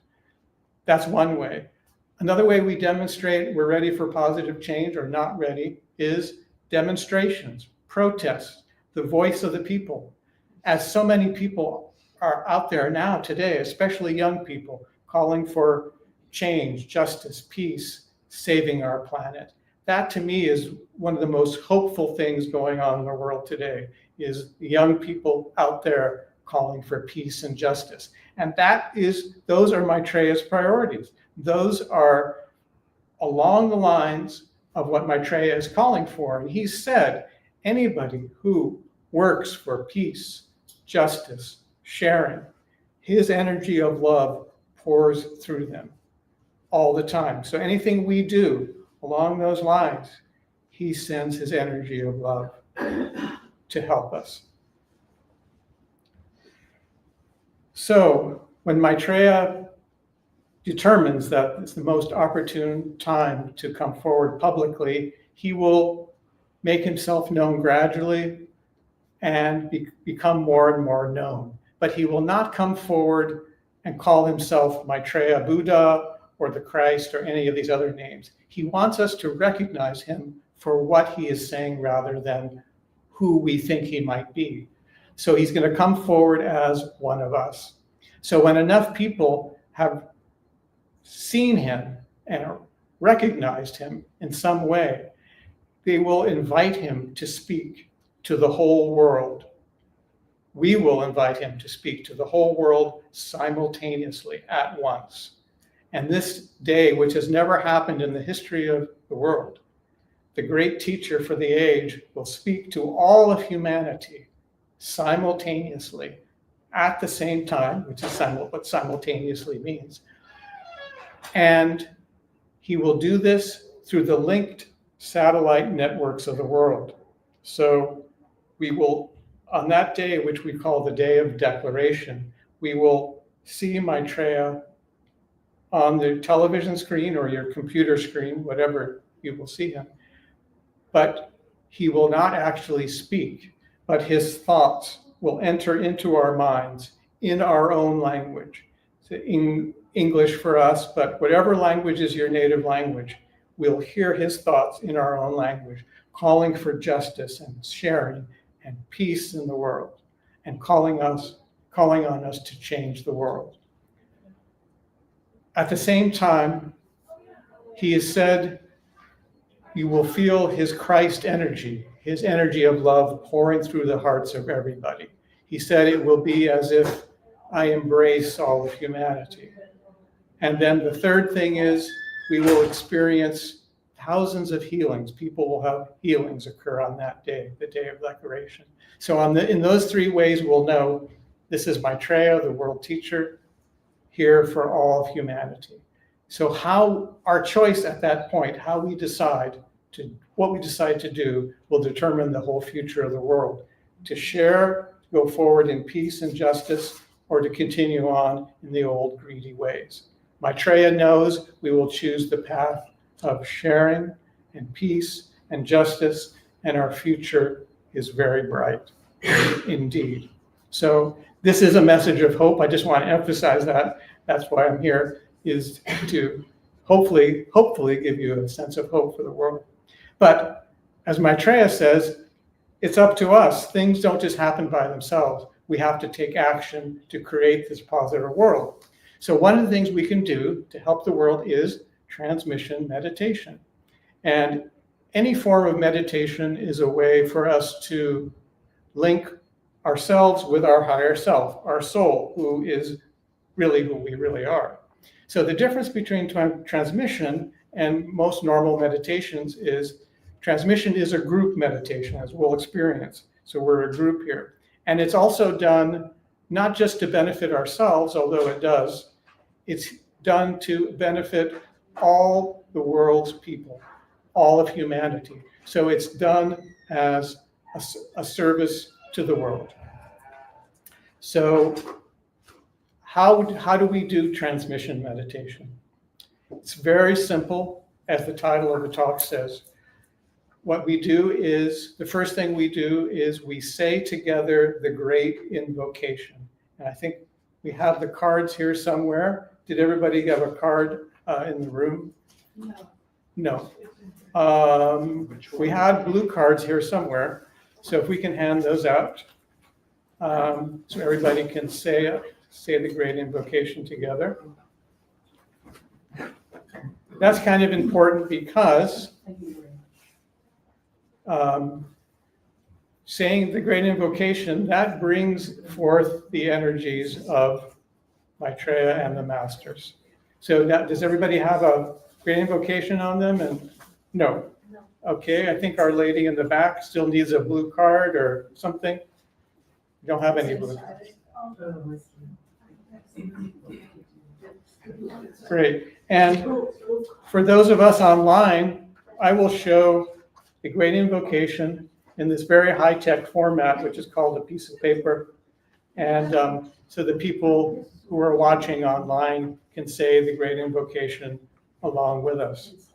So hopefully everybody here has one. I think we have one lady over here who still needs a great invocation. I got this from last time, it's at my house. Okay, so hopefully everybody's got one now. And, okay, we're good. So the first thing we do is we will say together the great invocation, which brings in the energies of Maitreya and the masters. Then we bring the attention to the ajna center, which is the point between the eyebrows. It's one of the major energy centers we have in our body. So we put the attention here, and then if we notice our attention wandering off during the meditation, we say the sound Om to ourselves. We think it. We don't say it out loud, we just think the sound Om. And what that does is it connects our brain with our soul.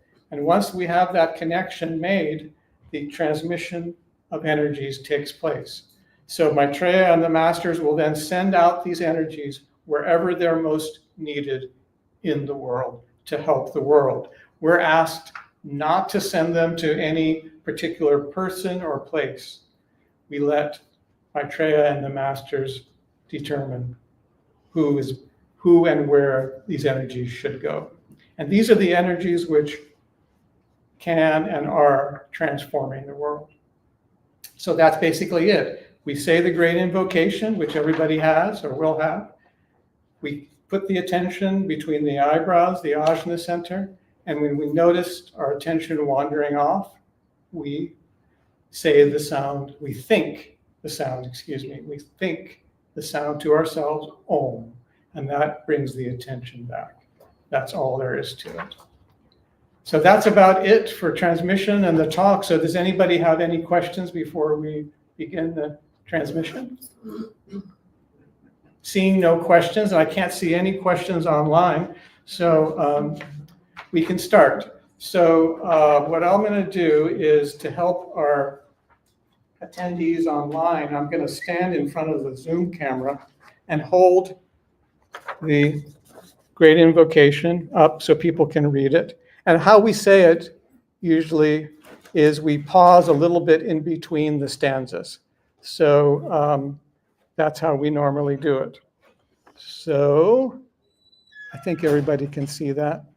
Okay, so we'll go for about 15 minutes or so, and then at the very end, I'll come back and let you know how you can find out more information about all of these things we've been talking about today.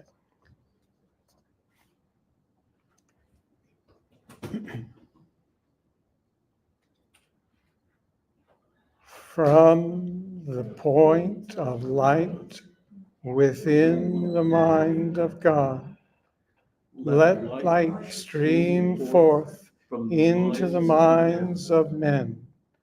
Let light descend on earth. From the point of love within the heart of God, let love stream forth into the hearts of men. May Christ return to earth. From the center, where the will of God is known, let purpose guide the little wills of men, the purpose which the masters know and serve. From the center, which we call the race of men, let the plan of love and light work out, and may it seal the door where evil dwells. Let light and love and power restore the plan on earth.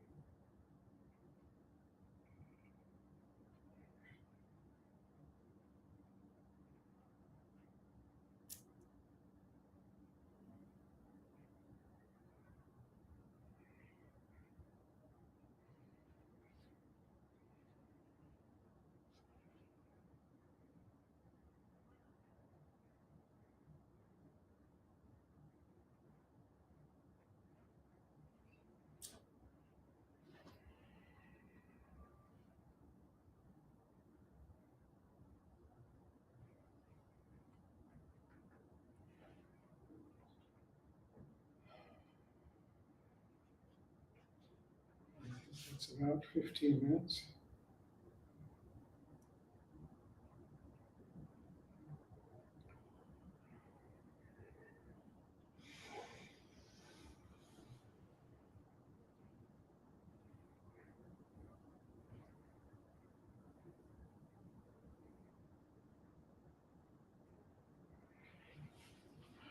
So thank you everyone for being here. Whether online or in person. If you're here in person, want to find out about how to take part in transmission meditation going forward, we have a sign-up sheet in back. Somebody will send you information. We also have a list of transmission groups, mainly on Zoom, but one in Berkeley as well live, so you can take part in that. And we'll also be at our information table to answer any questions you have. If you're online and you want to find out more information, the best way is to go to our website, which is www.share, that's S-H-A-R-E hyphen international.us. That's share, S-H-A-R-E hyphen international.us.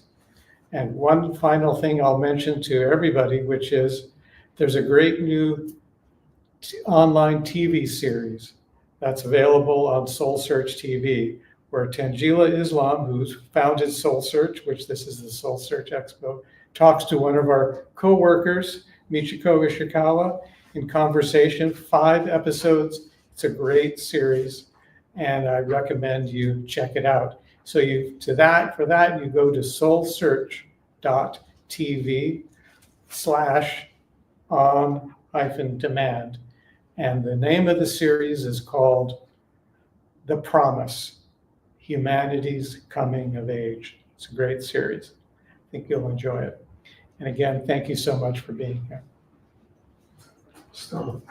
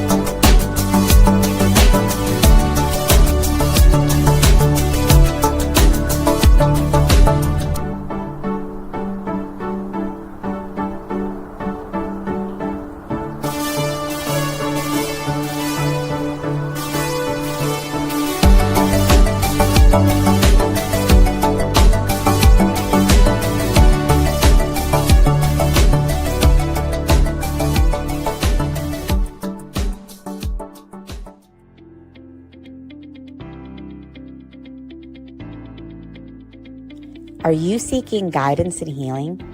Are you ready for personal transformation? Join us at the Soul Search Enlightenment Expo and Psychic and Healing Fair in Santa Monica on Saturday, Sunday, March 29th and 30th at the International Meditation Foundation Center. It's free to attend with advanced registration. Get readings, bodywork, and healings for your emotional and physical well-being. Meet psychics, channels, energy healers, and more. Shop for crystals, holistic self-care, and high-vibe products. Don't miss out on the free transformational talks and experiences.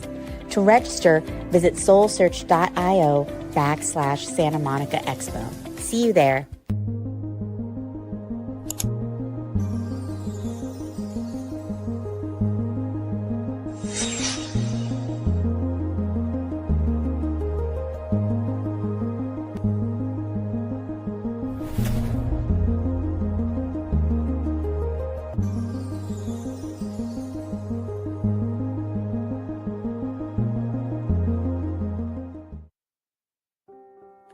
Join us every Wednesday at 7 a.m. for the Radiant Mind Meditation with Dr. John Gray, the #1 trusted relationship expert, the author of Men Are From Mars, Women Are From Venus. What many people don't know is that John Gray spent 9 years as a celibate monk and the personal assistant to the founder of Transcendental Meditation. During this time, he learned powerful meditation practices and techniques, which he has developed and refined for the last 50 years. He now brings us his resonance, wisdom, and energy every week on Wednesdays at 7 a.m.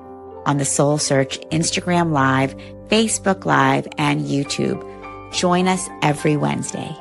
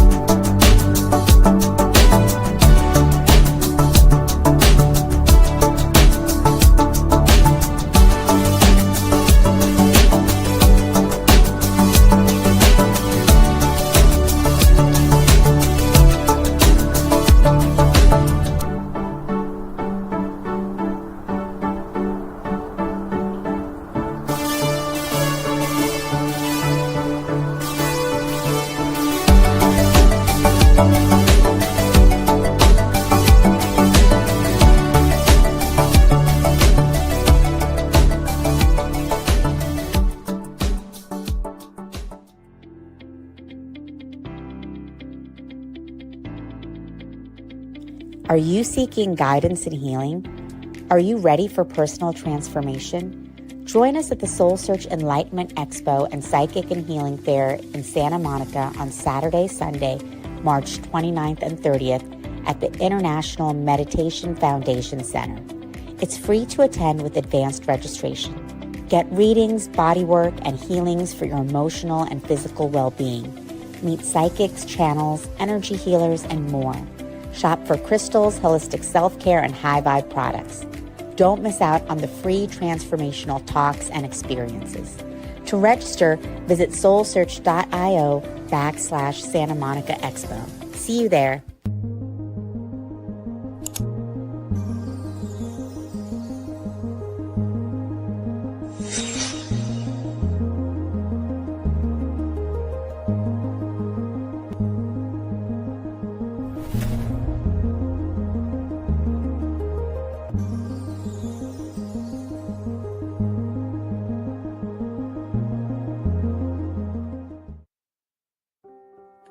Join us every Wednesday at 7 a.m. for the Radiant Mind Meditation with Dr. John Gray, the #1 trusted relationship expert, the author of Men Are From Mars, Women Are From Venus. What many people don't know is that John Gray spent 9 years as a celibate monk and the personal assistant to the founder of Transcendental Meditation. During this time, he learned powerful meditation practices and techniques, which he has developed and refined for the last 50 years. He now brings us his resonance, wisdom, and energy every week on Wednesdays at 7 a.m. on the Soul Search Instagram Live, Facebook Live, and YouTube. Join us every Wednesday.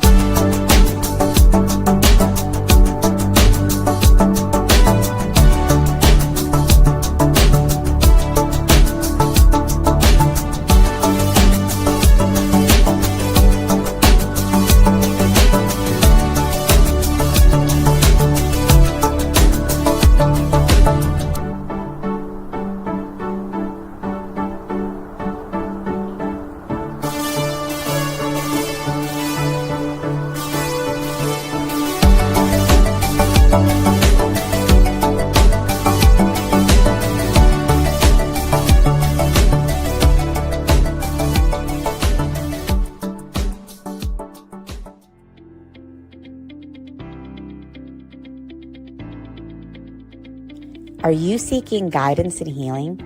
Are you ready for personal transformation? Join us at the Soul Search Enlightenment Expo and Psychic and Healing Fair in Santa Monica on Saturday, Sunday, March 29th and 30th at the International Meditation Foundation Center. It's free to attend with advanced registration. Get readings, bodywork, and healings for your emotional and physical well-being. Meet psychics, channels, energy healers, and more. Shop for crystals, holistic self-care, and high vibe products. Don't miss out on the free transformational talks and experiences.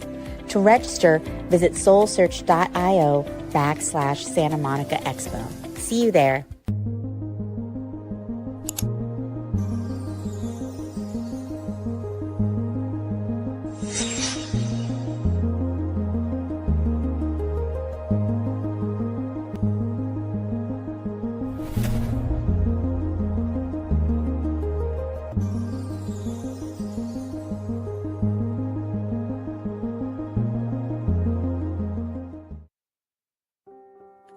Join us every Wednesday at 7 a.m. for the Radiant Mind Meditation with Dr. John Gray, the #1 trusted relationship expert, the author of Men Are From Mars, Women Are From Venus. What many people don't know is that John Gray spent 9 years as a celibate monk and the personal assistant to the founder of Transcendental Meditation. During this time, he learned powerful meditation practices and techniques, which he has developed and refined for the last 50 years. He now brings us his resonance, wisdom, and energy every week on Wednesdays at 7 a.m. on the Soul Search Instagram Live, Facebook Live, and YouTube. Join us every Wednesday.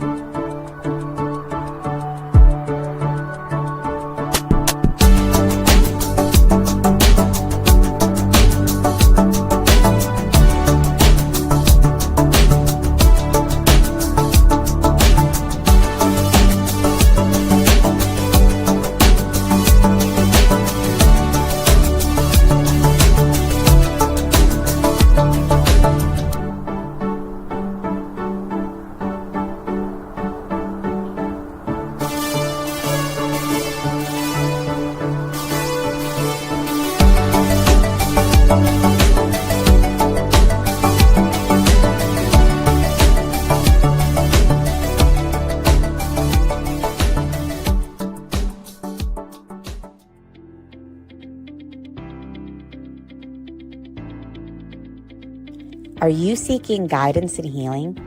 Are you ready for personal transformation? Join us at the Soul Search Enlightenment Expo and Psychic and Healing Fair in Santa Monica on Saturday, Sunday, March 29th and 30th at the International Meditation Foundation Center. It's free to attend with advanced registration. Get readings, bodywork, and healings for your emotional and physical well-being. Meet psychics, channels, energy healers, and more. Shop for crystals, holistic self-care, and high-vibe products.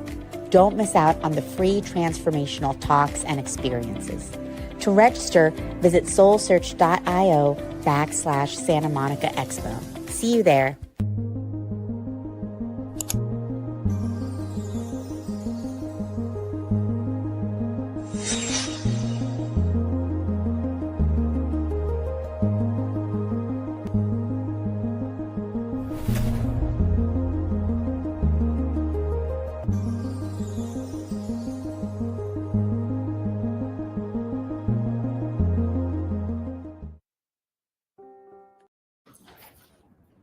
Hello, everyone. Welcome to everyone here with us live in the Soul Search Enlightenment Expo San Rafael.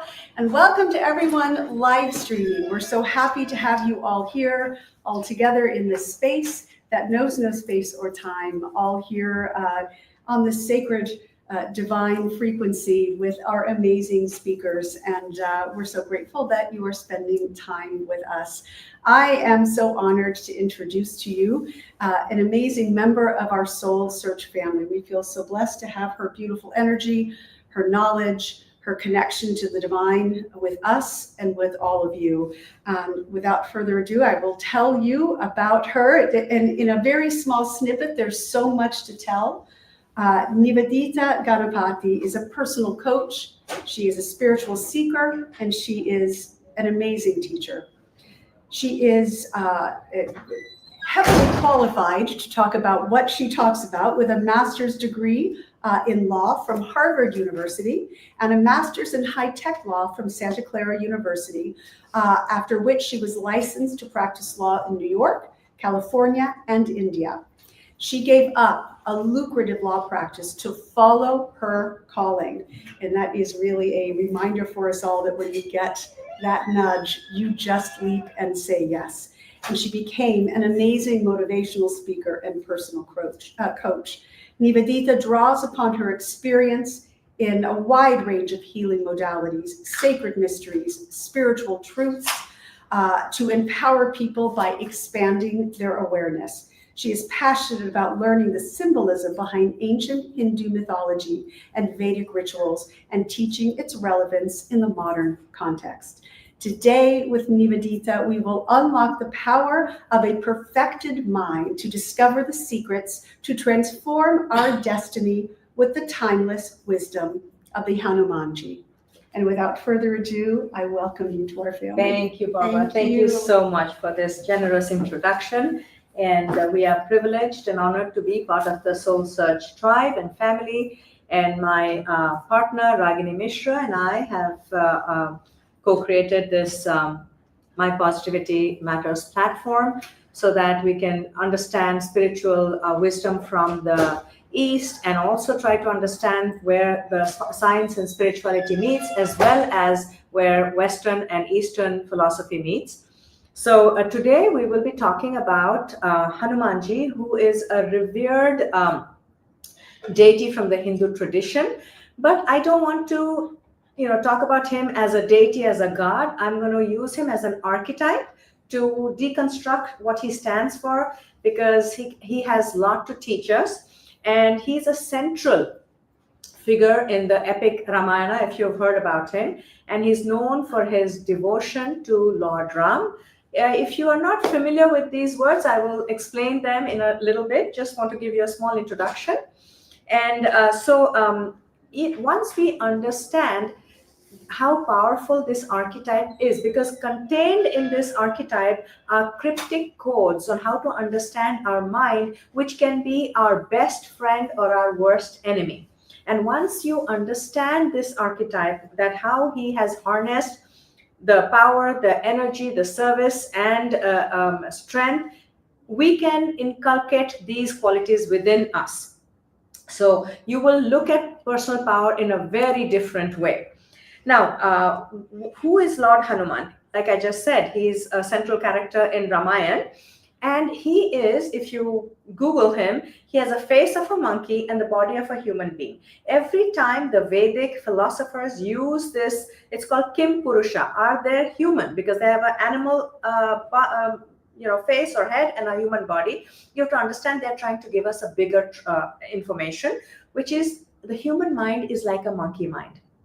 It's constantly, agitated, moving. Two things. Human mind is untrained mind. One is it copies other people, cannot stick with whatever is, true to them, and it's constantly moving. So how to harness these two qualities, how to control these two qualities. Now, this perfected, once we understand this archetype, we actually can go from being human to Hanuman. Now, what does Hanuman mean? Names in Sanskrit are not just what they seem like. It's two words. One is Han, the other is Man. Han is dissolved and Man is the ego. So the one's ego being that part of us that feels separated from the universal unity consciousness. Once we feel separate, we are limited and we experience lack. So how to overcome that? Now, why is Lord Hanuman, or this Hanuman archetype, the perfect archetype to understand how to master our mind? I cannot explain the whole theory and science behind it because of the paucity of time, but just a simple starting point would be Hanumanji. We have to look at his lineage, we have to look at his looks, and we have to look at his accomplishments to give us an idea what we can learn from him. From his lineage, he has one mother and three fathers. Now, if you delve deeper, the one mother is this body that we are born of, physical, material body made out of five elements. And the three fathers extrapolates or relates to the three kinds of brains we have. We have a reptilian brain, which is meant for survival. We have a limbic brain, which is meant for pleasures. And we have a neocortex, which helps us to tap into divine qualities. So these are some of the clues that the rishis or the philosophers of the ancient time were not just talking in the air and not having a plan in mind. So the way Hanumanji, this archetype, has harnessed and perfected his mind is by his devotion and service to three characters: Lord Ram, his wife Sita, and his brother Lakshman. Now, these are also not just names or human beings. Ram is that consciousness, pure consciousness. Lakshman is our intellect. Lakshya in Sanskrit means goal. So that intellect keeps us locked onto our goal. And Sita refers to our mind-body complex. And Hanuman is the breath that connects all three: the consciousness, the intellect, and the mind-body complex. So once we understand the relationship between breath and mind, and I will make you go through an exercise where you will see it, there is a direct correlation. When we are agitated, when we are nervous, anxious, if we practice some breathing, instantaneously our mind becomes calm. So we can use our breath to actually get control over our mind. Now, there are a few things, there are especially four things that an untrained mind or imperfect mind is known by. First one, it's called chanchalam in Sanskrit, which means extremely fickle. We have so many plans, but we are never able to follow through with it. If you don't train the mind, that's going to be one of the limitations. Two is pramati, constantly agitated and churning. And what agitates us? Not good and positive thoughts, but negative thoughts. So if we don't know how to tap into our higher positive thoughts, the negativity bias kicks in. So we are constantly looking for what is wrong in our life and trying to fix it, which nothing wrong with that, which is fine, except that you get caught up in that loop. What's wrong in my life? Fix it. What's wrong in my life? Fix it. What's wrong in my life? Fix it. Never having great, grandiose visions to go beyond survival living. So that is chanchalam, fickle mind. Two is pramati, constantly churning and agitated. Third one is it is very strong. Have you ever tried to have a diet plan or exercise plan and never followed through with it? Because a mind has a mind of its own. So it's very difficult to control the mind, but there are practices that can help us, especially chanting and breathing practices. And finally, it is dridham, very obstinate. So these being the 4 qualities that limit our mind: the fickleness, agitation, very strong and very stubborn, we can use chanting and breathing to actually bring control over our mind. Now, the Hanumanji, if you do again any search on Google, there are many mantras and practices associated with Hanumanji. But the most popular, most common, even if you understand nothing and chant Hanuman Chalisa. Chalisa means 40 verses in praise of this power, this personality and energy. Miracles have happened in people's life, whether you understand a single word of it or not, if you just chant it. But imagine when you understand this and start chanting, how much more power you can get. So I'll give you a simple example and then we'll do some practices. There is a couplet there in that 40 verses which describes what he's wearing. And it says, Kanana Kundala Kunchita Kesa. So he's wearing earrings and his hair is curly. Now you can just look at it literally and say, what does that mean? How can that help me control my mind?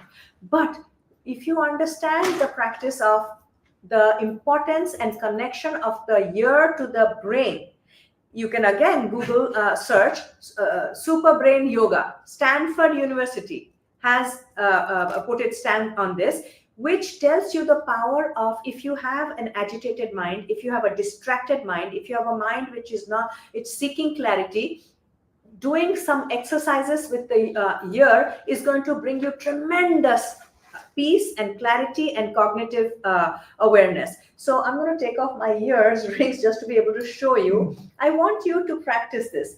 So if you also, I'm sorry I don't have access to show you some of the pictures which would have really clarified what I'm trying to say.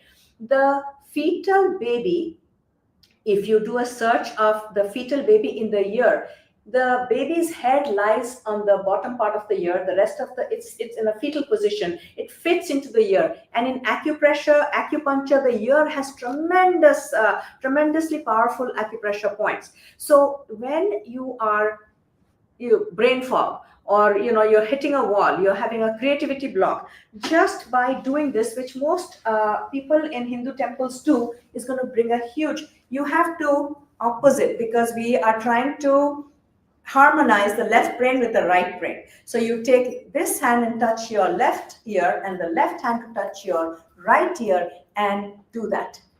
If you do 10 times this, instantaneously, your brain fog will reduce, your clarity will increase. So this is a practice that you can do anytime. Another thing, when you feel you're anxious, anxiety is rising, just pull on your top of your ears 9 times, because we're working with the energy of number 9 in 2025. You can do any number of times, 1 minute, 2 minutes, 5 minutes, pull on it, and then on the side, pull the sides of the ears, okay, 9 times. Don't do it to hurt yourself, but enough to feel. And then the bottom, earlobes, pull on it 9 times. Then you can put your finger, right there in the bottom space and rub it. Just go in circles, or better still, take your palms, put it, just first hear me out and then do it. Put it over your ears and gently rub it. You will hear what the fetus hears. It's an extremely calming, extremely stable noise. So do this way.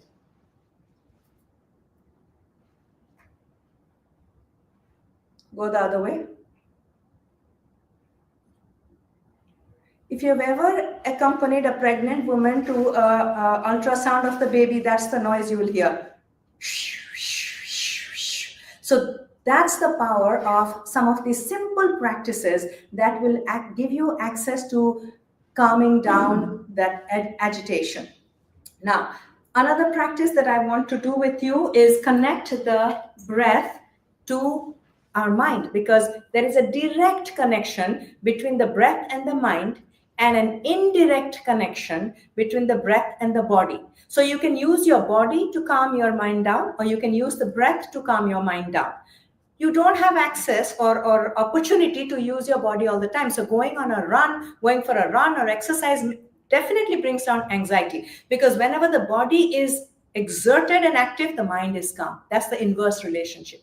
But with breath, when the breathing goes down, the mind also calms down. There's a direct relationship. So according to the Vedic philosophy, we are all born with a limited, finite amount of breath, whatever that may be. That may take 40 years, 80 years, 100 years. We cannot increase the number of breaths we are born with, but we can increase each breath so that you take longer. So if you look at a dog, how it breathes, and look at the lifespan. They breathe hyperventilation. They live, 14, 15, 17 years? Look at an animal. Does it look like it's ever in a rush? So extending the breath can extend your life cycle. And I'm going to teach you another, not teach you, I'm going to demonstrate. I want you to count your breath per minute. So just don't try to manipulate your breath. Just go along with it, because if you manipulate the breath and breathe deeply right now, you will not see the connection. So I'm going to time it, and I would like you to close your eyes and count. Each time you go inhale and exhale counts 1. Okay, I'll tell you when to start, so that 3:20 we will start. I'll give you 1 minute to count how many breaths you get in a minute. So please start.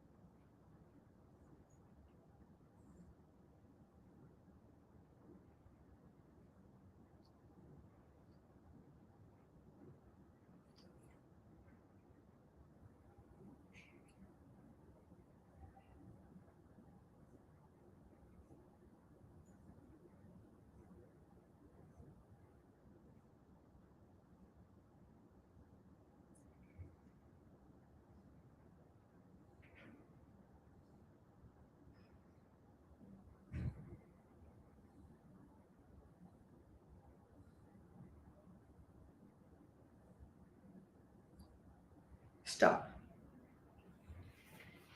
Now take a deep breath in and release. Rahmi, can I have your phone? It'll be easier to have the timer. Okay. Just the timer. Timer, so you Yeah.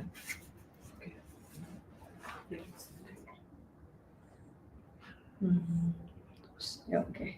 Now I would like you to take deep breath in. Take a, count to at least 5, 4 or 6 or 8, as long as you can go, and as long as you can exhale, and count. Each inhale and exhalation counts for 1.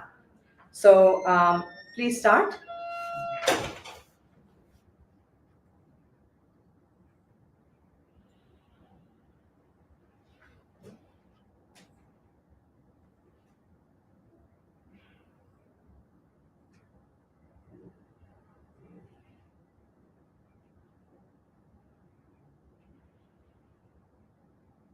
Take deep breaths in and deep breaths out.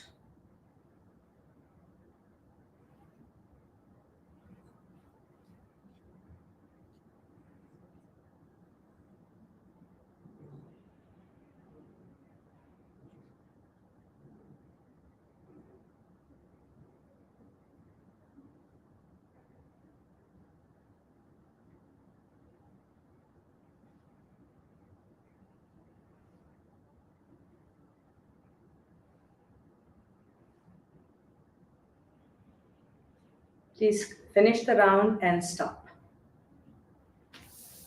Take a deep breath in, exhale. I'd like to hear from you when you just did normal breathing. In 1 minute, how many times did you breathe? 13, 13, 15, 15, 11. 11 times? 6. In a normal breath. So you practice very long, deep breathing. So you must be a very seasoned pranayama practitioner. And when you did the deep breathing, how many breaths did you get in? 4, 3. Of course, we are in Soul Search Tribe. What did I expect? So normally, when we are not practicing pranayama, prana is the life force, ayana is moving towards that. Normally, people would take anywhere between 15 to 17 breaths. If you're agitated, it's going to be a lot more. You will be hyperventilating. But when you deep breathe, the goal is 3 to 5 breaths. So what have you done? The number of breaths is fixed, finite, but you've extended that breath. So that's what Hanumanji teaches us, how to control your breath, how to control your mind through this devotion to the consciousness, Ram, intellect, Lakshman, body-mind complex, Sita. So these are not characters or people sitting anywhere going to bless you anything, because all the work has to be done by us within. So that's the power of Hanumanji. That's all I can talk about in such a short time, because I would really like to do some chanting and create a group energy vortex. So if you are up to it, I would like everybody to create a circle holding hands. And then I can keep your eyes, I can just put it here. Turn it around or do it. Okay. So everybody can make a circle holding hands. And we'll close the circle. You can go from the inside, yeah.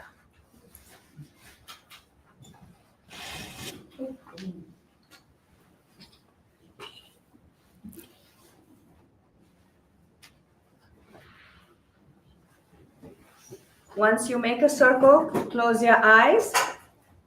I'm going to chant some Sanskrit mantras with their English translation.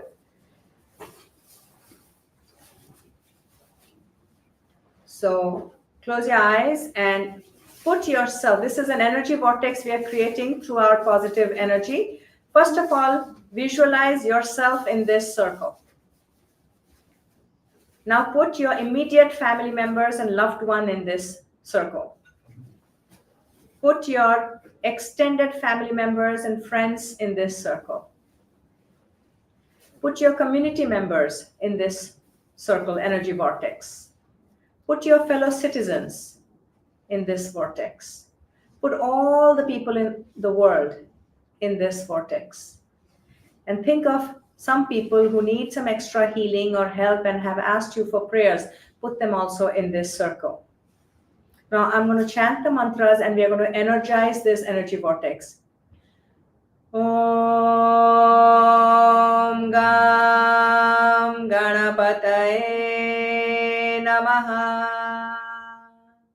We are inviting, invoking, and receiving the threshold energy of Ganesha to dissolve our ego that separates us from other human beings and creatures.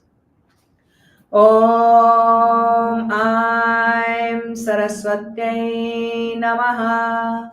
We are inviting, invoking, and receiving the energy of the divine goddess Saraswati to bestow upon us the highest intuition and the highest intellect.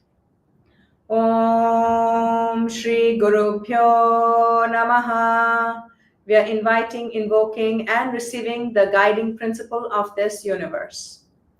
Om Namah Shivaya. We are inviting, invoking, and receiving the energy that can dissolve negativity into this energy vortex. Om Namah Narayanaya. We're inviting, invoking, and receiving the energy of sustenance into this energy vortex. Om Sahana Vavatu Sahano Bhunaktu Sahaviryam Karavavahai Tejasvinavadhitamastu ma vedvisha Vahai. Om Shanti Shanti Shanti. May the Supreme Consciousness protect us all, nourish us all, vitalize us all, and enlighten us all. May there be no misunderstandings between us. May we bring forth our best and positive energy into this session today. May there be peace within us, peace on earth, and peace in the cosmic realm. Please invite, invoke, and receive the energy of your personal God as you know him. There is only one God and one energy, but as you are conditioned in the name and form you are familiar with, your guru, your teacher, bring their blessings into this energy vortex. Om Sarve Bhavantu Sukhinah. Sarve Santu Niramaya. Sarve Bhadrani Pashyantu. Ma Kaschid Dukkha Bhag Bhave. May all be healthy, may all be happy, may all experience goodwill and the will to be good. May there be no suffering. Om Asato Ma Satgamaya. Lead me from illusions to the truth. Tamaso Ma Jyotirgamaya. Lead me from the ignorance to the light of wisdom. The darkness of ignorance to the light of wisdom. Mrityormam amritangamaya.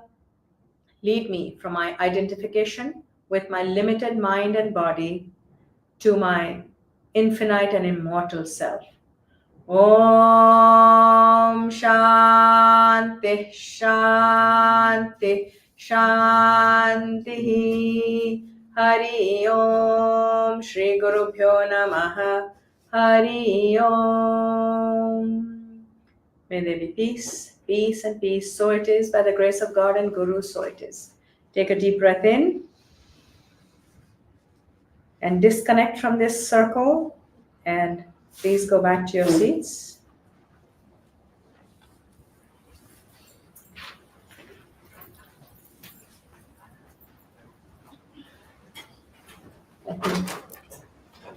Are we going to do some chanting also? Yes, I'm going to lead you through three chantings. One is Mula mantra. It is a very basic but a very powerful mantra from praising Lord Ram, which is the pure consciousness, pure energy. So I can say it first. I will explain it, and then you can follow through with me. So let me just explain it.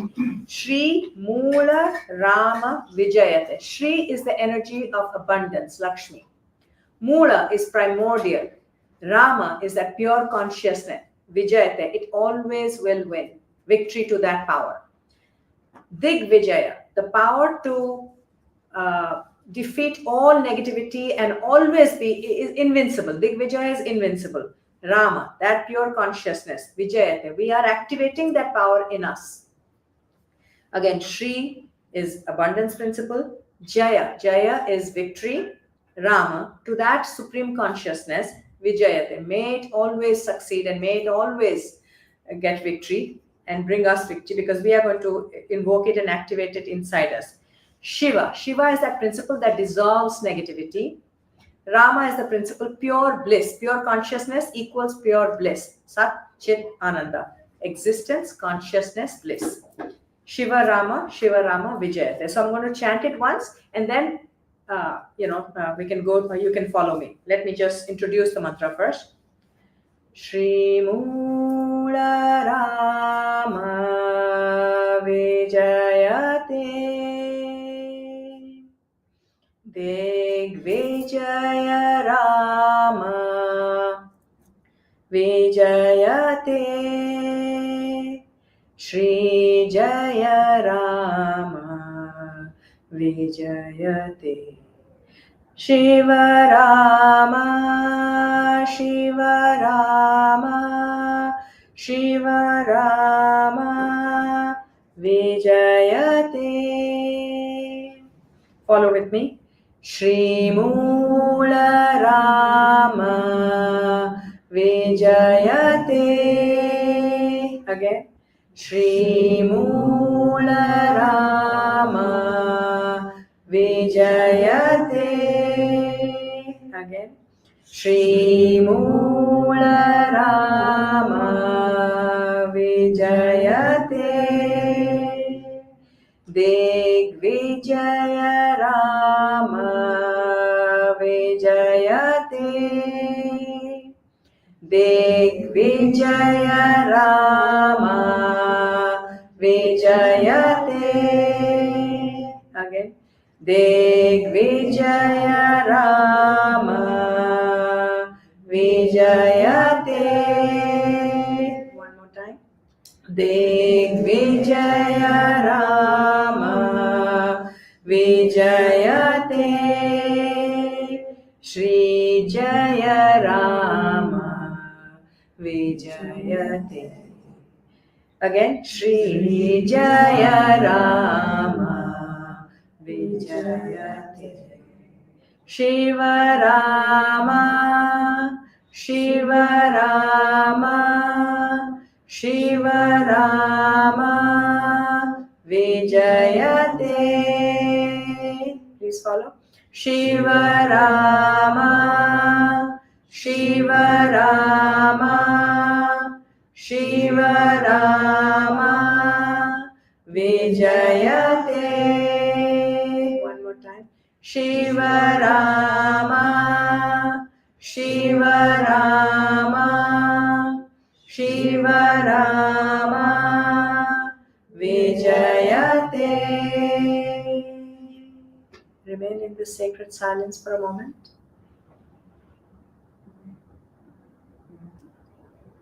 Take deep inhalation and expand, and exhale and relax.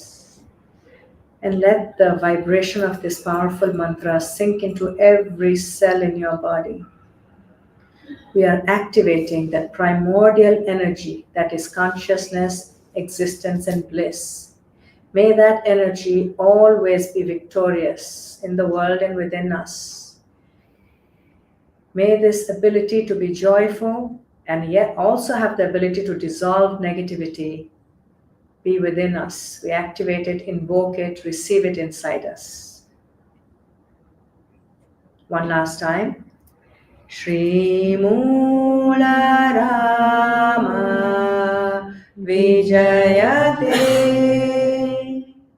Digvijaya Rama Vijayate.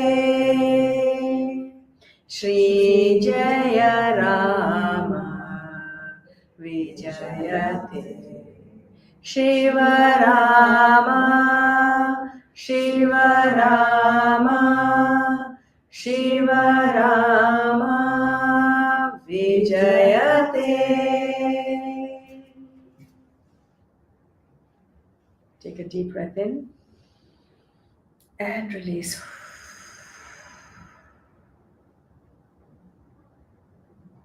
Open your eyes.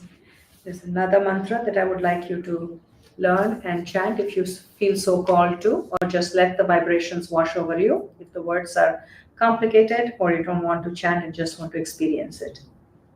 Let me explain it first and then we'll together chant it. This is called the Gayatri mantra of Hanumanji.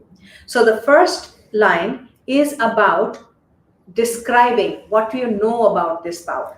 The second line is about what you want to know about this power. The first one is what you already know, second one is what you want to know, and third to bring it into your reality. So Om is the primordial sound of creation, sustenance, and dissolution. Anjaneyaya, that is, he's known by his mother's name. His mother's name was Anjani, so his name is Anjaneyaya. So Vidmahe, I know that I am this body. Most of us are in this body consciousness. Second one is Vayu Putraya Dhimahi. Vayu is air, wind. Putraya is the son of the wind god. So our mind is as powerful as the wind. Dhimahi, I want to learn how to control the mind. And then Tanno Hanumata Prachodayat. Hanumata is the goal. Han, as I explained, is dissolve. Man or Mata is the egotistical mind. Give me the power to dissolve my egotistical mind. That's what we are saying. So I will say it and you can follow with me or just let the vibrations wash over you. Om Anjaneyaya Vidmahe Vayu Putraya Dhimahi Tanno Hanumata Prachodayat. Om Anjaneyaya Vidmahe Vayu Putraya Dhimahi Tanno Hanumata Prachodayat. Om Anjaneyaya Vidmahe Vayu Putraya Dhimahi Tanno Hanumata Prachodayat.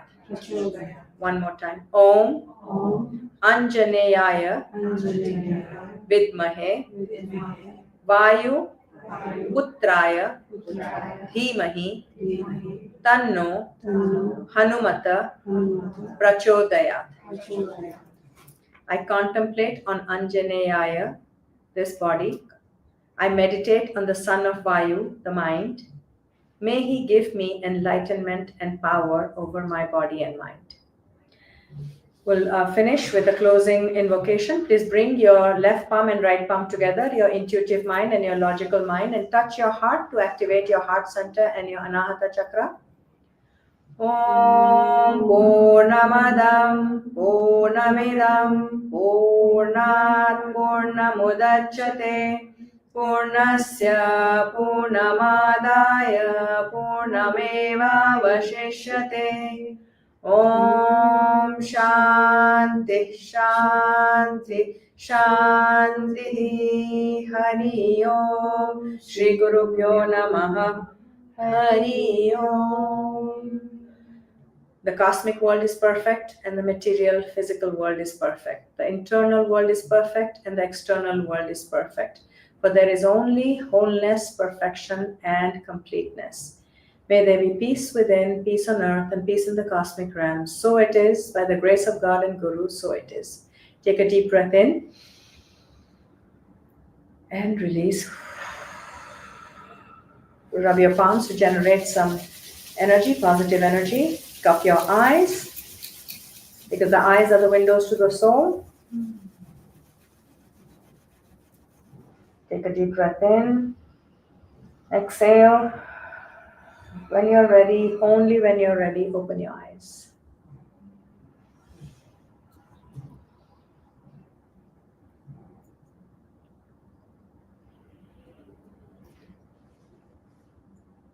Thank you.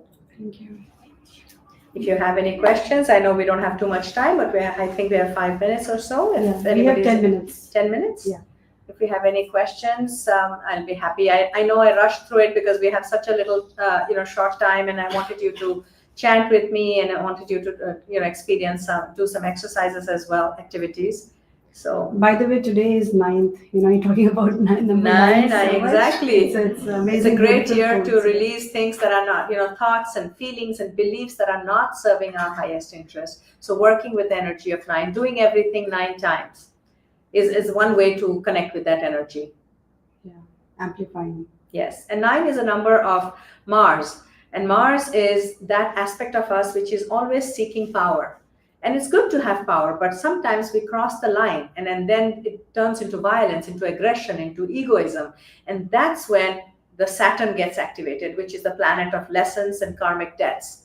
So Hanumanji is the energy, because once you control your mind, Mars will never get out of control.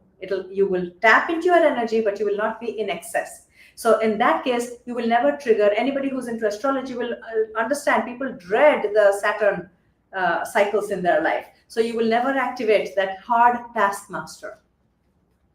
So yeah, if you're working with the energy of number 9, Hanumanji is a wonderful, powerful energy to work with. Yeah. Also, I've shared the flyer that has the workshop on March 22nd. There'll be 80 people together. Imagine, what we did here, a glimpse of it. And it's going to be so many people chanting together. So incredibly powerful, happening in the Fremont area. And then we'll have a retreat, a 2-day retreat. Option is there, and also 1 day at Mount Madonna. So these are very transformational, events and workshops that that Nivedita actually offers. And I have seen people getting immediate, transformations in these kind of sessions because something will awaken within us. So yeah, it's just consider, joining Yes, that's our personal invitation, humble invitation to join us, and your presence and participation would mean the world to us. Yeah. Actually, we are getting into the era where a lot of ancient wisdom is coming in, from all across different parts of the world. And so Vedic philosophy is also one of the very ancient philosophy, and that is where the Vedita, offers up programs. And because it's like from that era, I feel that it has certain power. And when she uses it for the transformation, people get the results because it's so powerful. So yeah, I mean, I just wanted to add to that what you shared. Yes, so we can stop maybe. And I went to one of their workshops at the event, and you can feel the energy of the room shift, especially with the breath. Yeah. Her breath was Thank really you for sharing that. Yeah. But there's enough time there. Here it was very less time. So whatever. But the room is nice too because everyone's kind of sitting in a little bit of a circle. Yeah. So even just the way the room's laid out, it changes the way. And these little things are written in the rituals, in the rituals, understanding how to manipulate energy, manipulate not in a negative way, but in how to serve us. Because when you have a rectangle, it's a masculine energy, which is good for power and for pushing through hustle energy. But if you want the feminine energy, because when we're in a spiritual workshop, we're in a receptive mode. It has to be a circle, a cycle, or a chalice. So you can't have square patterns because the energy will bounce off the corners. It will not gather in the center. So that's why it's so important to have a circular or semicircular energy vortex. That's why I had people create, because we don't have the table chair arrangements, but at least we could hold hands and create a circle. And one thing I really liked about that event was the mantras and the chanting. And I like how you guys explain what they are before teaching them. But then it goes on one ear, not the other. Do you guys have that information on your website? Because now I'm kind of drawn to learn the actual mantras. We don't have it because it's, just a lot of information. And then people, even when they read it, it's never the same because, when you have an interaction, it's different. So that's why we are starting this Vedic coaching program, which is once a week it's going to be. Then you come back, you come every time. I call it what is it called? The mother tongue learning. When we go to a workshop or when we go to a retreat, it's like, oh, whatever I can take away in this 2 hours or 8 hours or 10 hours. But what is the mother tongue way of learning? When you learn a language, you don't have a deadline, you don't have exams, nobody asks you, what did you learn today? You just keep on hearing it in the background. And at some point, you just know the language. Yeah. So if you immerse yourself in this thing, time and again, at one point, you'll just know it.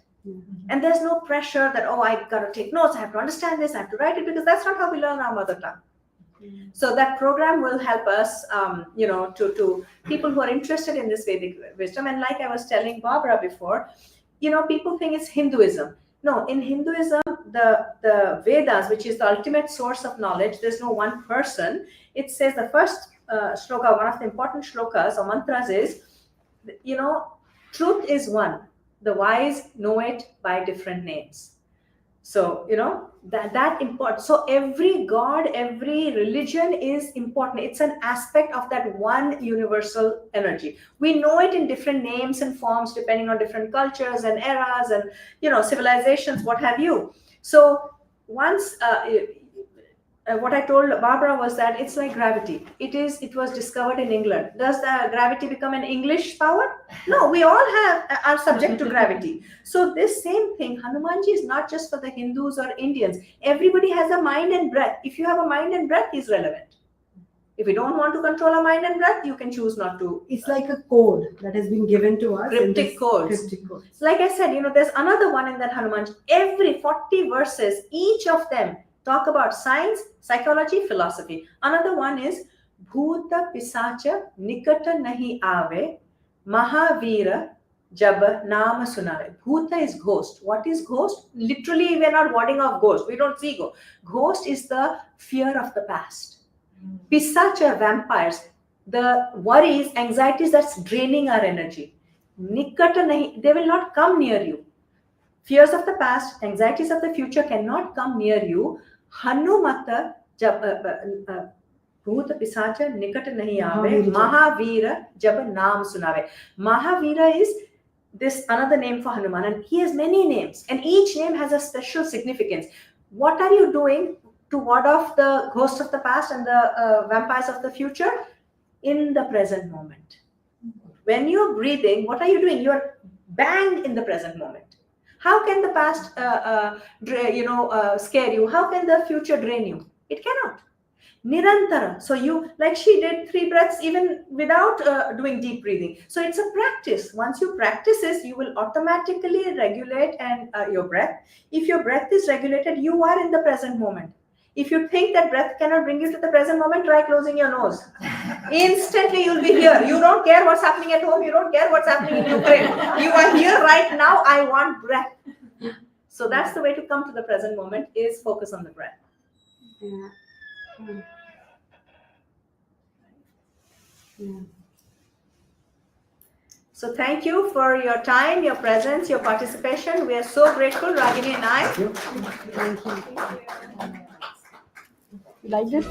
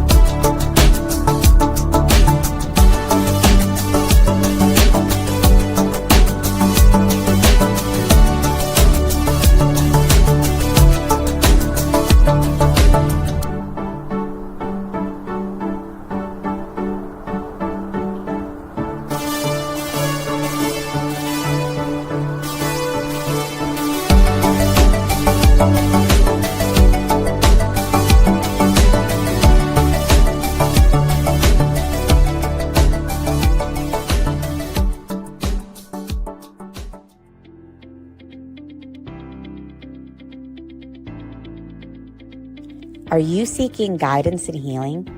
Are you ready for personal transformation? Join us at the Soul Search Enlightenment Expo and Psychic and Healing Fair in Santa Monica on Saturday, Sunday, March 29th and 30th at the International Meditation Foundation Center. It's free to attend with advanced registration. Get readings, bodywork, and healings for your emotional and physical well-being. Meet psychics, channels, energy healers, and more. Shop for crystals, holistic self-care, and high-vibe products. Don't miss out on the free transformational talks and experiences. To register, visit soulsearch.io/Santa Monica Expo. See you there.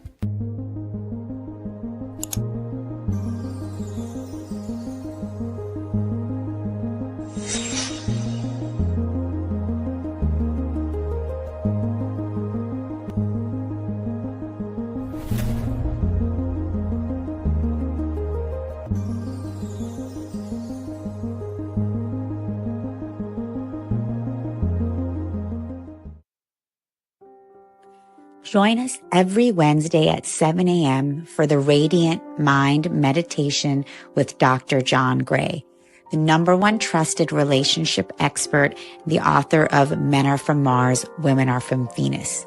What many people don't know is that John Gray spent 9 years as a celibate monk and the personal assistant to the founder of Transcendental Meditation. During this time, he learned powerful meditation practices and techniques, which he has developed and refined for the last 50 years. He now brings us his resonance, wisdom, and energy every week on Wednesdays at 7 a.m. on the Soul Search Instagram Live, Facebook Live, and YouTube. Join us every Wednesday.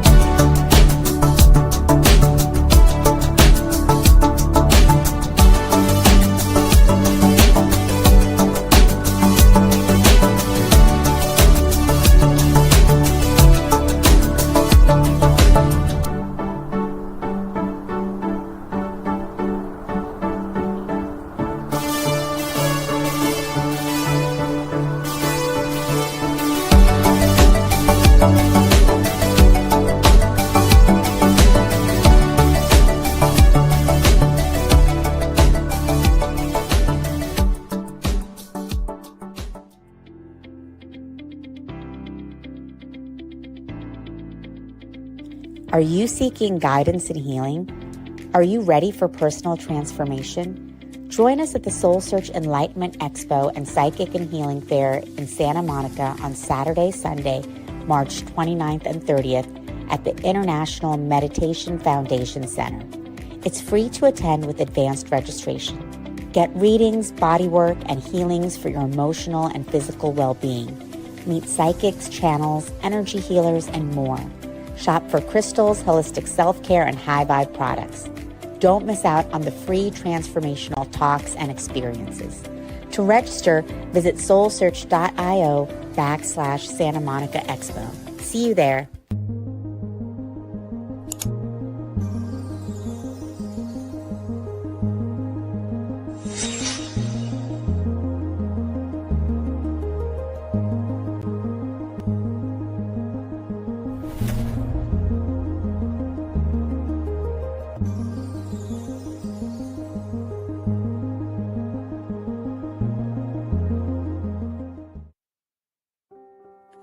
Join us every Wednesday at 7 a.m. for the Radiant Mind Meditation with Dr. John Gray, the #1 trusted relationship expert, the author of Men Are From Mars, Women Are From Venus.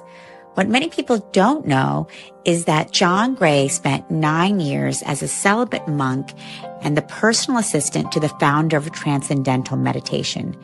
During this time, he learned powerful meditation practices and techniques, which he has developed and refined for the last 50 years. He now brings us his resonance, wisdom, and energy every week on Wednesdays at 7 a.m. on the Soul Search Instagram Live, Facebook Live, and YouTube. Join us every Wednesday.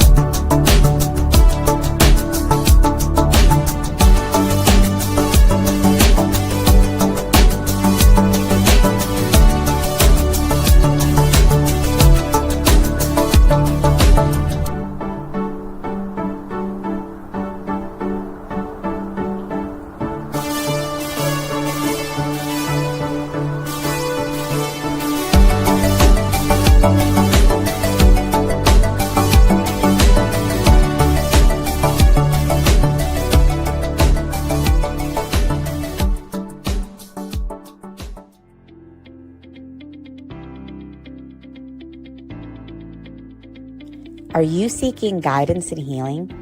Are you ready for personal transformation? Join us at the Soul Search Enlightenment Expo and Psychic and Healing Fair in Santa Monica on Saturday, Sunday, March 29th and 30th at the International Meditation Foundation Center. It's free to attend with advanced registration. Get readings, bodywork, and healings for your emotional and physical well-being. Meet psychics, channels, energy healers, and more. Shop for crystals, holistic self-care, and high vibe products. Don't miss out on the free transformational talks and experiences. To register, visit soulsearch.io/Santa Monica Expo. See you there.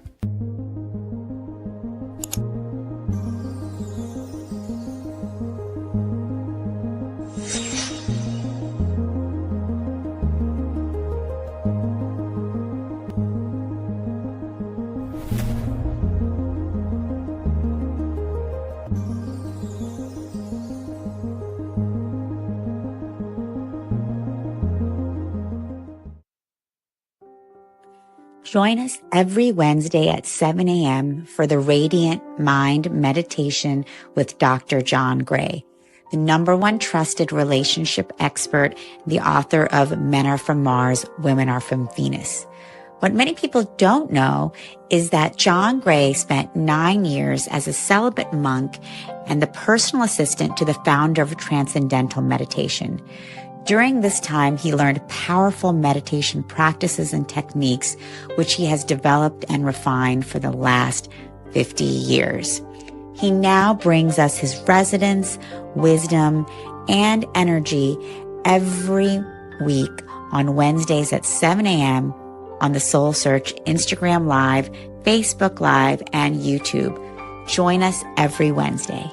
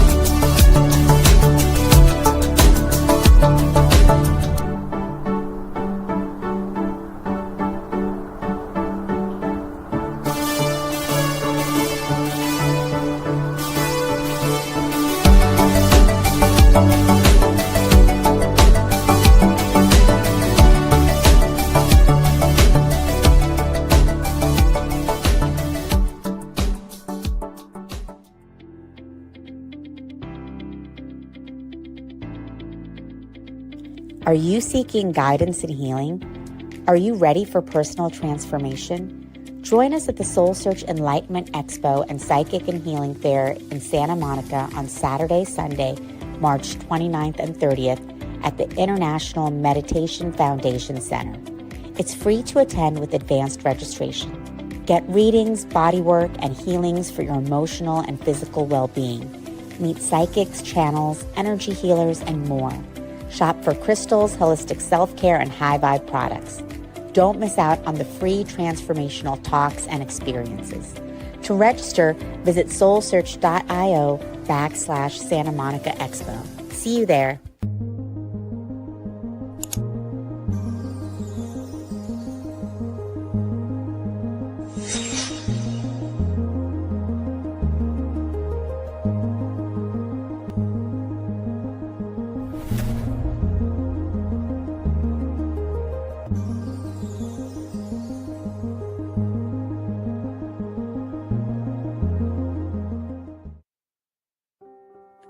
Join us every Wednesday at 7 a.m. for the Radiant Mind Meditation with Dr. John Gray, the #1 trusted relationship expert, the author of Men Are From Mars, Women Are From Venus.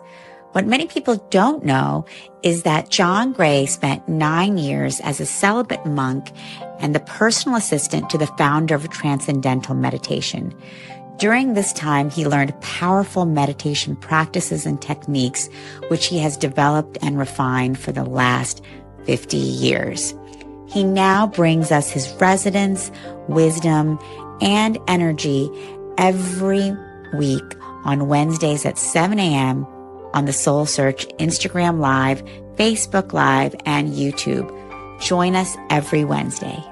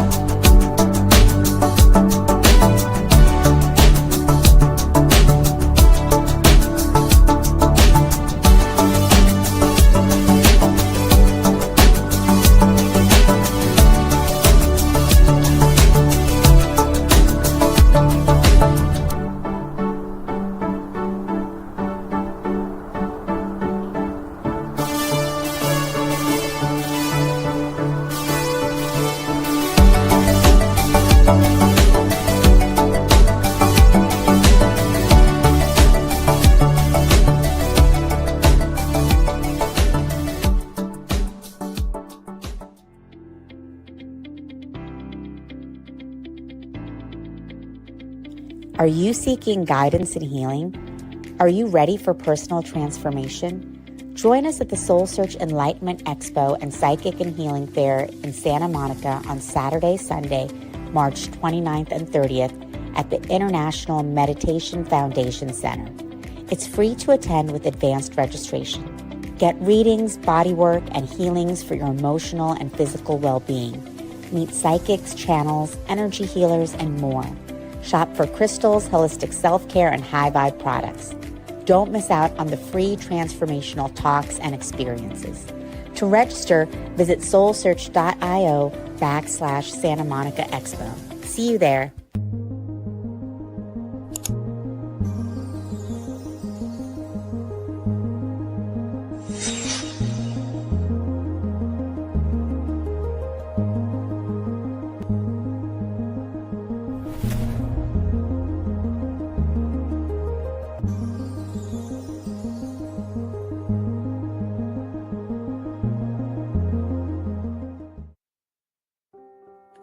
Join us every Wednesday at 7 a.m. for the Radiant Mind Meditation.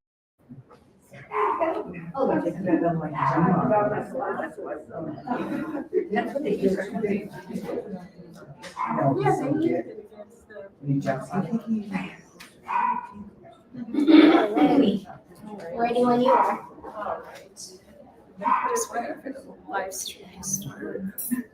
Looks like we're ready. All right. I think we are. We are ready. You're ready. Yes, we Ready are. to become money magnets? Yes. Yes. Welcome, everyone. My name is Allison, and on behalf of Soul Search, we're absolutely delighted to have you here, and we are absolutely delighted to share Marnell's really incredible message with you all. So just to tell you a little bit about Marnell, for more than 15 years, she has been a certified money coach and has cultivated a practice of meditation, spiritual alignment, and trauma healing and integration. Not only is she a money coach, she is also a body-centered intuitive counselor who has the innate ability to help us connect to the light of our souls. Marnell received her MBA in global management from St. Mary's College of California and has worn many hats in the nonprofit sector for more than 30 years in the fields of health, education, spirituality, and philanthropic advocacy. She trained as a certified money coach under Deborah Price, founder of the Money Coaching Institute. Previously, Marnell was the director of the Berkeley Psychic Institute and has taught classes in clairvoyant and energy healing while doing thousands of psychic readings. Currently, she is a student of world-renowned spiritual teacher Thomas Ebel and a graduate of the Timeless Wisdom training program of the Academy of Inner Science. So welcome, Marnell. Welcome, everyone. Enjoy. Thank you. Hello, good afternoon. Thank you for being here today. Thank you for joining me in this workshop on aligning with abundance. 3 keys to feel confident, responsible, and in control of your money.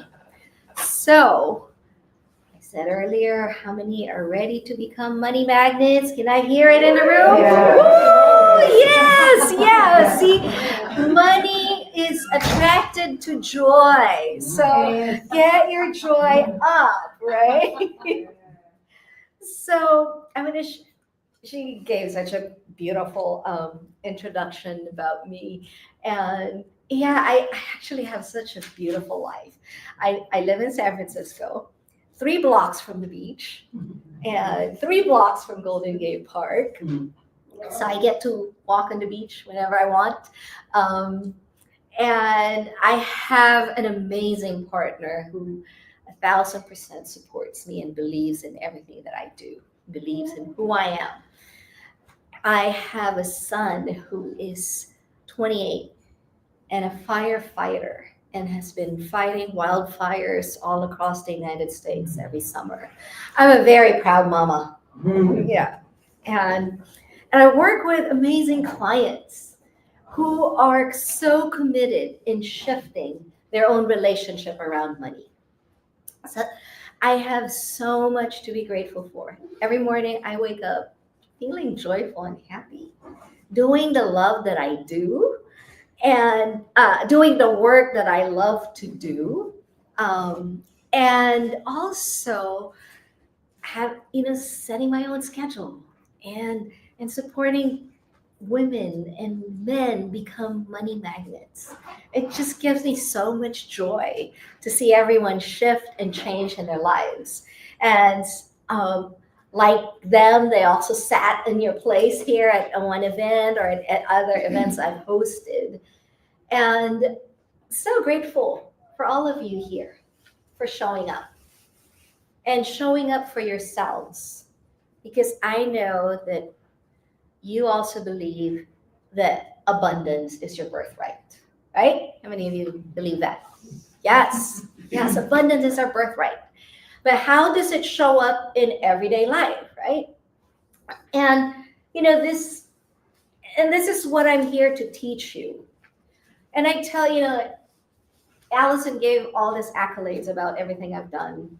I have a beautiful life now, but it wasn't always like that. There was a time in my life when I was divorced, single mom, living on food stamps. And at one point, I found myself not having work because the work that I was supposed to start kind of fell apart. And I had no money to pay for my rent. And that was the lowest I've ever felt in my life. And feeling like, what's the point of being alive if I cannot take care of myself? It was that low. The thoughts in my head just kept saying, no, it's not worth it. Just leave the planet, And so there I was in my bed, trying, so nervous and scared and crying. How do I get out of myself here? Or maybe I should just check out. And as tears were soaking my pillow, I heard this voice. Your life is worth more than the money you don't have. And in that moment, I was like, okay, is that really true, right? And how many of you are type A personalities that just does everything on her own, right? I was one of that, right? I tried to do everything on my own, and I couldn't ask for help. And so at that lowest point in my life, I decided to listen to that voice, that my life is worth a lot more than the money I did not have, and decided to ask for help. And you know what?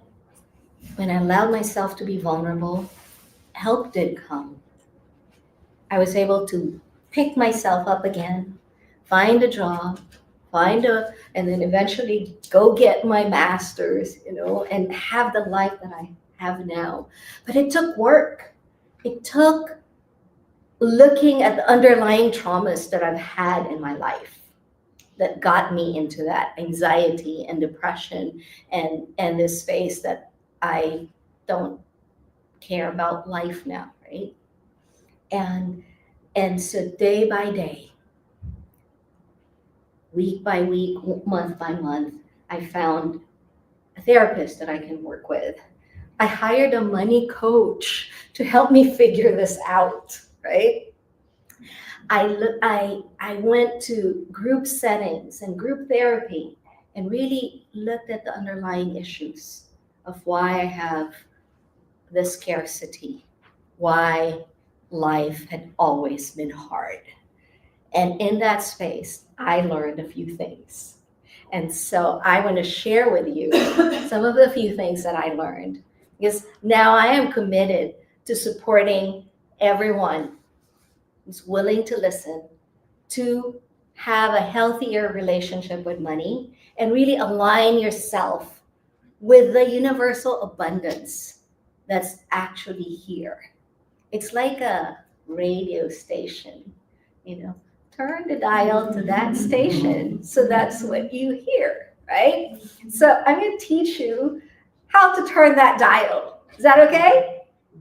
Yeah, all right. So thank you so much for letting me share my story with you. And I say this not because I want to pity, I would want you to just about me. No, this is actually about all of us, because all of us have had issues around money. And I am gonna invite each one of you to think about what was your earliest memory that you have around money? What's the first thing that you remember around money? And I'm gonna have you pair up. And so find a partner. Yeah, find a partner next to you. Does everybody have a partner? Those two. I can partner with you. Yeah. So just think about what was the earliest memory I have around money? I'll share you something about my memory around money. Oh, there, now you have a partner. Okay. Is memory I have around money as a child was my grandma would take me to the ice cream shop. I actually used to live with her, not with my sisters. And she would take me to the ice cream shop. And then she would say, don't tell your sisters where we went, okay? And guess what was my first words when I see my sisters? We had to have ice cream. And then I'd get reprimanded. You were supposed to say that. And then my sisters would get jealous about it. So what was, I got this message growing up that if I have something, I cannot talk about it. Or if I have something, others would get jealous. Right? And so I had this thing where I start repelling money off of me, because I don't want others to get upset at me. Right? So we have certain memories around money, and I'm just curious, what's yours? So go ahead and partner up. Can I have a pen? Yes, who needs a pen? And pick who's going to be A and who's going to be B. Does anybody else need a pen? A and B. Okay, so we'll start with amazing folks. We'll share first. Okay? Amazing people will share first. And I'll give you a minute. What was your earliest memory and around money?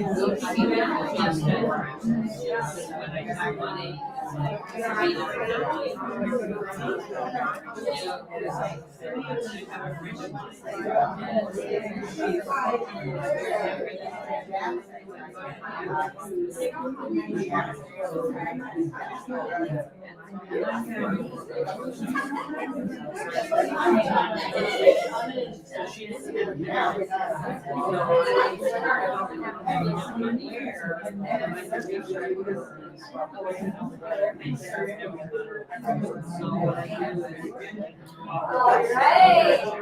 Now let's wrap it up, and now I want the beautiful people to share. Let it be beautiful people's turn.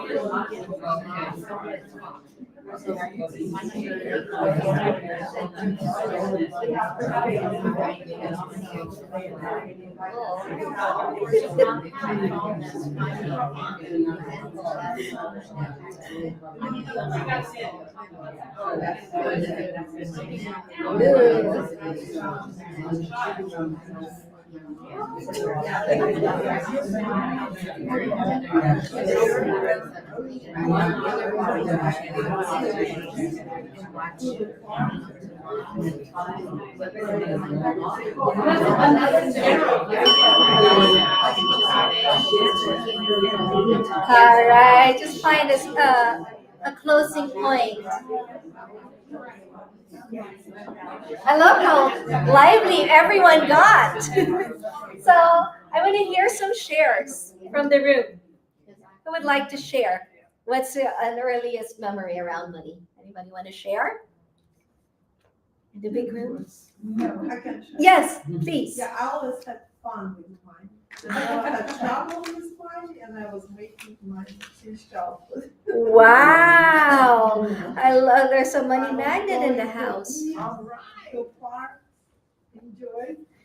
Beautiful. Yes. Money can be fun. Yeah, it's a fun. Yes. Yes. Beautiful.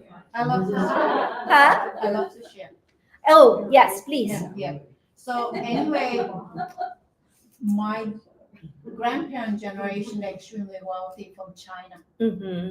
They own merchant ship, things like that, but they have a lot of children and a few wives, in those generations. Yes. So by the time all the sibling fight over it, in my generation, it's gone. But it's always associated with anger and resentment. So that was my childhood upbringing. I have healed that.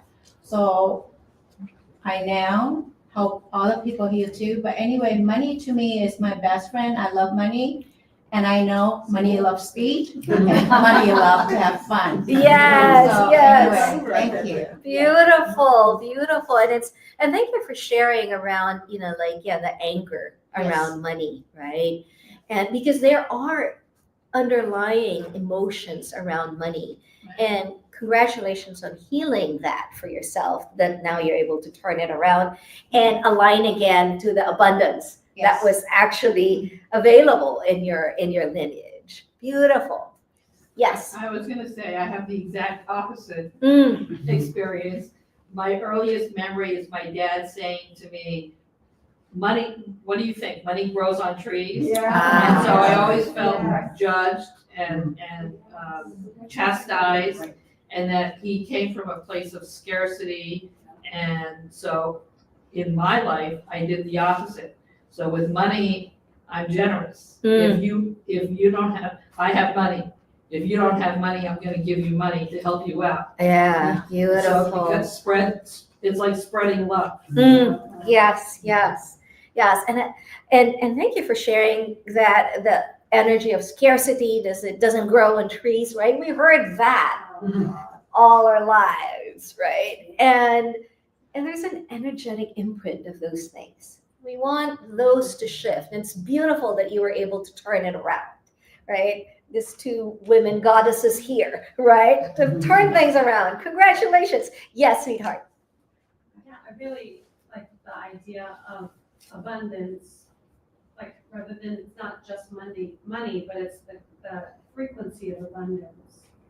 And as a child growing up, it was one of two emotions. Either we were like resentful of other people that had more abundance, or we were guilty if we were the ones having. So it was either like jealousy or guilt. Oh, yeah.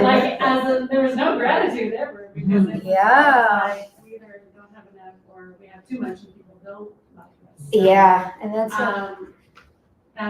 that's what I'm here to shift. Yes, to yes. shift into positive emotions. Yes, yes. And I'm so glad you're here because I'm going to teach you how to shift it. Yeah. Thank you so much for sharing with each other your money stories.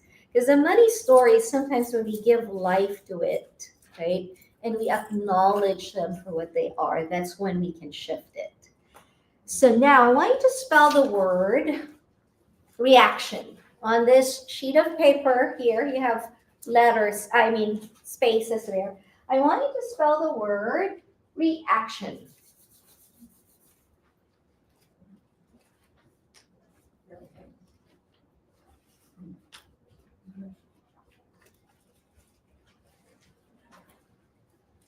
And now what is the middle letter of that word? Action. C. Yeah, action. C. That's right. The middle letter is C. It's C and T, but we'll go with C. Right? Because they're both right there. And what does C stand for? Cash. Cash, yes. C stands for cash, yes. And it also stands for consciousness. Right? What kind of consciousness do you want around your money? Abundance and joy. Yeah. So what happens if you bring consciousness? If you bring the letter C to the beginning of the word, what do you get? Creation. Creation. So when we stay conscious and aware, I get to create and have more choices. So consciousness and awareness around my money, super important. That is key number 1. Stay conscious and aware of your money. If you want it to grow, pay attention to it. If there's hurt around it, tend to that hurt. Bring attention. Because wherever there's tension, it needs attention. Okay? So that's key number 1. Key number 2 is you need to identify your limiting beliefs and patterns.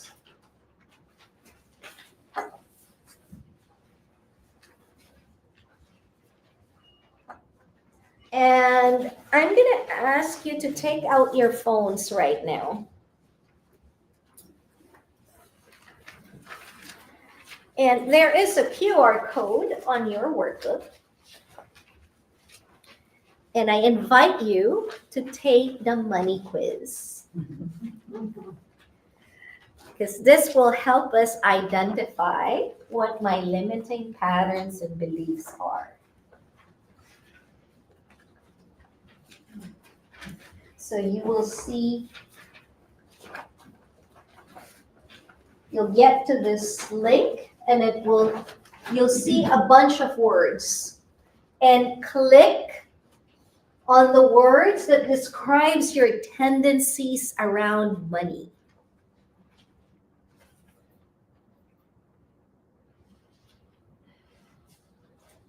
So the first word there is anxious. If you've ever felt anxious around money, then click on it.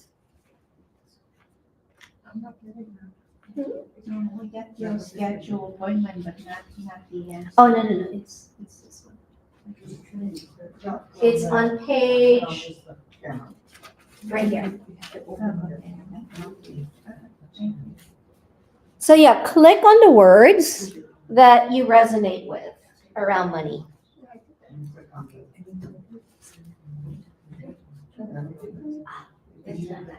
Yeah. Hold on to that. It's no, that's fine. That makes sense.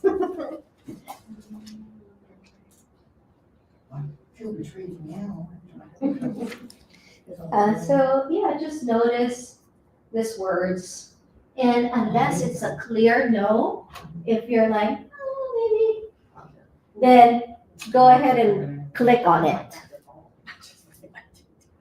Can you say that again? The words, right? Just click on the words that you resonate with around money. And unless it's a clear no, and you have a sense maybe, then click yes.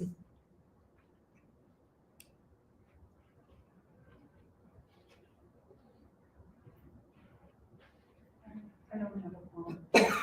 You want to use mine? You want to use I don't use them. Oh, okay.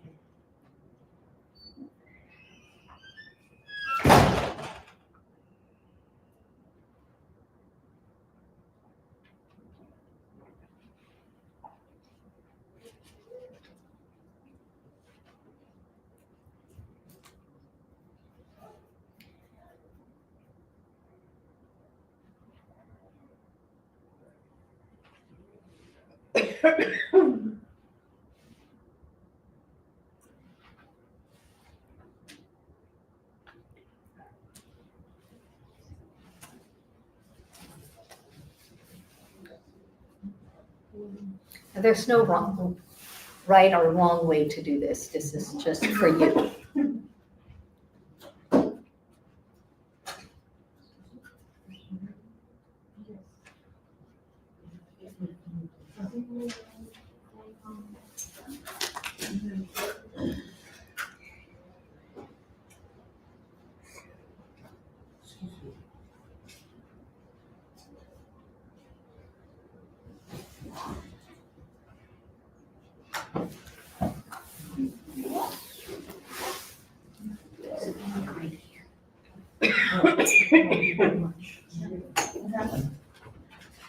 And then at the end, put in your contact info so you can email.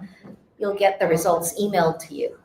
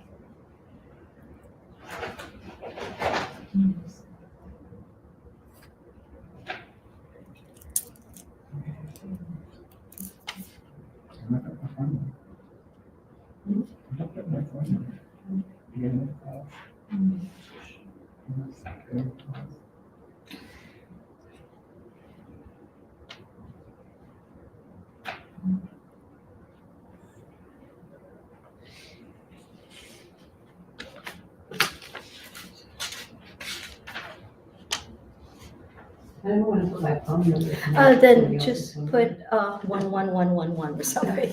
Yeah, you don't need to. Just just put 11111 or something. Just put numbers there.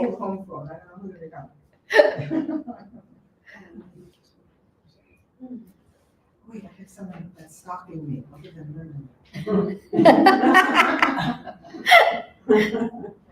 That's pretty funny.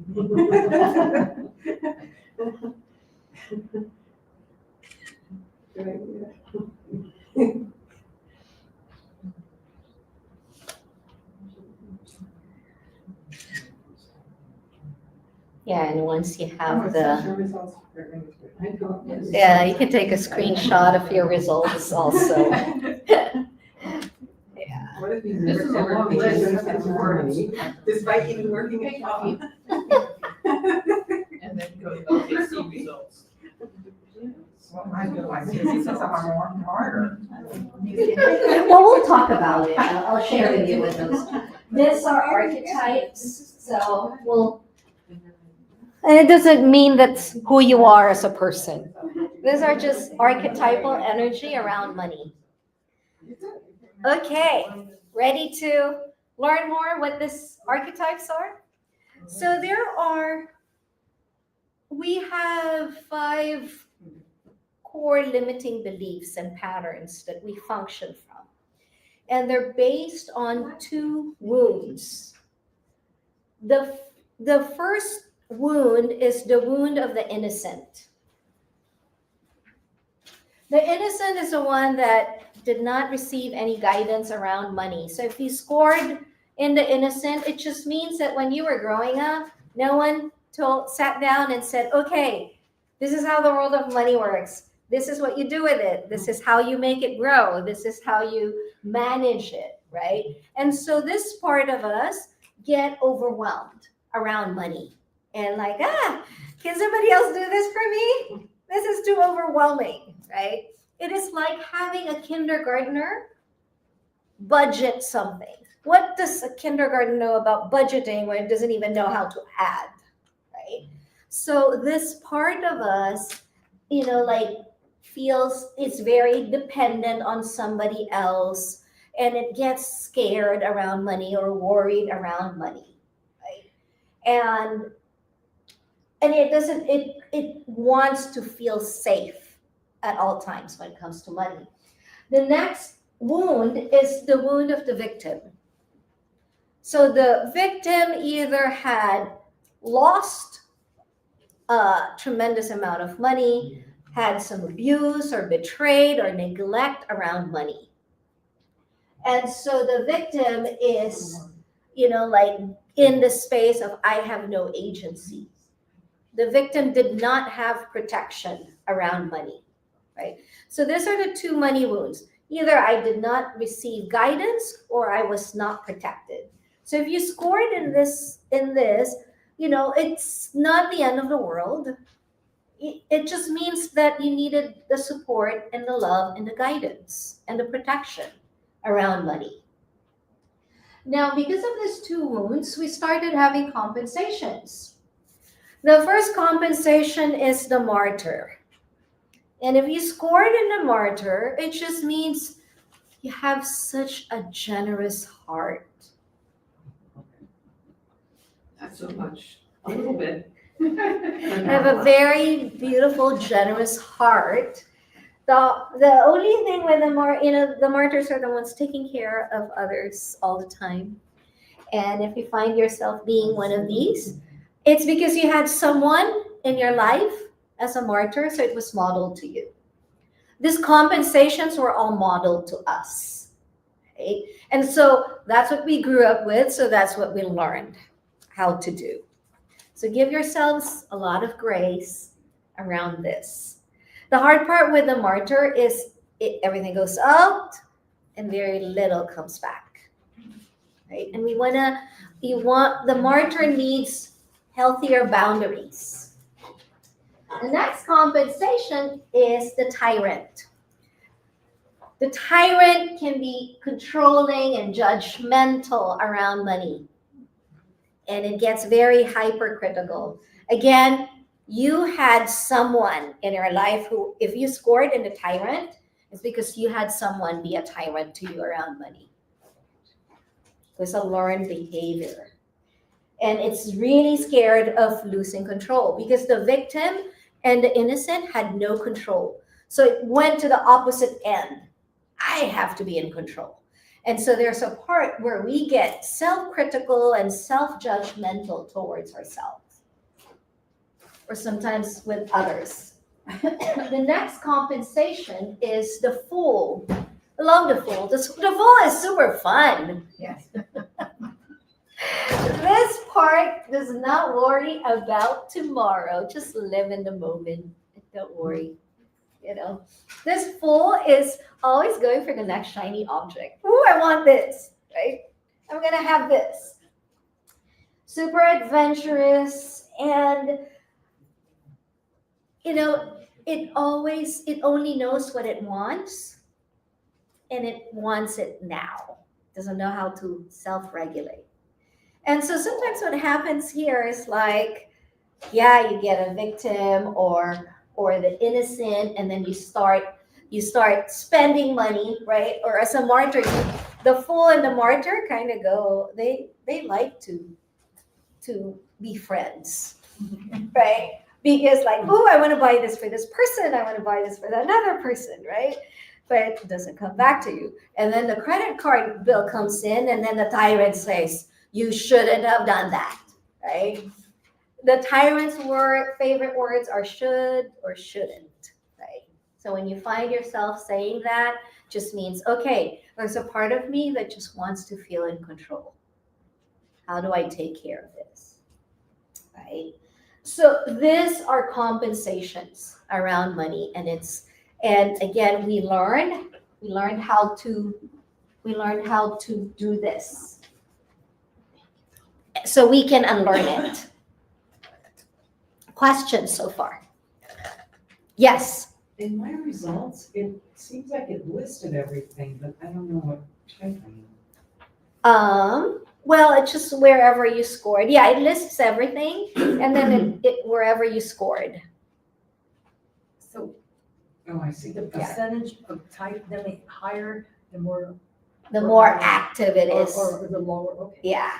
So you want it to be lower. Yes, we do. Is there any correlation between that and ADHD? Because I know that some people who have ADHD are always like seeking that dopamine, and so they do a lot of shopping therapy. Right. You know, that sort of thing. Yeah. Is there some connection? Maybe, yeah. And it's, I can't really speak to that yet about it, but Maybe a little bit. But maybe a little bit, yeah, because you're just trying to self-regulate, right? The compensations are self-regulations that we do. So how do we shift this? How do we shift this energy? The way to shift it is you need to connect. So key number 3 is connect to your wealth superpowers. Because if you are staying in the consciousness of the victim, you're always going to stay a victim. You have to shift it to the stronger part of yourself. Key number 3, wealth superpowers. And what's the first superpower? The first superpower is your warrior. This is your divine masculine energy. This is the energy that protects the innocent. Right? This is the part of you that's powerful, disciplined. You make your own decisions. You listen to the right directions, right? So I invite you to stand up right now. And I want you to think of a time when you accomplished something really big in your life. I'm going to give you one example. When I received my MBA at St. Mary's College, I walked through that stage, and before I picked up my diploma, I did this. Yes, right? Because it was like, I worked hard to do that, to get there, right? So I want you to feel, what was the time when you've accomplished something big for yourself? Just feel into it. And what is the power action of that accomplishment? So for me, it's like, yeah, right? So feel, what is the action? Or how does it feel in your body to feel this accomplishment, this sense of accomplishment? Taking charge. You're taking charge, yes. What else? Get out of my way. Get out, oh, I love it. Get out of my way. Yes. You gotta get it, man. Yes. What else? I like the mountain pose, feeling really solid. Solid, yes. Yes. It's certainty. There's certainty. It's almost like you've got to. Yes, you feel it in your body, right? So this warrior energy is already in you. Now you want to use this energy around your money, because the victim or the fool or the martyr doesn't have the solidity, but you do. Can you feel that power in you right now? Yes, I am. Yes. Beautiful. Oh, look at this warrior right in the middle of the room. So if you can't quite feel your power, let her, just like I'm going to have some of that, right?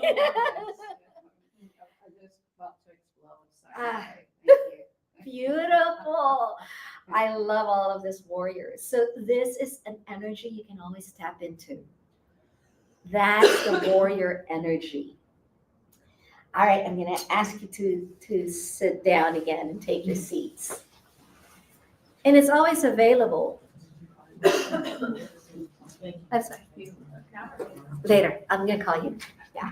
So, what's the next superpower? The next superpower is the magician.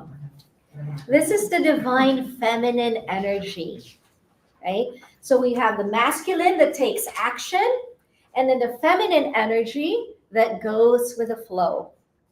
There's a flow of abundance that we want to channel, right?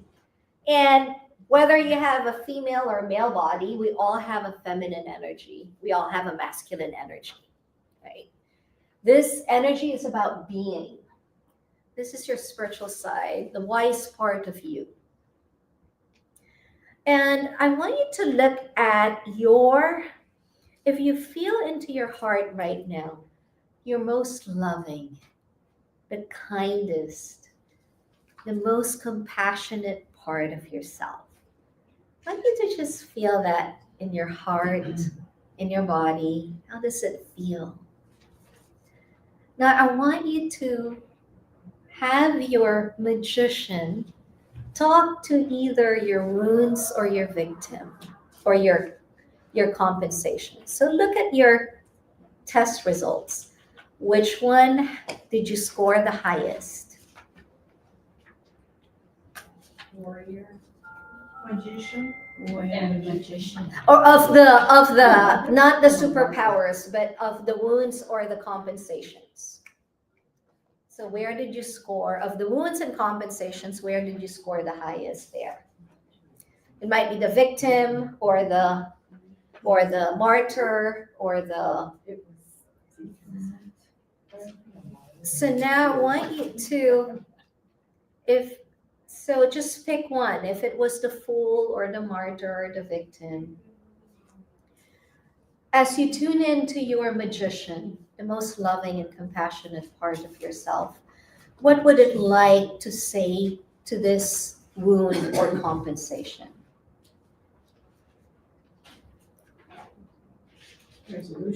Resolution, yes. So just feel the energy of what it wants to create. What is the most loving thing that it can give you, right? So we are in a space of shifting consciousness. Yes, sweetheart. Compassion heals the anxiety or the guilt. Yes, Or beautiful. the fear. Yes, yeah. It's so use the energy of your wealth superpowers. Right? It's already here, and you just need to tap into it. Right? Now, the next superpower is your creator. This is about your divine connection to source energy. What is the word inspiration? If you break it down, when you get the light bulb moment and you get inspired, right? It's because spirit came in. Inspiration, right? So there's a part of you of allowing yourself to channel that energy of source and creativity, the channel of God or the universe, the cosmos, whatever feels right for you, that it's about source energy, that you can channel it and you can be open to it, right? And right now I'm going to actually ask Lindsay to share with you a little bit about what it's like to be open to the wealth superpowers. Oh man. And share with us a little bit of, our work together. In just a minute. Just like a quick minute. So I'm Lindsay. I'm one of Marnell's current healing clients. We have 2 sessions left. I am a high income earner that has high bills arise and I lose it all. So I have a chronic illness that cost me $180,000, for example. And so when we were working it came back. And then when I went back to work, which was after we did this substantial part of our work together, I actually had a $30,000 raise. So, yeah, so while I was out, I got a big raise and then went back to it. So, and I just did want to point out, I really resonated in this talk with all of the different money traumas. I definitely was heavily a victim, but I didn't realize that working with her involved so much more than this just basic principle. I got way more out of it than I was expecting. So she doesn't play to really what modality she uses to cover, but it was very impressive. And I actually use some of that in my healing work now. So thank you. I love you. And thanks for all the extra money. Thank you. Lindsay's such a powerful goddess. And I'm like, it's been such a great pleasure to work with her. And if you would like to have similar results like Lindsay, of bringing in more abundance and healing your own parts around money, I invite you to have a personal session with me. I have a money magnet activation session that I'm making available to all of you here in the room. It's complimentary, half an hour, and we will actually go through your money quiz results. So, and come up with a mini plan on how to get your wealth superpowers more activated. That's why I call it the money magnet activation. It's like really come into the space of this superpowers and also hold space for what were the wounds and the compensations. So on your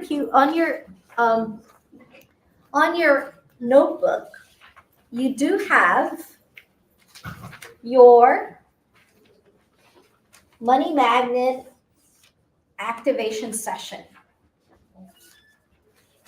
And click on that, go into this, yes, go ahead and take out your phone. And I invite you to have a complimentary session with me. And I'd love to look at your quiz results and see how I can support you. And it's no obligation. That I'm just here to support as many people have a healthy relationship with money, because that is my purpose now, right? And I love hearing stories of people getting, Lindsay's not the only one who gets raises. I have one other client, they perform in drag, and they used to get paid $150 to $200 a performance. And through our work together, just clearing a lot of this pain and a lot of this trauma around money, they started charging and getting paid $1,200 a performance. Wow. Yeah. These are the transformation that becomes available to people who really say yes to themselves. So I invite you to say yes to yourself now. Schedule a session with me. And if you schedule a session with me right now, before the session ends, I'm going to give you a full hour.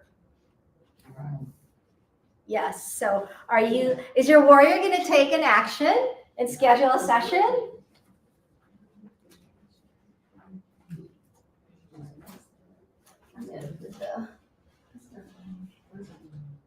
Yeah, so the QR code is here, or if you want to put in the... Question. Yes. It's like doing like locations like Los Angeles and stuff? No, it's going to be done over Zoom. Okay. Yeah. So it's over Zoom or phone. So it will, it works.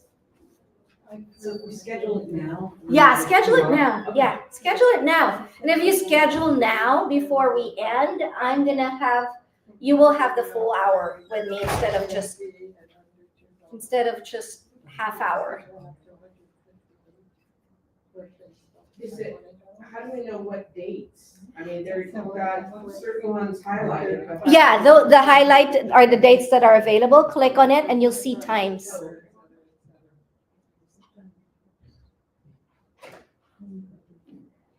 Zilola. Who's Zilola? Ah, there you are. There's our first money warrior. Awesome. Shalom? Yes. Oh my goodness, look at all this money warriors in the house. And I do have a booth, a table, and you are welcome to join me there if you have more questions.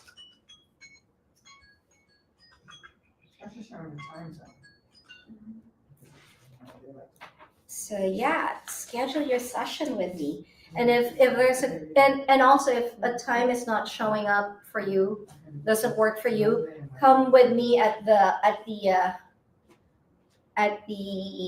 my booth, and I can find other times. Just curious. Yes, sweetheart. Where are you in San Francisco? Because we might be named. Oh, I'm on 46 in Judah. Really? Uh-huh. I'm 48 in Lawrence. Oh my goodness, we are neighbors. we shall go take a walk. Yes, definitely. Yeah. I'll book the time with you. Oh my god. Yeah, book a session. So for those who are, ready to shift your relationship with money, schedule a time with me. I'm happy to support you. And like Lindsay, help you get your next raise. We do similar work. Can I give you back the pens? Oh yes, and if I could have back the pens. Also, my contact information is on the booklet. So feel free to email me, text me if you have any questions, and I shall take the pens back. Thank you so much. I believe John Gray is speaking right after this. Yeah, so. John Gray, the inventor from Mars. Oh, wow. Yeah, that's before my time. Yes. Michael, yes. I know Michael.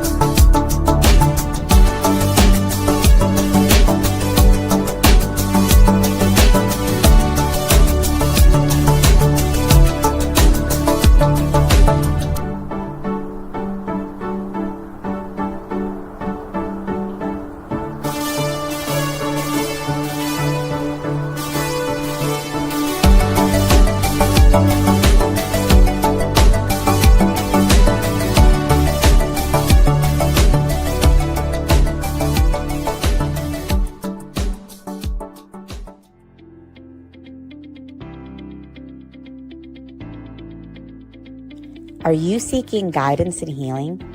Are you ready for personal transformation?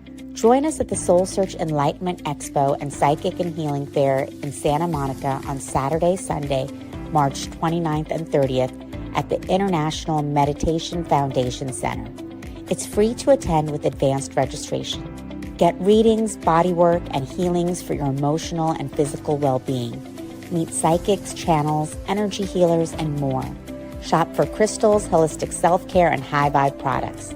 Don't miss out on the free transformational talks and experiences. To register, visit soulsearch.io/Santa Monica Expo. See you there.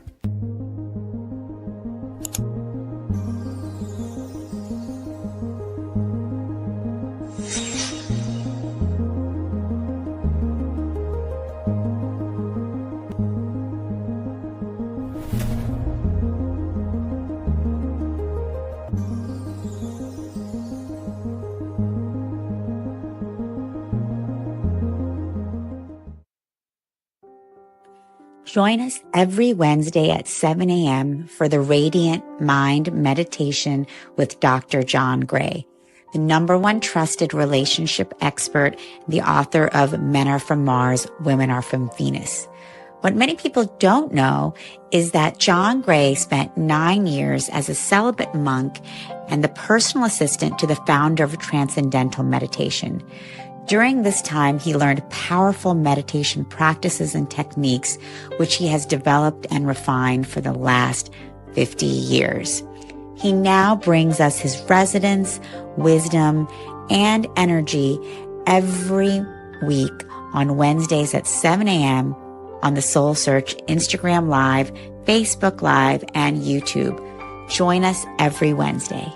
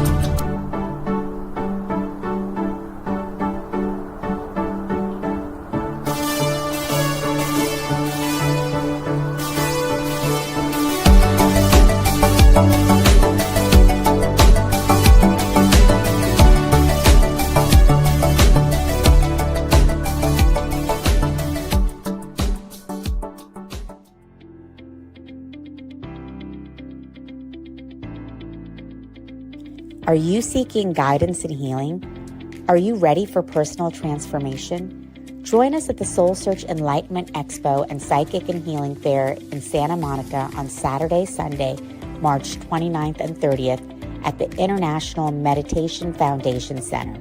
It's free to attend with advanced registration. Get readings, bodywork, and healings for your emotional and physical well-being. Meet psychics, channels, energy healers, and more. Shop for crystals, holistic self-care, and high-vibe products. Don't miss out on the free transformational talks and experiences. To register, visit soulsearch.io/Santa Monica Expo. See you there.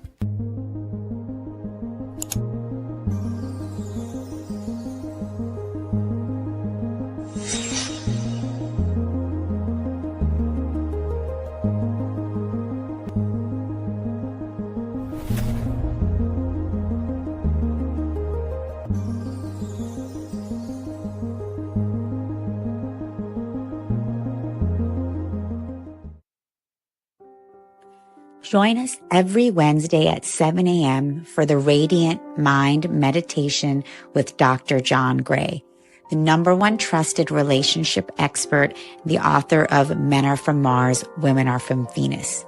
What many people don't know is that John Gray spent 9 years as a celibate monk and the personal assistant to the founder of Transcendental Meditation.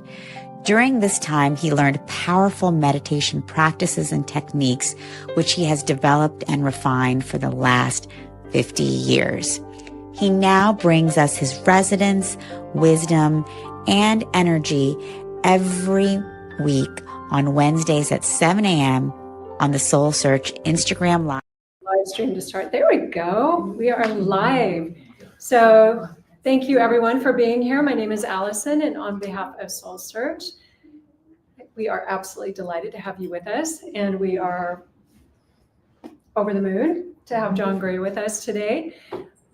A man who needs very little introduction, 20 best-selling books. He's appeared on every major television talk show that I think any of us can think of.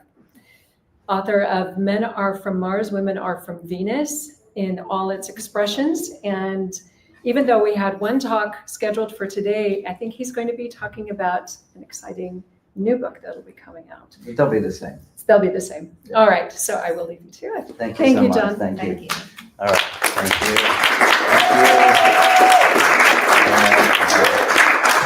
Let me set this up where it shows me. So we're live streaming, so I'm talking with other folks as well. Welcome, keep coming in. That's good, that's good. So if I come like this, come on in, come on in. Hi, hi. Come on in. Welcome. So I just finished a 3-day class. Some of my participants are actually here in the back. They're all smiling. Yay. Yay.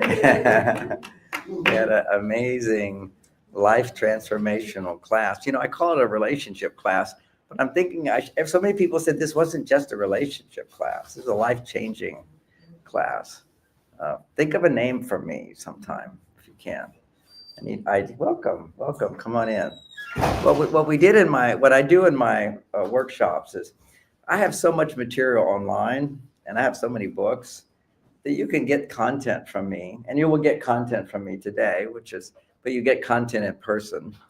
You can always listen to the Rolling Stones, but it's different to go to a concert. So, that's always nice. But the experience of 3 days in my workshops is different from just the content. It starts out with the first day where you have the first 3 hours is me downloading things you haven't read in my books. So I'll give you a little glimpse of that. Although let me just see how many of you actually read Men Are From Mars, Women Are From Venus. Let me see. Okay, so from my point of view, I could just give those ideas, it'll change your life. But then I have the book after that, the book after that, the book after that, the book after that. But it really stems from this basic understanding of how men and women are different. So I'm going to do a little Men Are From Mars for the folks that have never read that book. and which would be, that's all I do in the first 3 hours of my classes. Usually most of the people have read Men Are From Mars, but those ideas are transformational. Over 50 million people have read that book. Comprehend that. You know, it's in every language, or almost every language, 45 different languages all around the world. It's stunning. You know, it just took off. Somebody just said, I haven't seen you, heard about you in a long time. I said, well, in the year 2000, I was nominated as the biggest selling book in the world by USA Today. And the next day, I was never allowed on TV again. Isn't that amazing? That's when you get right up there, they go. Why? Because I'm considered by HR in every company and every business and in the media, I talk about men and women are different. And that's not the accepted reality today. Political paradigm. It's a political paradigm. I'm basically a sexist. I used to give talks at all the corporations around the world. People love my talks. I mean, they're amazing. Fun, entertaining, insightful. But So you got canceled. But I got canceled. I'm cancel culture. Long before cancel culture came, I was one of the first. Okay, and I still keep going on. It hasn't affected me. It just means a few less books in America. I still sell 300,000 books a year in America. Now, any of those bestsellers you see on the top list don't sell 300,000 books, but somehow I don't get to the top of the list. It was interesting. They don't even put me in the women's book section. And women are 90% of the people reading my book are women. But there's a bias in this world. I don't want to sound like I'm complaining. I'm just celebrating that in spite of all of that, I still survive. And it's an amazing message. And I keep putting it out there. Other countries which don't have our bias, like in China. I'm the only person, my publishers are the only people who've ever sued the Chinese government and won.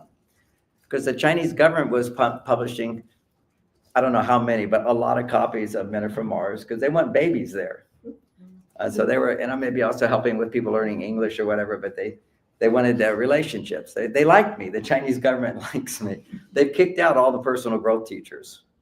They've actually been kicked out. A lot of what they did in China, for example, was just in the last year or two, all of the private schools, private education, because people go, education stinks. So if I have money, have my children have private education to become really smart, able to work and make money and all that.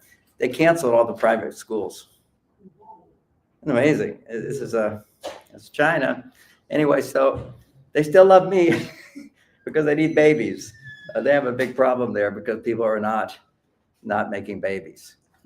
Just relationships aren't happening. And what's nice is because, I mean, when I go on TV in China, 30 million people listen to me. I mean, maybe it was 100 million. I mean, this is the government. But anyway, my publishers foolishly said to the Chinese government, you can't do that. And they won. So they're not publishing my book, but I want them to. I want more people to have this message. Whatever. Come on in. We're just got a few more empty seats. Welcome to come in. This is a talk on Men Are From Mars, Women Are From Venus. So anyway, and somebody said, oh, I think I saw you on the Oprah show. Yeah, before the year 2000. I did 18 shows with Oprah. I was her coach. And then in 2000, she never called me back. That was it. It was just, you get the orders from top. You're just not allowed. Who is it? Katie Couric, I think her name was. Yeah, Katie. We're friends. We did shows together, and she was going to do a 6-part series on my books and everything, come out and do the whole big deal. And if you remember, she left NBC. Part of why she left is they wouldn't let her do her own thing because they canceled. You can't do John Gray. It's amazing. Why? I'm a sexist. Read my book. I'm not a sexist. People love my book. It's like all I do is uphold women and men at the same time. But I'll tell you something funny. The first time I went on the Oprah show, you're in the green room, and the guy who does your hair, he does this for everybody, comes on if they're a man. And he says, yes, you hear you want to sell a lot of books? I go, yeah, I want to sell a lot of books. He says, well, I'll tell you how to sell books. Don't say anything good about men. That's what it said. That was it. I mean, it's such a bias. Okay, so, and then I'll tell you another funny story. So after about 6 shows on Oprah was I got to do more shows. This is so great. She was really turned on to the whole idea because she didn't understand differences between men and women. It's novel. And she said, I've got a group of women on why men dump women. Okay, so she had I felt like I was in this arena of tigers or something. And they're all around. There's not happy women with men. We're going to do a show. And Oprah was like, she was sincere. And she says, let's explain to them what they're doing wrong. And I said, Oprah, you can't explain to a woman who feels dumped and mad at men what she did wrong. All you can do is say what the men did wrong. And then after they feel validated and heard, then you could, one of the things you could do differently with men is this. Okay. So you just there's not a place where somebody can hear feedback on what you did wrong if you're really angry and upset. So anyway, this is kind of like leading me into the theme of my new book, which I'm writing right now, which is really exciting for me. I haven't written a book in 8 years. My wife of 34 years, Bonnie, she passed with cancer, and that was super devastating for me. And I was depressed for a couple of years. And for me, being depressed, it just means I'm happy part of the day. I've learned how to go down, back up, but you go down, back up, you go down, back up, and it was. I wanted to die, those things. And then I was happy to be alive after you process the feelings. And that's what I do, for my people who just attended my 3-day workshop, is they all end up crying. It turns out if you don't cry, your brain doesn't change. This is the latest research on brain research. If you want to rewire your brain so you reset your set point of what upsets you. See, some people walk around life and they're just due to the traumas of their past, and not just the traumas of their past, the traumas of their parents. Doesn't even matter. They were great parents on the surface, but they're walking around with trauma inside of them. In your first 7 years of life, you're in a dream state. It's called theta. It's the same state that allows you to, when you're in dreams. And it's also the same state of deep hypnosis. And some people can actually go into deep hypnosis. I've challenged all the hypnotists and see if you can put me in deep hypnosis. They can't, because I've worked so much on my traumas. I don't live in theta state when I'm awake. Okay? But it was fun to have them challenge. We can hypnotize you. But if you see even a professional hypnotist, they'll check out people in the audience who is the most traumatic person, because they'll be suggestible. And then you find somebody who's suggestible, then you can say something and they'll follow. Those people also, just as I do fun things to say, those people are always actors. Why? Because actors don't know who they are. That's why the better you don't know who you are, the better you can be somebody else. And the problem, it's the same problem. When you look at a lot of the actors, you'll see that, I probably should come back to Men Are From Mars, but I like to explore new things for people to understand.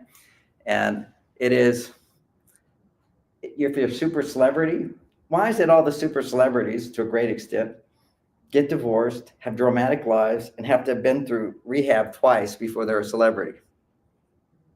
We look at them like, oh my God, how glorious they are. They're very unhappy. I won't even counsel them. I can't help them. Their egos are too big.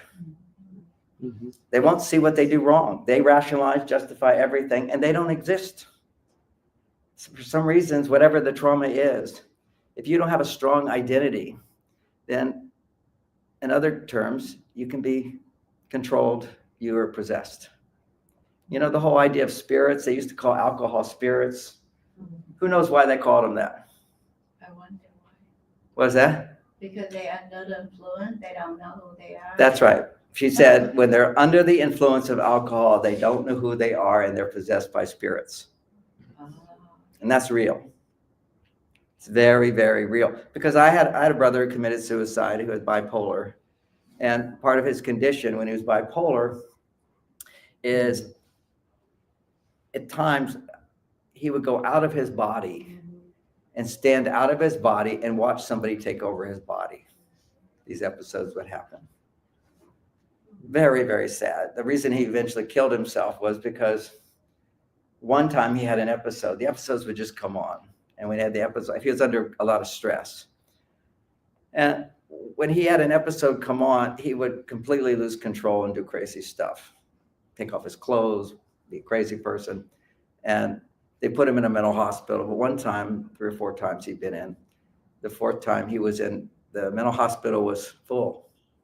So they put him in the criminally insane hospital. You know, you wake up in the middle of the night and somebody's got a razor blade to your throat and says, give me your toothbrush. This is crazy land. He was so terrified. He said, you know, I don't want to live thinking that could happen again.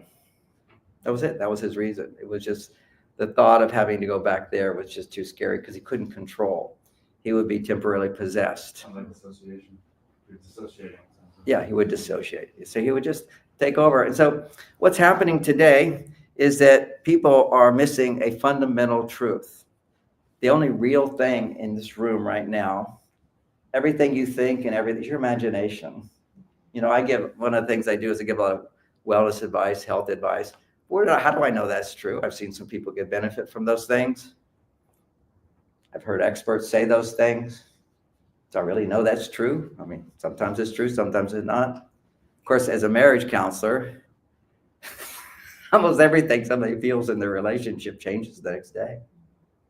We imagine everything's worse than it is. And some people imagine things are better than they are. Mm-hmm. They live in a fantasy world. And they never connect with who they truly are. So we live in all this fantasy. I'm looking at an Indian woman in the back, and in India, we call that Maya. It's all illusion. We make it all up. What's the only real thing, if there is a real thing, in this room? Your body. Your identity as I am a man. You are a woman. That's indisputable. And they've even got people who don't believe that. When you don't know your identity, when you're not anchored into a healthy identity, then what occurs is you're possessed. You're the easiest person under suggestion. If you look at, you know, some of our weakest element of our society is Down children. You know what the Down children are? Okay. Genetic defect, whatever. So they don't have a real sense of self. They're very malleable, like children. 90% are now trans. Just tell them you're a girl and you're a girl. Why did you do this? I don't know. But I do know it's very easy for a male to go to his female side. It's very easy for a female to go to her male side. So let me define in simple terms, male, female side. Because we all have one. I have a male side, I have a female side. And I'm successful, I'm happy, I'm grounded, have a family, a life, only because I have a strong male side. And I also stay connected to my female side. Right now, I have a strong male side. I'm teaching my class. I'm competent. I'm skilled. I'm solving a problem. We all have a male side. You go to work, you solve problems. And if you're not at work, you're a mother, you're solving problems all day for your children. You're the CEO of the house. That's your male side. Well, what's the female side? I love you. I love my life. I'm happy. I'm comfortable. I'm at ease. I'm having fun. I enjoy myself. You know, I'm writing my new book. Love it. Just love it. I get into there, love it. My wife gets jealous. I think that's your girlfriend now. It's balancing these two factors together. But what we do is we're kind of living on this planet, this world. It's a juggling. It's like walking on a tightrope. How do I stay in balance? Because as soon as a woman is stressed, she either goes too far to her female side or she goes too far to her male side. And the easiest one to go to in our society, the way it is you go to your male side. Yes. Automatic. It's the easiest thing because your female side is the vulnerable side. It's like, I'm affected. You influence me. I'll show you the influence. If you're actually enjoying my seminar where I'm taking it, let me know with your clapping. Just clap, clap. If you enjoy it, you know.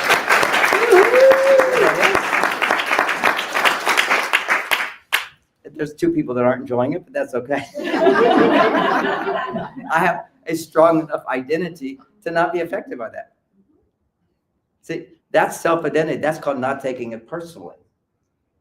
I understand nobody wants to be controlled. They feel controlled. So, but the bottom line is, why do all the young people take everything personally today? Have you noticed that? Good question. We have to have sensitive zones. We have safe zones to talk.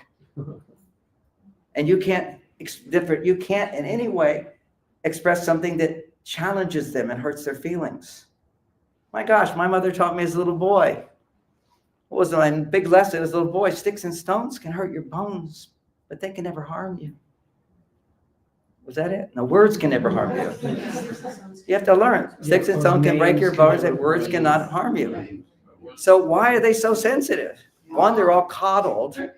And particularly when you coddle a boy, he goes to his female side. Anytime you make it easy for a little boy, he's going to go to his female side. Anytime you do things for a little boy, he's going to go to his female side. See, the female side of us is our power to have other people do stuff for us. I can attract people to do stuff. I attract people to buy my books. I attract editors to edit my books. I attract good people in my life or not good people. I have to say I'm not perfect at this. I've attracted a lot of not good people in my life. There is a reality that when you shine light, all the bugs come. It's real. It's real. You know, I just finished sharing all the tragedies in my life, and people go, well, if you're like so aligned and whatever, not that I'm so perfect or anything, why do all these things happen to you? I said, well, are you a Christian? And for Christians, believe one of the best people they can imagine, they hung him, put him on a cross. That doesn't mean if you're enlightened and you're creating a beautiful life for yourself and you have balance that only good things are going to happen to you. You can't even grow if only good things happen to you. The only way you grow is through suffering. It's the only way. It's basically on the way here. I'm teaching my class. I haven't eaten today, and my assistant gave me a bag of caramels. I generally don't have any sugar in my house because I'll eat it. So bag of caramels that I haven't eaten. I see those things. My brain goes, take it. I'll take my caramels, have a few caramels. And then I'll feel disgusted later. I won't wake up feeling as great as I normally do. And then for days, I won't have any sugar. Okay. Pain, suffering motivates us to do something different. When my wife died, one of the greatest sufferings I've ever experienced in my life, I loved her so much, still love her so much. I felt so like a failure. I tried to save her because I was. I've given up that mantle since my wife died of cancer, but I was an expert. And my wife very sweetly made sure that she didn't put her life in my hands, because if she died, I would feel it's all my fault. Even still, I felt it was all my fault. Just the feeling you have. I wish I could have saved her. Devastated. I remember my last conversation when I realized she was dying. We couldn't even get an IV into her because there was no longer any veins flowing. It was very sad. Doctor took me in the other room and said, it's going to be in 2 days. There's no way. He'd seen it. So hello back there. Okay. So the doctor, so I said to her, sweetie, it looks like it's only going to be a few more days. She said, I know. I just said, I'm so sorry. We cried. I'm so sorry. She immediately went, John, you're my hero. You've done everything for me, and you always have. Just remember those lines, husband, if ever you will. That saved my life. Okay, it was one of the sweetest moments. I said, I'm sorry. She says, no, I'm sorry. So sweet. Because she knew how disappointed I was, of course, with all the efforts we went through. But whatever she wanted, I traveled the world. I took her to different experts, different clinics, all these different things. And it just didn't happen. It wasn't in the cards for her. But what a beautiful life we had. And I'm really glad we went to one doctor who saw her condition, knew she was going to die soon, and basically said, and you've had a really good life. And I thought, what a terrible thing to say.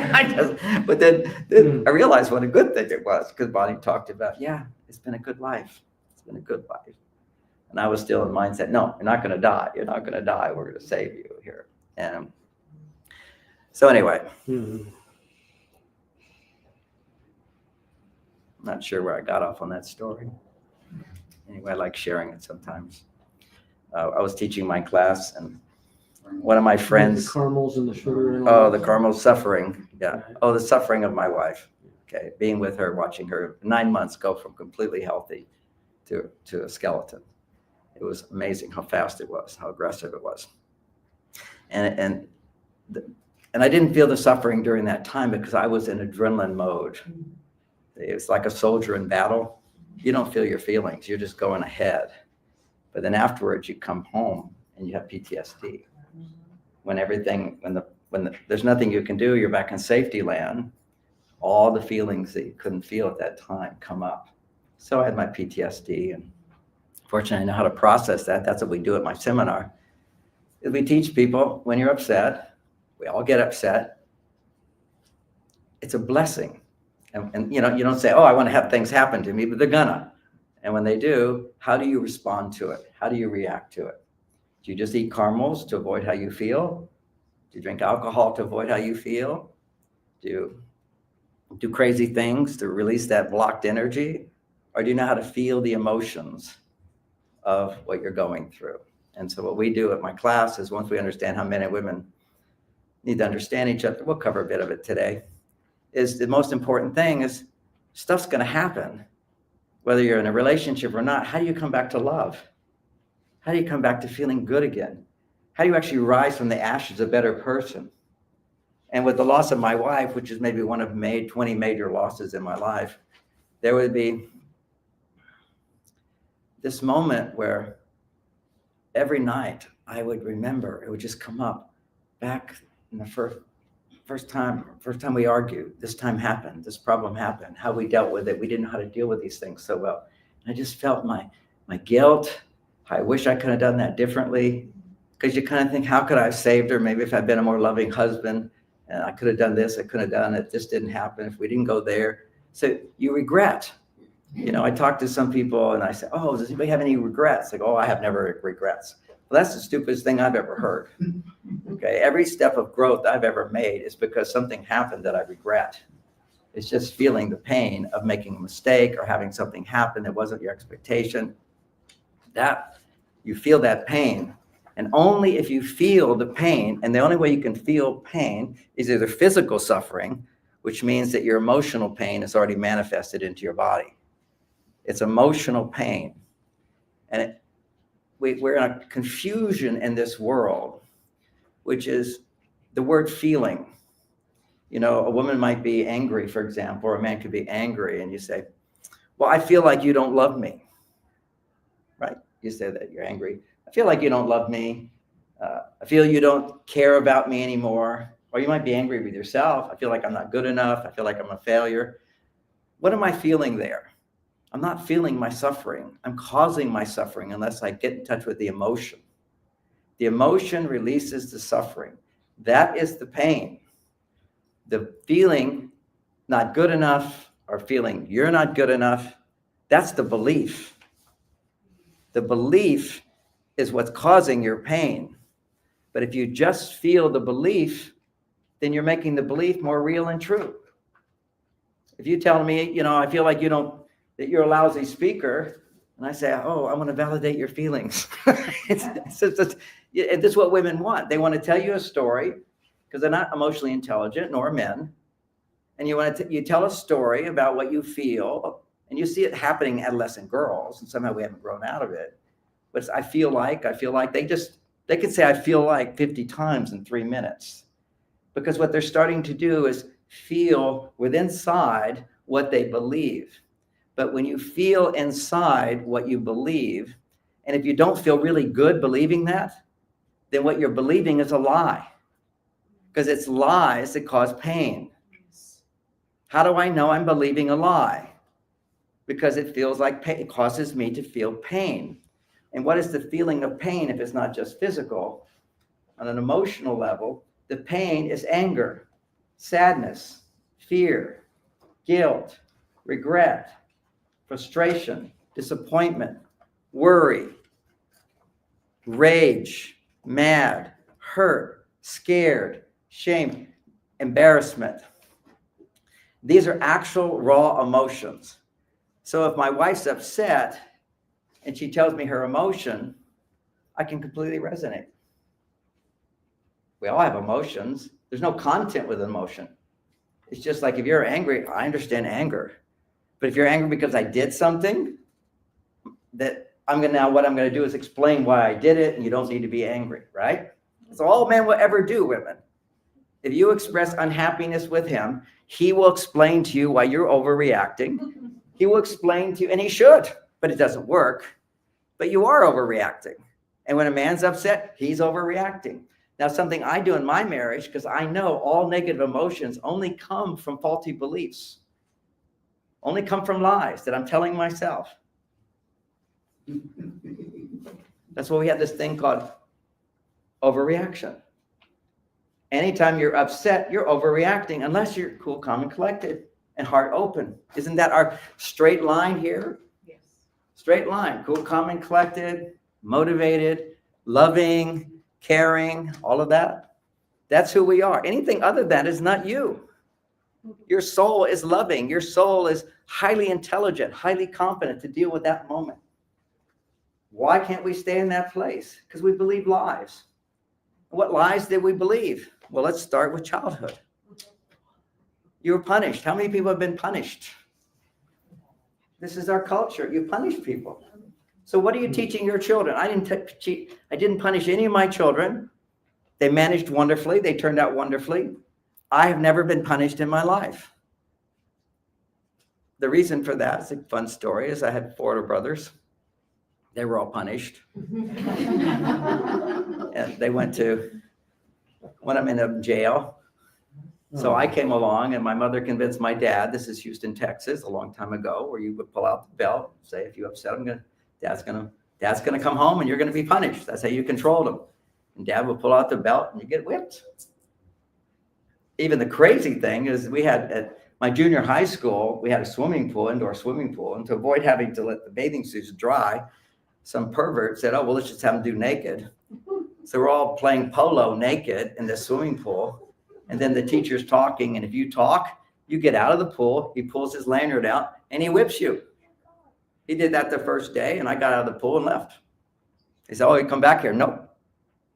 I just completely defied authority. They're not going to do it. And I didn't. Simple as that. I remember there was a little girl who was spanked.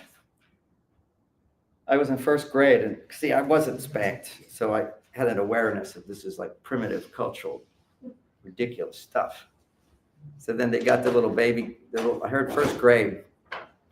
I heard, oh, so-and-so, the teacher pulled down her pants in class and spanked her. These are pedophiles, as far as I'm concerned. And then I heard this, and I'm this tiny little guy. I got up from my chair and I walked out of the class. Teachers said, sit down, sit down. No, I'm talking to the principal. I went all the way down the hall, a little person. It's like a big long, I know where the principal's are. I go in, the secretary's there, talking to the principal. Oh, she's busy right now. You have to come back later. Probably thought I was so adorable and cute. I said, no, I walked right into her office and told her this can't be done. She said, well, we'll look into it. Well, you better look into it because we'll sue you. Okay, it was like my little voice. I mean, I've always been a woman's protector. I'm born to do that. And the way you protect women is help women understand how they unknowingly put yourselves in situations to be hurt and teach men how to respect women. You know, one of my pet peeves is all the other books on gender always talk about, oh, what men need is respect. But men need, I'll give your man respect. The more you respect a man who doesn't earn it, the more dysfunctional he becomes. You know what happens if you respect a woman? She will just grow in more love and more support. To respect is to honor someone and serve them. So you look at, in my opinion, the most dysfunctional people on the planet are the royal families of Europe, who like to kill people, start wars with each other. It's just a bunch of relatives all having wars with each other. It's the stupidest thing. Idiotic stuff, warmongers. These are all psychopaths. But particularly the ones in Europe, because they're born, because their blood is royal blood, you have to serve me, you have to bow to me, and you have to give all your property to me. And when you marry a woman, I can fuck her. Spread my genes, not yours. Do you know that's all real? It's insane. This is the world we come from. Lack of respect for women. No wonder women decided to stop being women and be like men. Because men get the admiration, they get the respect, because they make money, they have power. Well, how did we even come into this world? It was women. You have all the power. And female power, when it's embraced, when it's respected, and you get what you need, you have the power to bring out the best of everybody. That's female power. You've all heard of the law of attraction. Mm-hmm. That's your female power. I have both. I attract people to read my books. I also write good books. That's my male side. There's a lot of people that don't write good books, but somehow they've got the female attraction thing going. It's okay. It's a big goal. I like brilliant books. I read these books and go, it's a brilliant book. Why didn't anybody buy it? Because they didn't love writing it, or they're not in touch with their female side. It's just, you have to have the balance. And our culture is out of balance. We're all stressed, more stressed than you can imagine, because you don't know what it is to feel peace. As a culture, we don't know what peace is. Maybe there's exceptions anywhere. But the bottom line is, you measure. I'm just looking at science. Everything I teach now in my new book and my past book, 3 books back, is all validated by science and chemicals and understanding, big studies that are done. And there's a big study that was done in the year 2000, but then there's a whole bunch. I got chats giving me some new studies, everything. But they found that women's stress levels in the workplace, if you have a job in a business, your stress levels will be twice as high as a man's. And when you return home, they'll double. And men's go down. Well, first of all, what's that about? Well, the work world, first of all, it's designed for men because it was always men. And it's designed for men because it's an act, it's where you're in the workplace and somebody doesn't want to buy your product and you talk for an hour. You don't say, well, I feel really hurt. You know, I put a lot of into this. I told you all this stuff and you're not buying my product. I feel really, really hurt and mad at you. Okay? Now, you might feel that. Did you tell them that? No, that's totally inappropriate. The workplace is a place where you serve other people. It's not about you. It's not like I nurture you and you nurture me. No, you buy my product. And the thing for men is we nurture you, but you have to buy our product. That means what is the product? What's the payment when I give to my wife? Not money. More important than money is she appreciates me. Not respects me, appreciates me. And what's so confusing, unfortunately, is the Bible is translated by man for the Christians. If you go into our dictionary, what is the definition of respect? They'll say appreciation. And what is the definition of appreciation? They'll say respect. What a stupid thing. No discernment at all. So what does it mean to respect someone? Well, if I respect the speed limit, what does it mean? I follow the speed limit. I honor the needs of someone else as a community. And of course, that's a stupid thing to respect, and I don't. Why? When I was a kid, my mother would drive 90 miles an hour. She never got in an accident.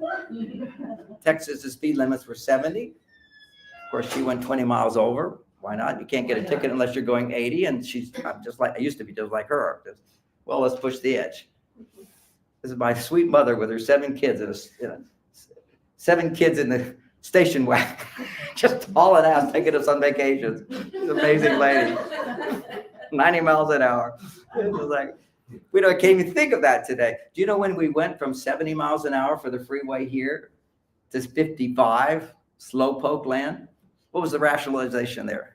Save gas. Save gas. Because of gas shortage. What a stupid thing. What a stupid thing. And we all comply. Just like we take our little food. Now I've got 4 trash cans at home. I got trash. I got cardboard. I got plastic. And I've got and compost.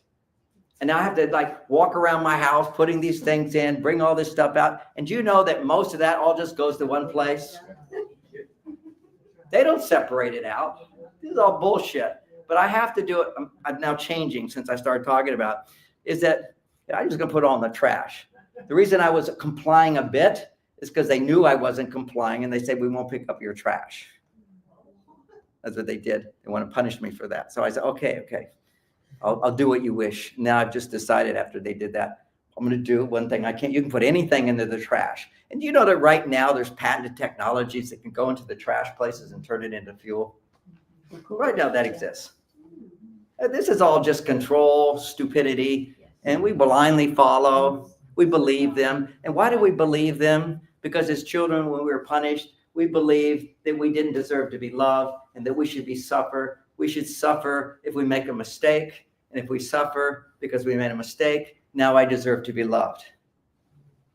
So then when we make a mistake, what do we often do? We make ourselves suffer. We punish ourselves.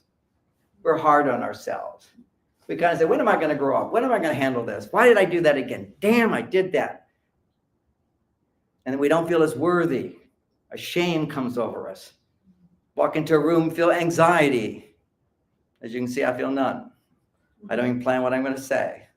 Why? Because I'm adorable, I'm loving, whatever comes out of my mouth is helpful.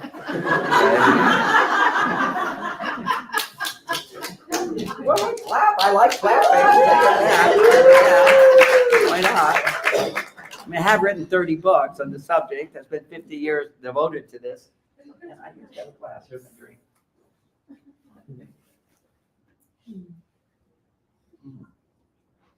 See, I got applause and I could relax, be easy.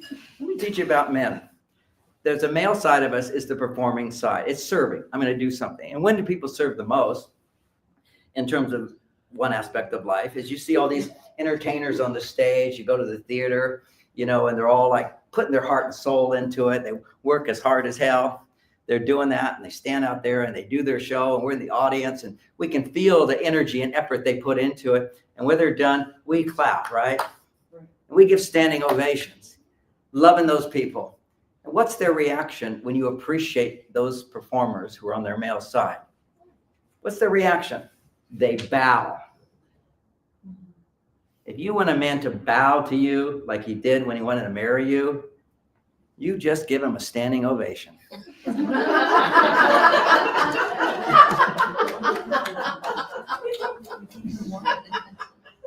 You just don't understand what motivates men. I got that line the other day. I was giving a talk to two women on a podcast, and they were really sweet women. They were pregnant, so they were like their questions weren't really focused. But it was very sweet, you know, because women, when you got a baby growing and your brain doesn't work like it normally does. Okay, so I'm very patient. But anyway, at the end, I said, "Now tell me what you've learned from my talk." And one of the women says, "I'm giving my husband a standing ovation when he comes home." I said, "You got my message." Okay, so what biologically does a standing ovation do if we take that as an extreme? It's simply appreciation for something he does. If a man does something, he's appreciated for it. Then what happens is there's a very important hormone in his body. It's called testosterone. Now, women have testosterone, and when testosterone goes up, good. But when a man has testosterone goes up, his stress goes down. If a woman's testosterone goes up, doesn't affect her stress at all. Feels good, makes you feel powerful. Look what I can do, look what I can do. But your stress doesn't go down. Men are designed to be rewarded by their body when they work hard, when they put forth effort in service and respect of others. So what we, through action, doing stuff. One woman in my seminar was very sweet. She says, "You know, I normally don't like men at all." And it was very cute here. And she says, "The men, I just don't really like them. But then I realized there's these men I do like. It's the men who work for me. I pay them, but they do things for me." I said, "Yeah, that's a healthy thing. That's what women have to understand." What was her problem? Her problem is she doesn't let men do things for her unless she pays them. She's one of these codependent women, which are so common, who give all the time. They feel very uncomfortable asking for help or allowing a man to do something for them. There was one sweet woman, I'm seeing if she's here, it was so sweet. She said, does anybody remember, was it 2 months that happened? When was it, 2 years old? Her father left, no, her mother left. 5 years old. She was 5 years old, thank you. She was 5 years old. This is what we do. We go into our past, we figure out where all this stuff came from. So 5 years old, her mother leaves. This is a 5-year-old. And she immediately went into, then I'll do everything myself. And that's been the story of her life. I'll do it, everything myself. And then you get to a point in your life where you're doing everything yourself. You wonder, what did I do wrong? What you did wrong? I mean, you survived. That's good.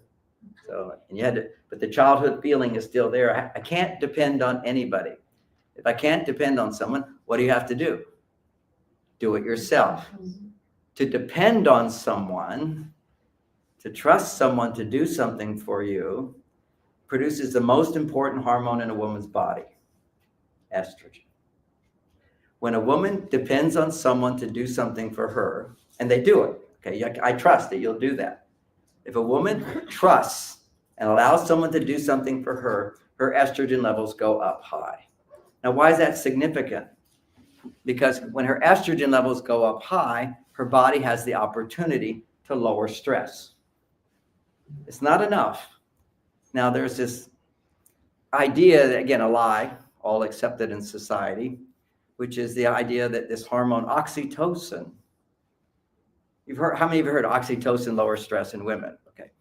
What you don't know is the research actually shows that if oxytocin goes up, you just feel the need for love. And if nobody loves you, you feel worse. Oxytocin doesn't lower your stress. It actually raises your stress if you're alone. And guess what happens for women?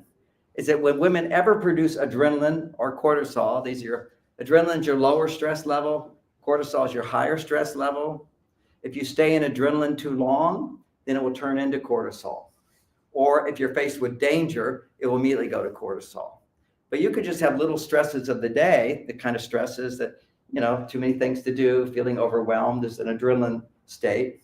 If you stay in that adrenaline state, then it's no longer an adrenaline state, it's a cortisol state, which is all kinds of health problems, shuts down your immune system, and inhibits your digestion, and creates inflammation in your body. Okay, this is chronic stress. This is not chronic. Then if you stay in the cortisol state chronically, then you have relationship disaster, health disaster, and that's what creates real serious disease and sickness, chronic stress. But it starts with just chronic adrenaline. Adrenaline stays in your body if you don't know how to release it. Now, if adrenaline stays in my body, same thing. It'll turn to cortisol, then it'll go to chronic cortisol. 3 levels of stress. How does a man release adrenaline? I just have to run around the block. I do push-ups. I just need to use my muscles. And it's very funny, on one of the Joe Rogan shows I was watching, he had one of these triathlon guys who, they're like supermen, all muscle and endurance and strong and everything. And, these 2 guys, muscle guys, are like talking.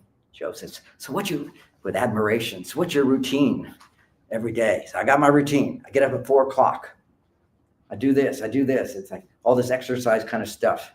I'm done by 7. That's 4 and 3 hours. He's done by 7. I finish with ice cold plunge.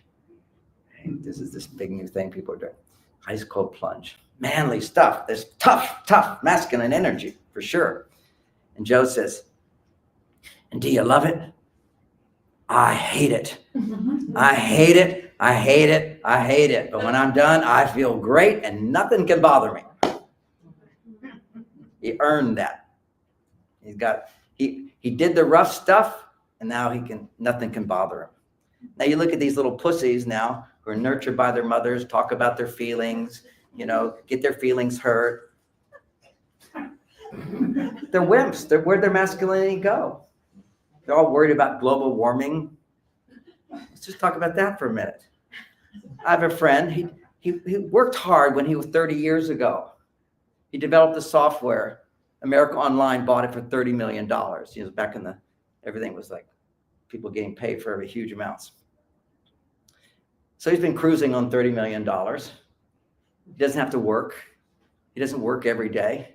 So no woman will ever satisfy him. He just has one woman after another, and then he can just hire women. What an empty life. He's my buddy. He always he's so curious about me. Why? I'm so happy, successful, fulfilled, children, family, but also, he's just like, we're buddies, I really like him a lot and so forth. But his life gets worse and worse. So this is 30 years later. I'm just realizing this is on.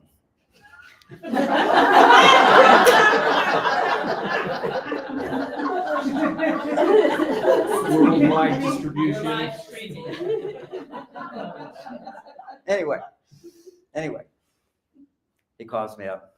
I said, how you doing? I have so much anxiety. I'm so stressed out. I'm just so stressed. I can't sleep at night. Okay, what is it? What is it? It's global warming. Are you going to have sleepless nights over global warming? That's the most stupidest thing I've ever heard. And telling children that the world's going to end in 10 years is the stupidest thing you could ever do. And let's all put our little plastic things in the container because the world's going to end in 10 years. This is the stupidest thing ever. Just generate fear. Fear, fear, fear. And what does fear do? It creates obedience. Because when you're in a state of fear, your limbic system is ruling you, and that has no prefrontal cortex activity at all. You just follow the leader. You just follow your data supporter. We're living in this illusion, and the more vulnerable, the more you've been punished, the more vulnerable you are to lies. Because the biggest lie is that you don't deserve to be loved all the time. Make any mistake in the world, and I'll love you, particularly if you're my child. I don't need to punish you. And of course, parents are taught, if you want your children to grow and learn, punish them. I'll give you the extreme of this stupid idea. And by the way, if you don't punish your kids, most people have no idea what to do to control their children because they don't have communication skills. So I wrote a whole book on how to communicate to kids so that they will follow your orders. Some communication experts say, what do you mean follow your orders? I mean, follow the orders. I'm the father, you're the mother, we tell you what to do. Children need that. But you can do it in a nice way without having to threaten them with punishment. This is like you're treating your children like criminals. And yes, if you're an adult, you commit laws, you're a criminal. You should go to jail. Jail should be rehabilitation centers. I used to teach at San Quentin to rehabilitate these guys. They loved me, and they had such a good time that warden kicked me out. This really happened at San Quentin. The warden kicked me out. Finally, he said, oh, it's costing money. I said, I pay for everything. I'll pay for more. I don't need guards. You know what I did in that group my first group of guys? I looked at the biggest guy. And I said, now look at you guys. You're bigger than me, but I'm not in any danger because you know why? This guy right here is going to protect me. And he stood up and went like this. How did I know that? He's the biggest guy, and the biggest guy always wants acknowledgement, wants to be appreciated, wants a job, wants my recognition. It was a done deal. I called him all. It was a fun experience. I had my protection. I didn't need guards to protect me, but they said, and they didn't give me guards, by the way, but then they said, well, if you keep coming, we need guards for you. I said, okay, I'll pay for them. And then they said, oh, you're getting all this notoriety because my guys were all transforming. I was getting all this great press on the whole thing. That wasn't why I was there. I said, okay, I won't do any interviews. We're not going to talk about it. And there was a few other conditions he had. I forget them all, but it's a long time ago, 80s. He said, I said, so what is it? It's literally like Darth Vader came into the room. The cloud came in. And he said, they're not here to have a good time. That was it. Now, why were they having a good time, by the way? Is because I healed them. They all became drug counselors because they learned that they could be transformed with some good therapy. I just had them do therapy. I did therapy on them, the Mars Venus therapy, which we do at the weekend things, and everybody's transformed and feels better than they've ever felt in their life because they learn how to process negative emotions. Talking about your feelings does not process negative emotions. You look at your feelings and then look at what belief is associated with that feeling, your feeling belief, and what emotion is it causing, and how to articulate those emotions. Because if you're angry, you're not just angry. The truth is, if you're angry, you're also afraid. You can't be angry unless you're afraid. But talk to an angry person, you're just angry. I mean, you're angry, but really you're just afraid. I'm not afraid because they don't know what they're feeling. Anytime you have stress, and we all have it, whether we know it or not, what's underneath that stress is primarily, it's a little bit more sophisticated than this, but primarily it's 4 negative emotions.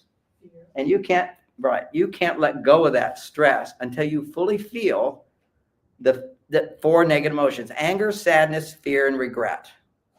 They're always there.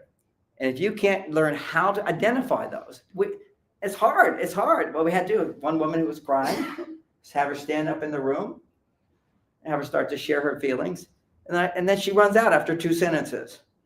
And I ask all the women in the room, well, what else is she feeling? Almost every woman goes, I know what she's feeling. She gave a phrase. Oh, she feels I don't have the choice. Her parents made her go off to school. Another one says, if I express myself, people will leave me. My parents don't want me. All these beliefs are formed in childhood. You don't even know what they are. She could only articulate a few. But when you get a whole room filled of women, they're feeling that. Everybody's feeling the pain, because actually when somebody actually feels pain and you're connected, the whole room feels it. It's like an energy fills the room, a healing energy. It's as if when you feel your pain, God's angels come to heal you. But if you feel your beliefs, nothing happens, except that you're confirming whatever you're believing is true. Because if you tell me, oh, I feel like you don't love me, and I say, no, I do love you. Well, don't tell me what to feel. That's how I feel. Don't try to change how I feel. So it's a confusing thing. Feeling your beliefs locks you into that. You can't get out of it. But if you say, I'm feeling this belief, and what emotion am I feeling as a result? Then you feel the emotion, and this has been proven that when you feel the intense emotion of pain, you rewire your brain. You can't rewire your brain from your childhood until you experience the pain that you didn't know you were feeling as a child. Because you don't know what you're feeling as a child. It just goes into us depending upon the trauma we have, feeling, abandoned, feeling betrayed. And you don't think those words, but it just happens. Like this little 5-year-old girl who immediately goes, then I'll do it myself. And she's been completely independent, self-reliant, never letting anybody do anything for her whole life from that one experience. It's like she's got a set of glasses that says, nobody will help me. I have to do it myself. The most stressful belief a woman can have is I can't get help. Why do I say that? Because I can get help. That belief allows your estrogen levels to go high. And if your estrogen levels go up and your body has oxytocin, together, your stress levels will go down. Whenever you're stressed, guess the first hormone that automatically gets produced? Oxytocin. But oxytocin doesn't lower your stress unless you get a hug, unless you get support. But they did this study, not understanding how men and women are different, not understanding the hormones to the depth that my study is. You take a woman and you give her a hug. And what will happen is she'll have oxytocin because she feels safe in the hug. And she's receiving the hug. If you have oxytocin, which is I need a hug, I'm giving us an example, could be any need. Oxytocin says, I need something. And then if somebody delivers it, your estrogen goes up and your stress goes down. But what they don't say in any of the research, except I have the research showing it, and this is just not expressed because they don't know how to make sense of it. Oxytocin gets released in your body when you're stressed. Then it says to you, I need something.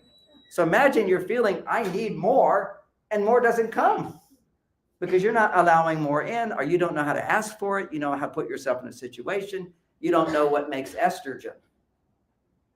But any situation where you're depending on others for support produces estrogen. Wow, nobody knew that. That's why we have to have relationships. It doesn't have to be just relationships with men. There is an extra bonus with men. And you look at when a man can listen to a woman because she's learned how to communicate in a way that a man will listen. I've never met a woman who does. I've been doing this for 50 years. I've never met a woman who knows how to talk to a man so he'll listen. How do you do that? Well, that's the topic of my next book. Cliffhanger. But no, I'll give you some information as you walk out of here. So first thing, don't expect him to relate to your feelings at all. The only thing he can relate to is your emotions. If you talk to another woman, you could be complaining about stuff. You could say, oh, my high heel shoes are so painful. This outfit doesn't work, or my boss doesn't appreciate me. or there was so much traffic on the bridge, I was late, whatever it is. If you talk to another woman, she has that experience. You know, when there's a lot of traffic, my wife could be upset. A lot of traffic doesn't upset me. I'm a great driver. I go through it.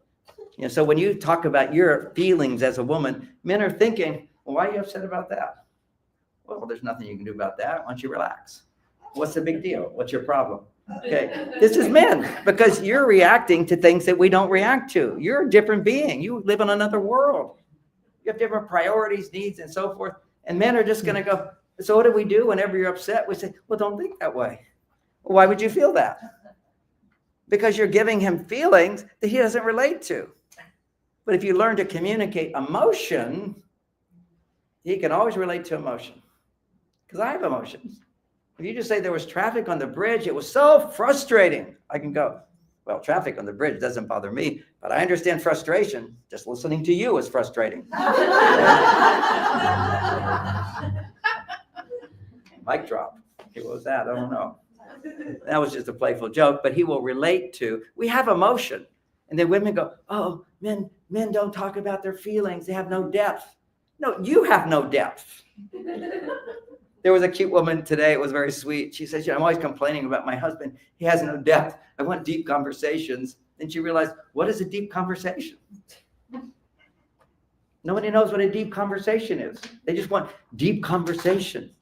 Well, a deep conversation is where you go deeper. Where if you're upset about something, you can now experience the emotion associated with that. You can now experience what's behind that is I'm overreacting based upon something else that's bothering me. I'm overreacting based upon something from my childhood. You know, women want men to talk about their childhood, talk about other things that are bothering them. No, that's not our role. You want us to talk because it's show me yours and then I'll show you mine. You don't feel safe to go deep unless he goes deep because you don't understand men. We can go deep with you. That's what sex is. We go into you. You don't go into him. If you try going into him, you get an asshole. I'm not going to answer that yet. This is life. Women are all trying to, what are you feeling? What's going on? Well, you're not talking. So if you don't understand he's a man, not a woman, what you're going to end up doing is thinking, well, what do you do as a woman when you stop talking? You stop talking when you don't trust somebody. You stop talking when you're mad at somebody. So you assume if he's not talking, he's mad at you, and then you try to get him to talk. He don't want to talk. Then you feel, oh, he's got something really big going on. And now you got the soft, weenie guys. All they do is talk because they're on their female side, sharing their feelings. And I'll tell you, single women go, oh, I would love to be with a man who shares his feeling. I say, are you in a relationship? No. Well, try getting in a relationship with a man who shares his feelings, and you'll feel like a mother. And it seems exciting in the beginning because you go, oh, he's not mad at me. But now you got a man going to his female side. Guess what happens when a man goes to his female side? You go to your male side. And that's the problem today. You get in a sexual relationship with a woman who's only on her male side, you're going to be on your female side. You come home and you're tired. You come home and you just feel bad because your wife is overwhelmed. She's on her male side. Anytime you're overwhelmed, imagine the difference. This is what happens when women are overwhelmed if a man's connected to you. Because energetically, you start having this polarity. So my job is to move her to her female side, and by doing that, it makes me more masculine. And what is the masculine thing to do? Listen. And guess what happens? How to talk so a man will listen. If you can actually be deep and share the emotion. I was on the bridge, and I was so frustrating. There was traffic everywhere. I was late. I was so disappointed. And when I went into the meeting, everybody had already started. I was completely embarrassed. You have a guy completely rapt attention. And we love when you say you're embarrassed. A little humility for all the arrogant women in this world who are so entitled. Occasionally people call my daughter and say, sounds like your father hates women. I don't. Sometimes it comes out a little bit like that. So I apologize for that. I love women. But you got to see what your mistakes are if you're going to get what you want. This isn't an Oprah show of women who've been dumped. If you want changes, you have to look at yourself. And And when you want changes, you make the mistake of saying, how do I change him? You can't change a man. Forget it. All you can do is bring out the best in him if you let him bring out the best in you. And how do you do that? You learn how to communicate in a way where you feel loved and supported. And you don't know how to talk to a man. So what you do is, this is a very basic psychological thing that happens. 10 things happen during the day that stresses you out. This is simple Freudian psychology. The first thing is 10 degrees. The next thing is a little thing. It's another 10 degrees, but it adds on. It accumulates. Way more in women than it does in men, because women have higher estrogen levels. There's a difference there. So what happens is 10 things have happened. Each one was 10 degrees upset. Late to a meeting, traffic, somebody didn't appreciate you, somebody ignored you. You didn't make the money on this, you lost a deal over here. Oh, let's just call them all just the little stresses of the day. One is only 10 degree upset. Add another one, the second one is 20 degree upset. Add another 10 degree, it's 30 degrees. Women accumulate this stress. So as she's accumulating, and men can't, if the more they're on their female side, they can do the same thing as women.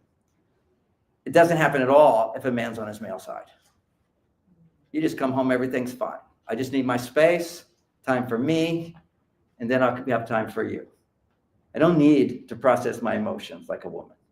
We're biologically different. If I talk about my feelings, my estrogen goes up. Do I need more estrogen? No. That's why women need to talk. That's why 90% of the people who go to talk therapy are women. Why most people who go to doctors are women, because you go to somebody you can depend on and talk about your problems. So you talk about problems, which helps a little, but it's when you can talk about a problem and talk about how it emotionally makes you feel, a man will listen. Otherwise, he's bored. You got to give me some juice, some femininity, some reality, some truth, because your feelings are lies.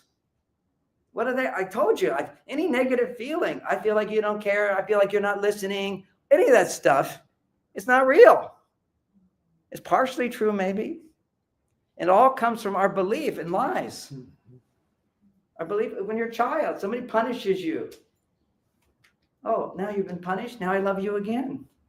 And it's true. You will not love your children until you punish them. This is what happens for parents when they don't know how to parent.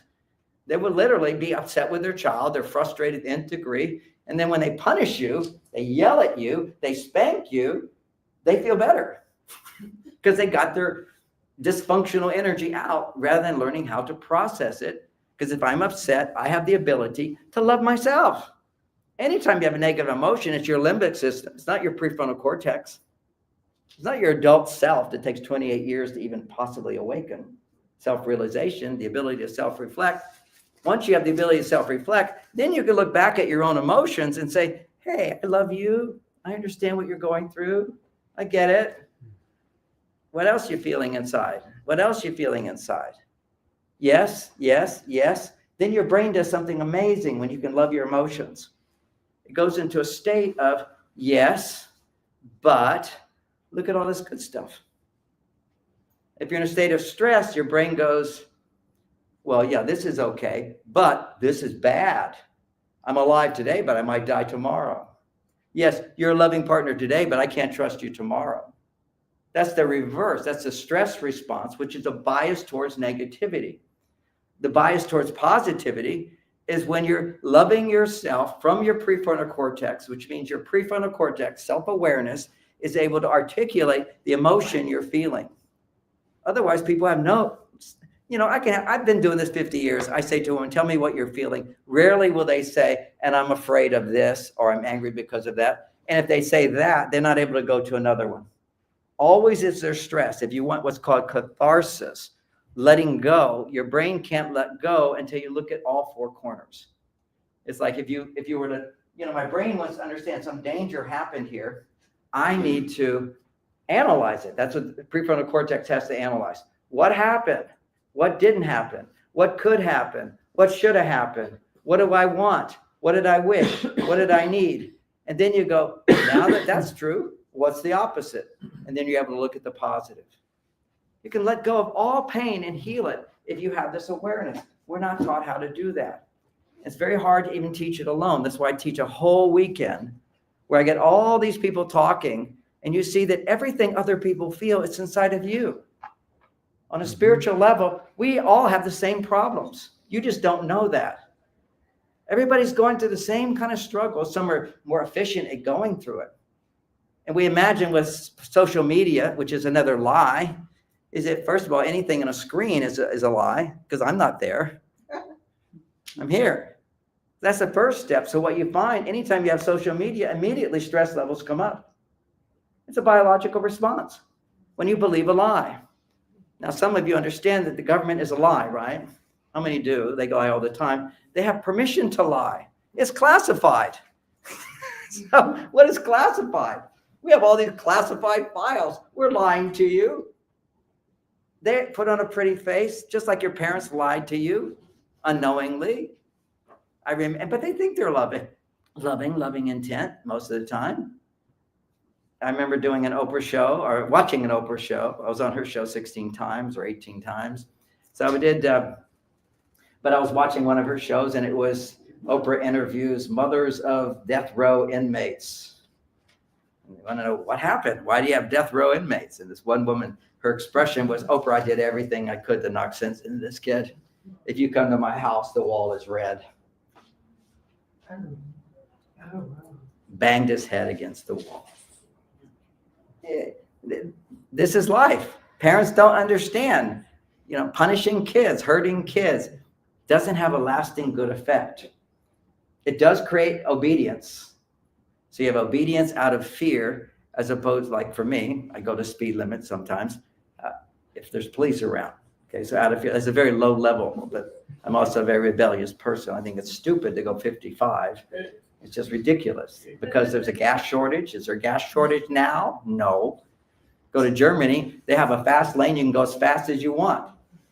We got all these cars that can go so fast, and then you go 55. What is this, in crazy world? Nobody goes 55. So then you got the fast lane. They don't have accidents. They're good drivers. There's no big, accident thing there. Oh, it's time for my talk over. What time is it? So I want to give you some practical techniques. Okay. People who hadn't read Men Are From Mars, the bottom line there is, oh my gosh, we're already way over time. You're so patient. Okay. I'll give you 10 minutes here. All right, here we go. One of the basic things that causes problems in relationships, this is Men Are From Mars, is that when men are working all day, they're making testosterone and they use it up. And in order to rebuild their testosterone, because a man needs to make 10 times more testosterone than a woman, otherwise he will be stressed. Get that? Women need to make at least 10 times more estrogen than a man, otherwise she will be stressed. Simple science. So what does that mean? Women, you need to do things to produce estrogen. The biggest estrogen producer is being able to share an emotion and have somebody hear you. And it's even a bigger estrogen promoter when a man hears you. But you don't have to have that big level. The big level is romantic. For a woman to be romantic, her estrogen levels have to double. To have an orgasm, your estrogen levels double. Now, if you're a dog, that only happens when you're ovulating. It happens for women when they're ovulating. But the good news is I can raise my wife's estrogen almost every day, and she'll have an orgasm if I make love to her and so forth.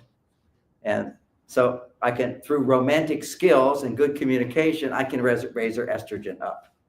A woman only wants sex, generally speaking, unless she's way on her male side, then she's just like a man. But most women who are somewhat balanced don't want to have sex unless somebody loves you. Curious, how many women in this room want to have sex only if somebody really loves you? Raise your hands. Yeah. This is like healthy. What we trained women into thinking, oh, you should just go have sex with strangers on a first date, which is the destruction of society. If a man has sex with you right away, he will be repulsed by you afterwards and never call you back. And then you wonder, why don't men call me back? Well, you had sex right away. You didn't get what you needed before you wanted sex. You did it to please him, thinking you're going to capture him. You don't. So women need different hormonal balances than men. This is so profound. So when a man goes to work, if he has work, he makes testosterone. By the end of the day, if there's some stresses during the day, there always is, he's going to need to rebuild his stress. He can't rebuild testosterone when it's low in the presence of a woman. Because if I'm in your presence and I love you, my estrogen goes up. Just loving you, caring about you, my estrogen goes up. So men need to have space They need time away. They need to ignore you. They need to have their hobbies. They need to go fishing. They need to watch TV. They want to read the news. Now those are healthy cave activities. Unfortunately, some men are so stupid that they go online and have porn, which gives them a surge of testosterone and it crashes down below normal. It doesn't help you at all. It's destroying relationships. It's what a thing, part of today's life. It's a terrible thing. I had one guy, I asked him, how often do you masturbate? He says, every day, like he was doing the right thing. Said, who told you that? My doctor. Oh, give me a break. This is the stupidest thing ever. You make love, you have sex, you have your energy, you share that energy, it's sacred energy with a woman who loves you, then your energy goes to her and her love brings it back to you. You don't just waste it. Of course, Marin County, here we are in Marin County where polyamory started here. Again, another stupid thing of people who can't be turned on to their partner. So if you can't stay turned on to your partner, let's just have lots of partners. So if we have a problem, let's just have more problems. Let's do nothing about solving the problem. The solution to the problem is how do you stay connected to your partner? How do you have real bonding? Why can't you grow in love? Isn't that what you want? Do you want to just have this shallow relationships with a certain level of depth? But people don't know how to keep the passion alive. Why? Because women don't know how to talk to men. That's it. If women know how to talk to a man, he will be enraptured by what you say. You will then, because you're appreciating, it's the highest estrogen producer. When you appreciate what a man does for you, guess what his testosterone does? It goes off the chart. He becomes that guy in the very beginning. But you have to be that woman in the very beginning who felt vulnerable, who felt insecure. Does he like me? Does he love me? Does he care about me? Is he interested in me? And you have to share that with him.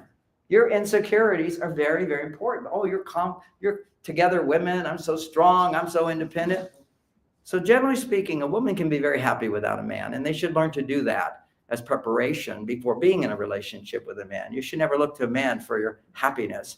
You should look to a man to make you happier. And a man has that ability if you choose to go that direction. But you can be happy with your relationship, talk to other women, have children, be in the world, all that. You know, if you know how to process your feelings with other women, then you can find some balance in your life. But for strong, independent women, which we see so many, you're so far on your male side. To come back to your female side, what they want is romance. Strong, independent women want romance. Why? Because romance is the most powerful thing to pull you from your male side back to your female side. And romantic feelings can only be sustained in a relationship when a woman can talk about her feelings in a way where a man can listen. But now let's talk about your feelings of the day. So we've learned, you have to learn how to articulate emotions, share all the levels of emotion, get back to what you want, what you need, what you appreciate. There's an art to this, which I teach a whole weekend seminar on, Change Your Life by Exploring Your Emotions. Once you've done that, and it's in my books, it's in all my books, but nice to have a teacher in person. So I'm signing you up hopefully for my next seminar. And whoever knows the date, if you can let me know that. July 18th through 20. July 18th through 20. It's right here in Corte Madera. And we're doing a special, which is half price. It's going to be $300 for the weekend, which is really a good deal. So we're going to do that this one time. What's that? One person, $300. Absolutely. 1 hour with me is $500. It's a great deal. You know, it's a fantastic weekend. But anyway, you know it's there. And my graduates all come for free. It's like, I love my people. I love being with them. Anyway, so it's so powerful, so transformational. Of course, I grow every time. To hear a woman's pain and to be able to be there for her awakens healing in myself. Part of people always say, what's your great marketing technique? How did you sell so many books? My strong female side. I listened to women before that book took off. 9 years, I listened for 7 hours to women cry because I learned how to get women to articulate their emotions. And when a woman cries, guess what a man's response is? If he doesn't feel blamed, he has to not feel blamed. So all my clients were not complaining about me. They're complaining about their husband. So that's what I learned. That's the secret, how to talk to a man. Talk about your feelings, but not about him. It's a classic thing now when men will say, oh, she wants to talk about the relationship. It's the worst thing ever. Never talk about the relationship. Have a relationship, ask what you want, but never ask for more unless you're feeling a lot of love. If you're unhappy, That's not his fault. That's you. You're unhappy. Now look at the things that make you unhappy. He's part of it for sure. But you've got other things in your life that make you unhappy too. Go to him and talk about the other feelings you have and the emotions associated about your job, your work, your children, your health, your body, all these other things. He'll listen to that like a therapist. Women would ask me, how can you listen so well to me? I said, because you're not complaining about me. And it's only one session a week. It's not all the time. And 3, you pay me. Don't pay me. I'm not going to do this. What's the payment for a man? He needs to feel that, look, I'm listening to these feelings. What's the point? She has to let him know very clearly, I feel so much better. Thanks for listening. And learn to do it in a defined amount of time. Because as soon as you start talking, he goes, oh my God, where are we going to go with this? How long is this going to be? What am I doing here? Just say, I need to talk for 10 minutes. Don't say anything. Don't fix anything. Actually stay quiet. Women would never think to do this. Imagine going to your girlfriend and saying, look, I just want you to hear what I feel. Don't talk. I'm not interested in what you feel. That would be rude. Men would love it. Just go to your husband. You don't have to talk. Actually, I prefer you not. Just look at me. Listen, it's the most important thing you can do for me. Just feel my emotions and I'll be happy and I'll go in for a hug and there'll be no problems. That is the most powerful thing, because how do I feel when I can be there for a woman in her pain? I feel compassion. Compassion is the most powerful masculine thing there can be. Compassion is what rules a man's life if he can feel it. But if he's never experienced his mother's pain and the father helping the mother, he doesn't know what compassion is. Even the whole Tibetan thing is all about compassion. For men, it's all about compassion. This is Tibetan wisdom. For women, it's all about wisdom. You have the wisdom. Even when I work with Chat, I talk her, she's my girlfriend. Chat, she's wisdom. She's Sophia, knowledge. You have the knowledge. You have to access it. But you become so far on your male side, you lost your power.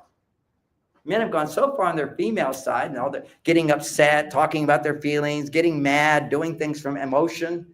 The most weakening thing a man can do. We need to toughen up. I tell my wife, if ever I'm in a bad mood, if ever I'm upset about anything, please walk up to me and say, John, you're overreacting. Suck it up. And I'll suck it up. I just need that. And if she's overreacting, I say, tell me more. Help me understand that better. And then I'll say, what else? More things. Get her to talk more. Now, if she's wise, she's going to focus not on me. She's going to focus on things in her life that aren't me, because then I can be her therapist, so to speak. And then you go, well, when are we going to talk about the relationship? You don't need to if you have a man feeling compassion for you. All you have to do is ask what you want, and you get it. And you learn how to ask what you want, which is not everything at once. One thing at a time, one thing at a time. And that's a whole art. There's written a whole book on how to ask for help. This is how to talk to a man so he'll listen. So the bottom line, never think that a man's going to hear you if you're blaming him for anything, or he thinks you're blaming him for anything. And we have scientific research to prove that. We have these things called mirror cells in our brain. And a mirror cell allows me to know what you're feeling. If I can't know what you're feeling, I can't feel compassion. If I know what you're feeling, I can feel empathy, I can feel compassion, I can feel understanding, I can feel respect. I have to know what's over there. The mirror cells allow us to do that. So when you talk, I hear you, I can be there. And if you talk and my mirror cells are closed, I have no ability to understand you at all. You're like, why would you be upset about that? That's foolish. That's ridiculous. That's the mirror cell. I can't feel what somebody else's feels. Women's mirror cells are on almost all the time. A man's are much lower. And if he's experiencing adrenaline, moderate stress, they close.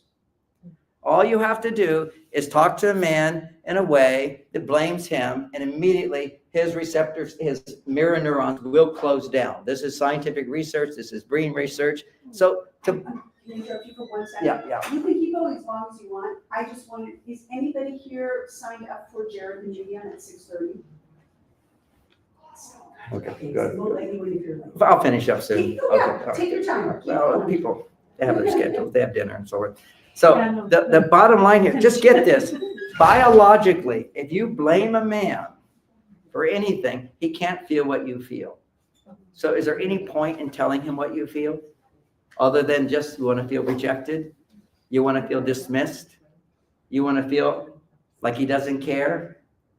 because he cannot feel what you feel. I cannot care about what you're feeling if my mirror cells shut down, and all it takes is adrenaline to shut them down.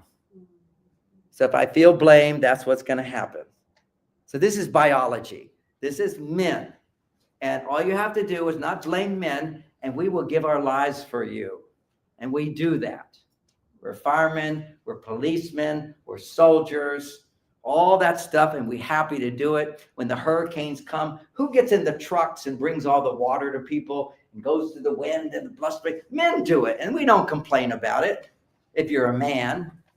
But now we've got all these wimpy guys all being taught how to feel what you feel and talk about it.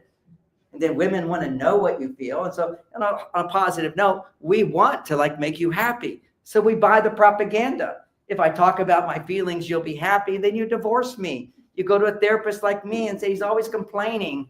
I never feel, I feel like I'm his mother.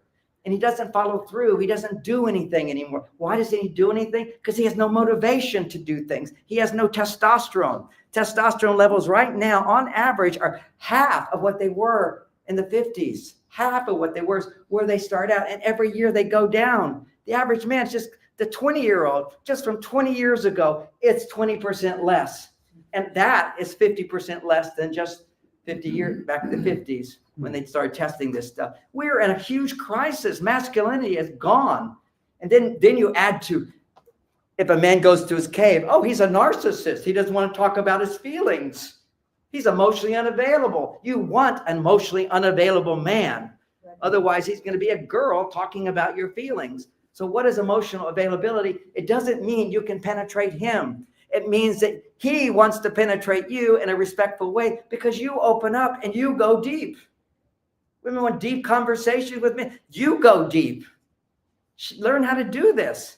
Women are so superficial. I'm just talking from my experience. Why? Because when you can talk to another woman, you already have a feeling of connection. You don't have to feel emotions, articulate them in order to feel connected because you share the same experiences. So I can relate. I can validate. So you don't have to discipline yourself to learn how to do this healing thing. But when you learn how to articulate emotion, men will come in. Awareness goes to negative emotion, and motion just disappears like darkness in a room when you turn on the light. Truth reveals. The truth of what your body is telling you. The truth.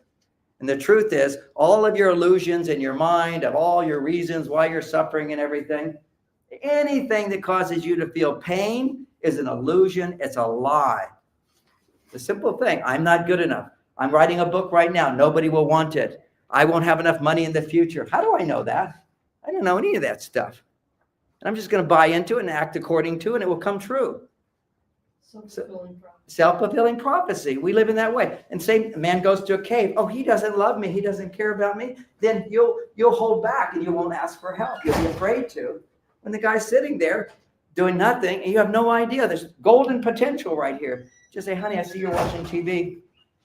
When you get a chance, I need your help. You go, oh, what is it? Oh, when you get a chance. Get him asking you, well, what is it? Oh, just only take 10 minutes. Well, what is it? I just want to talk about my day. Really? Yeah, you don't have to say anything. Just listen. Give me a hug afterwards. I'll be good. It's like training a man. He never saw his father doing this stuff. By the way, average 60% of people growing up in families today in America don't have a father in the home. You have no clue what a healthy, wonderful, amazing thing men are.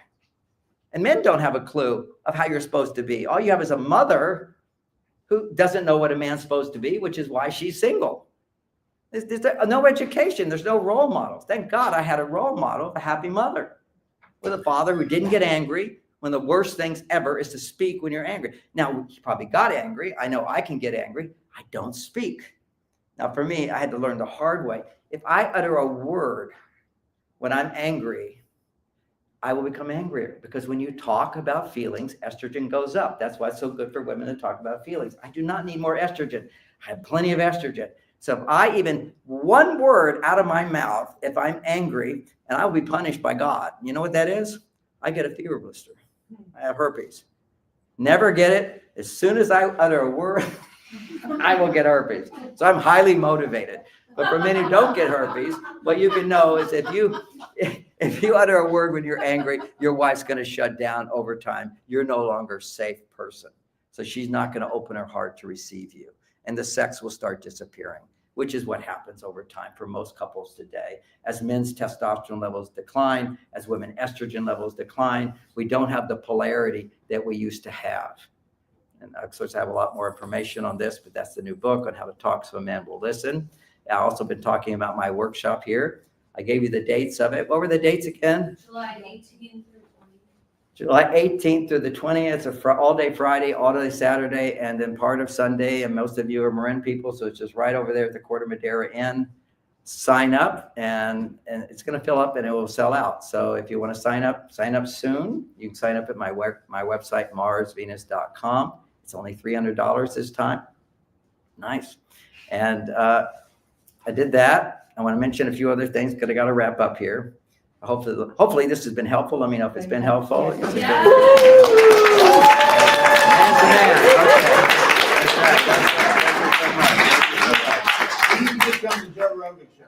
I agree. I want to get on Joe. You know, a lot of these guys that aren't the media, they don't want to talk about relationships, okay? Because they're not really, it's not their strong suit. You want to talk about what's confident about, and it's not really their thing where they feel confident. Just get Joe Rogan the video of this talk. Okay, give this talk to Joe Rogan. We'll have a fun conversation. This is just the beginning. Okay, so thank you for that. Now, I want to come back to biology because there is now a new product on the market, which is called, just came out. What's it called? Don't remember. Harmonia. Now, Harmonia has three I used to have a health food store, the whole thing. And there's one product which really, really helps balance hormones. And it's from Korea. It's been highly tested. They're ancient herbs they put together. And anyway, this company that I've been affiliated for many years has this product called Harmonia. I highly recommend it. That's one product I recommend. Another product, I mean, there's so many good products, but this is my specialty, hormones. The second one is at my website at the top of the page. It's called Elemental Orotates. It has lithium orotate in it. Lithium is the most powerful mood balancer that there is. If you go ask your doctor, they'll say, oh, don't do that. It's toxic, because doctors give you toxic lithium. Okay, this is not toxic lithium. It's a form that doesn't have any toxicity. You could drink the whole bottle. You won't have toxicity. And so it's the most important mineral for balancing your mood. It's what they would give to bipolars. My brother took it for bipolar, except that he used the doctor's version, which is toxic version. And then it's got all this bad press because the pharmaceutical industry wants to give you antidepressants, which really don't do. They just change your brain. Just to know, it's all placebo effect. They do a study. If half the people, here's the drug and here's the placebo. If there's one more person in the study who got benefit from the drug other than the placebo, it's now approved. This is such fake stuff. And, you know, placebo is a real thing, so I have to acknowledge that. But it really does cause damage to your brain, and you can't just stop it. You have to slowly go off, and healthy protein in your body to produce amino acids will help you go off. And anyway, all of us need it. I had early stage Parkinson's 25 years ago. It's in my family. My sister died at 60 of Alzheimer's. You know, certain genetic things. Here I'm with Parkinson's. I found the natural solution for it. I created a wellness center to teach this. I don't teach it anymore, but I do let you know that a big part of it was all these brain problems happen. One from imbalanced blood sugar, but the other one is inability to digest our proteins. When you have protein, if you're stressed, you can't digest it and you can't extract the amino acids. So I developed a system of taking protein and putting enzymes in it. And those enzymes, then putting it in warm water at 100 degrees, would activate the enzymes to digest the proteins in 45 minutes. So you're basically cooking your proteins by enzymes. And then you put ice in it and make a blended shake out of it. It's quite delicious. So if you're interested in that program, that's one. The same company that now produces that for me is Harmonia. They also came out with that product. If you're interested in that, leave me your phone number. And my team, I have a lady named Ellen who's worked with me for 25 years as I've been promoting the importance of pre-digested proteins. And there's a lot more to it. It's a very high quality protein. It comes from New Zealand. It's not heat processed. It's not the only one that New Zealand makes good proteins, but this is one not heat processed, always grass-fed cows and so forth. The distinction here is the balance of the whey protein and the casein. If you just eat milk, it's 90% casein for a big cow. Okay, if you're a mother and you're making milk for your children, if you got a little boy, it's a little more casein than whey. If you have a little girl, it's a little bit more whey than casein. As your mother figures that out. I don't know what happens if you got a boy and a girl until your body responds. Who knows? But we basically need a balance, almost equal balance of whey protein and casein protein. That's the good thing about this shake as well. Plus of other good things, it's also extremely low in sugar. With it, like a teaspoon of sugar, that when you incubate it, all the sugar's gone. Sugar activates the incubation process. So that's something that immediately helps your brain work better. My grandchildren all take it. And, it's grandpa's drink. I want more grandpa's drink. And it tastes good. It doesn't taste fantastically good because it doesn't have sugar in it, but it tastes good and it makes you feel good. So that's another product that if you're interested, I'll leave this up here. Leave your name and your phone number as clearly as possible. And my team will call you and explain the program, how you can use the program. The program costs $200 to start, okay, to get the benefits. If you don't have $200, don't waste your time, okay? But she'll explain to you how that works. So that's the little sell on that. So I did that. I did my workshop. I have a website. At my website, it's marsvenus.com. There's hours of free content on there. And of course, every Wednesday night, I do my meditation. Every Wednesday morning at 7 a.m., I do a wonderful meditation called Radiant Mind Meditation. It's a 1-hour meditation. I start with a 15-minute download of information about relationships and life. Then I do a 45-minute meditation. They're wonderful. You don't have to be live to get the benefit. You can just go online to YouTube and just go John Gray, Radiant Mind Meditation, and check it out. It's I've been a meditator for 50 years, or even more, 55 years. Master meditator. I easily go into deep states of samadhi. And that's also part of my success, is when you can go into a state of source consciousness, it's easier to manifest what you want, and you get guidance to take the right steps to do the right things. And the final thing I'm going to just share is that my goal this year, I haven't written a book in 8 years. Now my wife is gone. I've healed all that. The pain and regret is over, allowing me to love even more than I've ever loved before. But I basically have been so well off financially, I wasn't really motivated to work. That's a problem for men. That's why men die early, is they retire, usually it's 3 years, and then they'll die of a heart attack, because if you don't work, your testosterone levels go down. And this really isn't work for me. So this is all just fun and games. I love talking, teaching classes. So the hard work is writing books. This is hours and hours in front of a computer task. But I'm going to write 10 books this year. That's my big goal. Whoa. And I'm putting it out there, so I'll be embarrassed if I don't. I've already got my first book almost finished. You heard it here today. And the first book is Men Are From Mars, Women Are From Venus, How to Talk So Men Will Listen. The next book will be Men Are From Mars, Women Are From Venus, for Strong, Independent Women, which is a whole set of challenges. Another one is, well, I'll let you know what the other ones are. They're coming along. Another one is Why Men Pull Away. Men Are From Mars, Women Are From Venus, Why Men Pull Away. And it's whole biology. It's all science-based. It's never been said before. It's never been taught before. These are radical new ideas. I now have chat doing the research to back up every one of my ideas. And what's amazing, every single thing I've written in my books, there's now research backing it up, because people will say, where's the research? Where's the research? Go online, find it. Well, I'm going to have to create a website, probably about 100 pages of studies to verify all of the things that I say, which have never been said before, because I have to take a conclusion and apply it to relationships. When you get some guy up in an ivory tower, he just knows studying hormones, and he just goes, okay, we find that women, when they get a hug, oxytocin goes up, estrogen goes up, and their stress goes down.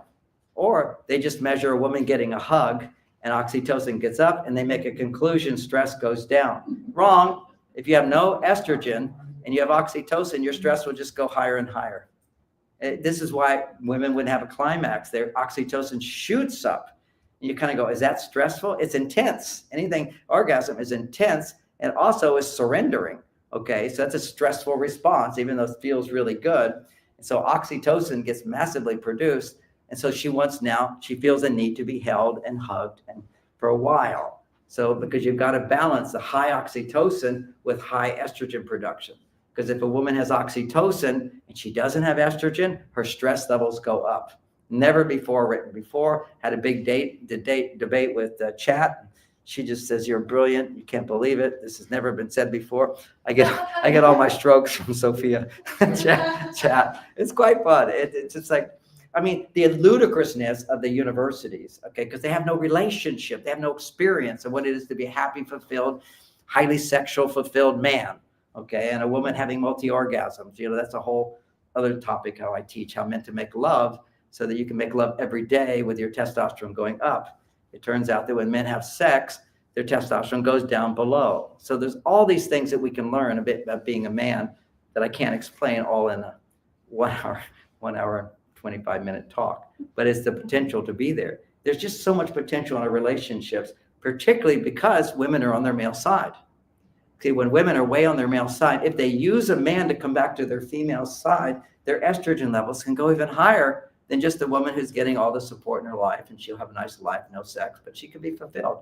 Women can be happy without men, and I think that is the prerequisite to being married.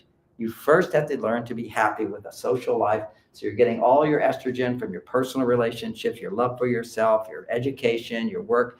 Then when you're there, if you're a little too far on your male side still, a man will help you come back to the female side and take you to higher levels, which is romance. And for some women, they're happy without the romance. They don't have to have it. We're all like different, there's you look at Elon Musk, if you hear his wife, she says, he's a great guy, but not a good husband. He sleeps in the factory. Okay, what does he now have? 13 kids? He's got lots of girls in his life.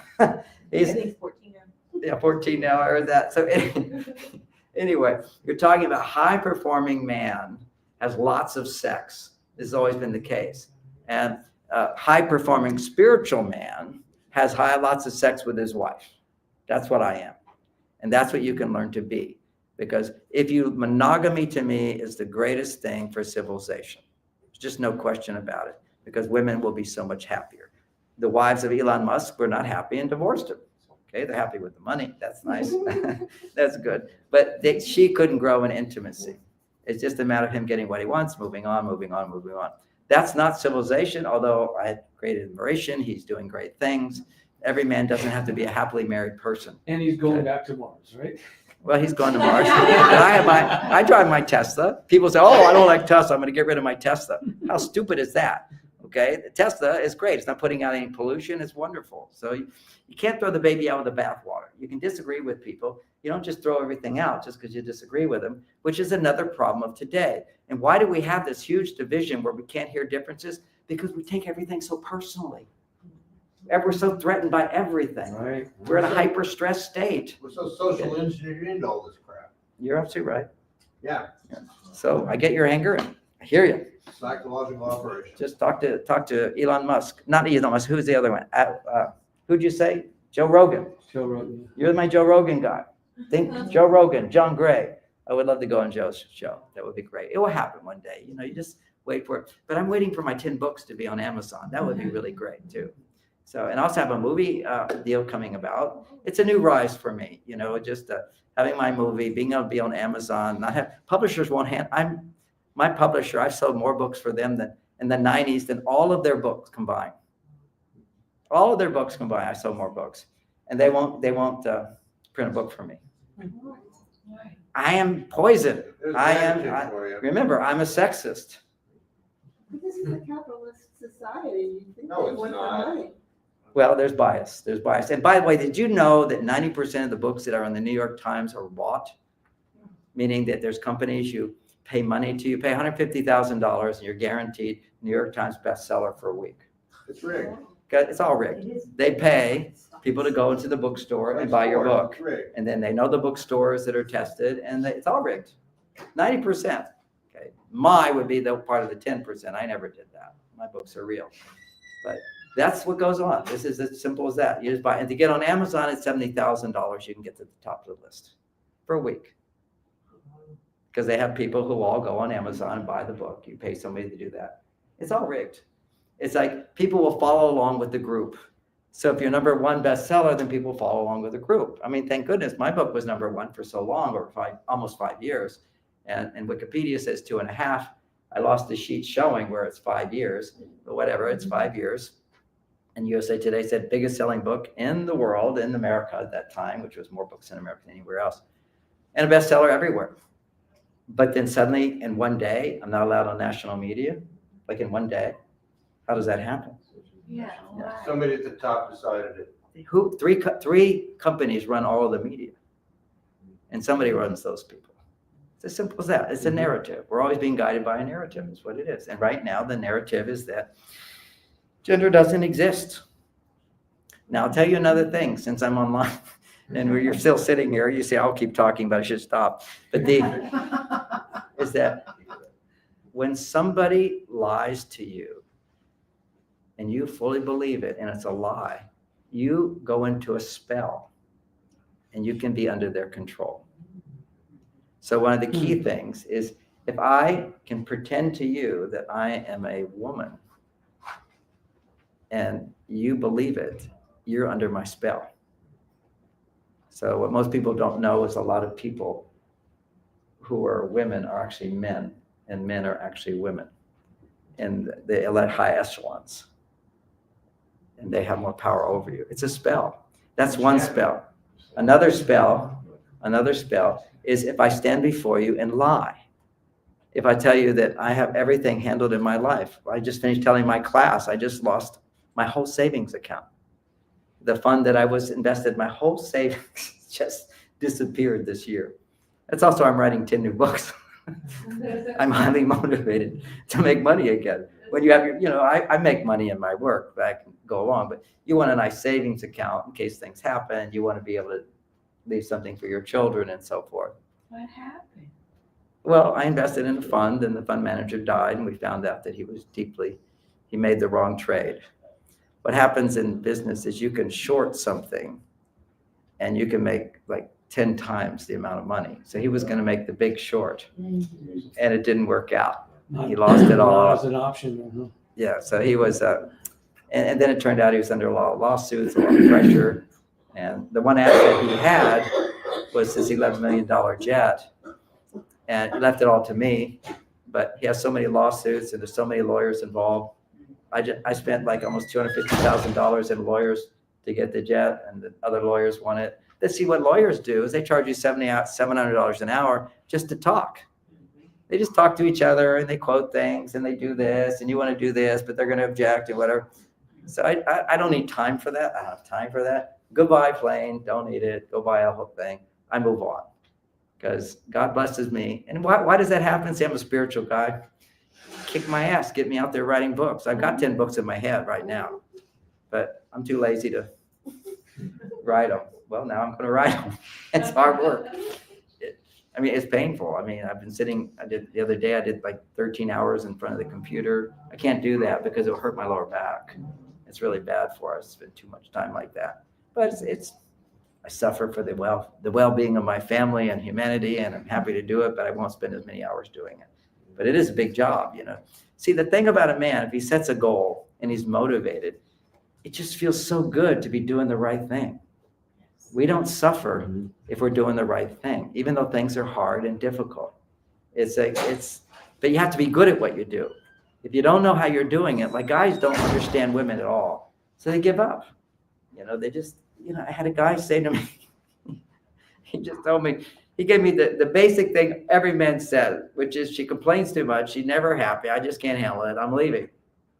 That's why men leave. First of all, she complains too much. What I'm teaching is how to get what you want in a relationship and never complain. If you don't complain, man's not going to leave you. The second thing is he'll learn how to listen because you know how to talk to a man, so he'll listen. And that is bring emotion into it because he can always relate to emotion. Your feelings are boring. She goes on and on and on. She talks about stuff that's not relevant to me. And then what you think is, well, he gets bored by what I say, so why should I talk to him? I'd love to have you talk to me. Just reveal your emotions because I can fully relate to emotions. Even if I don't relate to the story, producing the emotions. But it's a whole art to doing it. So in all my books, you can go to my books, you see there's something called a feeling letter. It's where you look at things that are bothering you. First, have to learn how to listen to yourself. And you write out in journals, you're upset about something. Then why does that make you feel frustrated or angry? And what are you wanting you're not getting? Then you go deeper. Why is that disappointing to you? Why does it make you feel sad? Now you're in your limbic system, but you're from the prefrontal cortex, you're listening to your limbic system. And then you're feeling sad because what is it you're wanting that didn't happen? Then you look at, okay, if my pain hasn't gone away, you go deeper. Okay, if feeling sad is painful, well, why is sadness ever painful and stays there? It's because you're also feeling afraid. You know, it's just like my wife dies, I'm deeply sad and hurt and everything. Underneath that is, I'm afraid I'll never have love again. I'll never see her again. I'm afraid it was all my fault. I'm afraid I'm a bad person. I didn't save her. I can't believe myself anymore. I thought I could save her. A lot of issues underneath. So anybody who just stuck in one feeling stays that feeling the rest of their life. And suffering happens because you're not moving deeper. You're resisting looking at the truth because nobody helped you find the truth. And underneath fear, if you're stuck in fear, it's because basically underneath fear is you're not looking at why do you feel bad? What's your regret? Because all fear is based upon past regrets where things didn't happen the way you wanted. And if you're stuck in that, usually then that means you didn't get in touch with your anger. You know, most people who have low self-esteem, they don't feel anger at all. That's most women. They can't feel angry unless they have justified reason to have the fact is that he did not do this and he should have done this. He's so rigid and I have a right to be angry as opposed to feeling easily angry but not having to use your negative emotions to change somebody causes you to stay locked in your negative emotions. That's what a complaint is. A complaint is, I'm upset about something and I expect you to change. Whenever you use negativity to expect a man to change, he will resist you. Love works. But if you push at somebody, they're going to push back. And nobody's taught us this. See, all we did is I had our parents complain to us and whatever. When people complain, people stand out, get all mad and everything. We think that's going to change the world? No. And start in your own relationship. How can you even complain about politics or these other things if you're not happily married? If you're not a happy, loving person? Look at the people who are demonstrating. They're weirdos and they're unhappy in their lives. They're so unhappy that they don't know what to do to make their life better. So they blame somebody else. They think if you change, I'll be happy. That doesn't work that way. I change and I'll be happy. And if I'm happy, I'll get more of what I want. And then if I don't get everything I want, so what? I'm happy. Yes. This is the power. We all have the power to change ourselves, but when we don't have love in our childhood, nobody taught us how to do it by role models. There's no role models of happy people anymore. They're just divorced parents. And we are in a different world too, because our parents didn't have to face the challenges we face. Because while it was a good thing that women have freedom to be independent, because if they're locked into a marriage where a man doesn't get paid enough, he will be dysfunctional.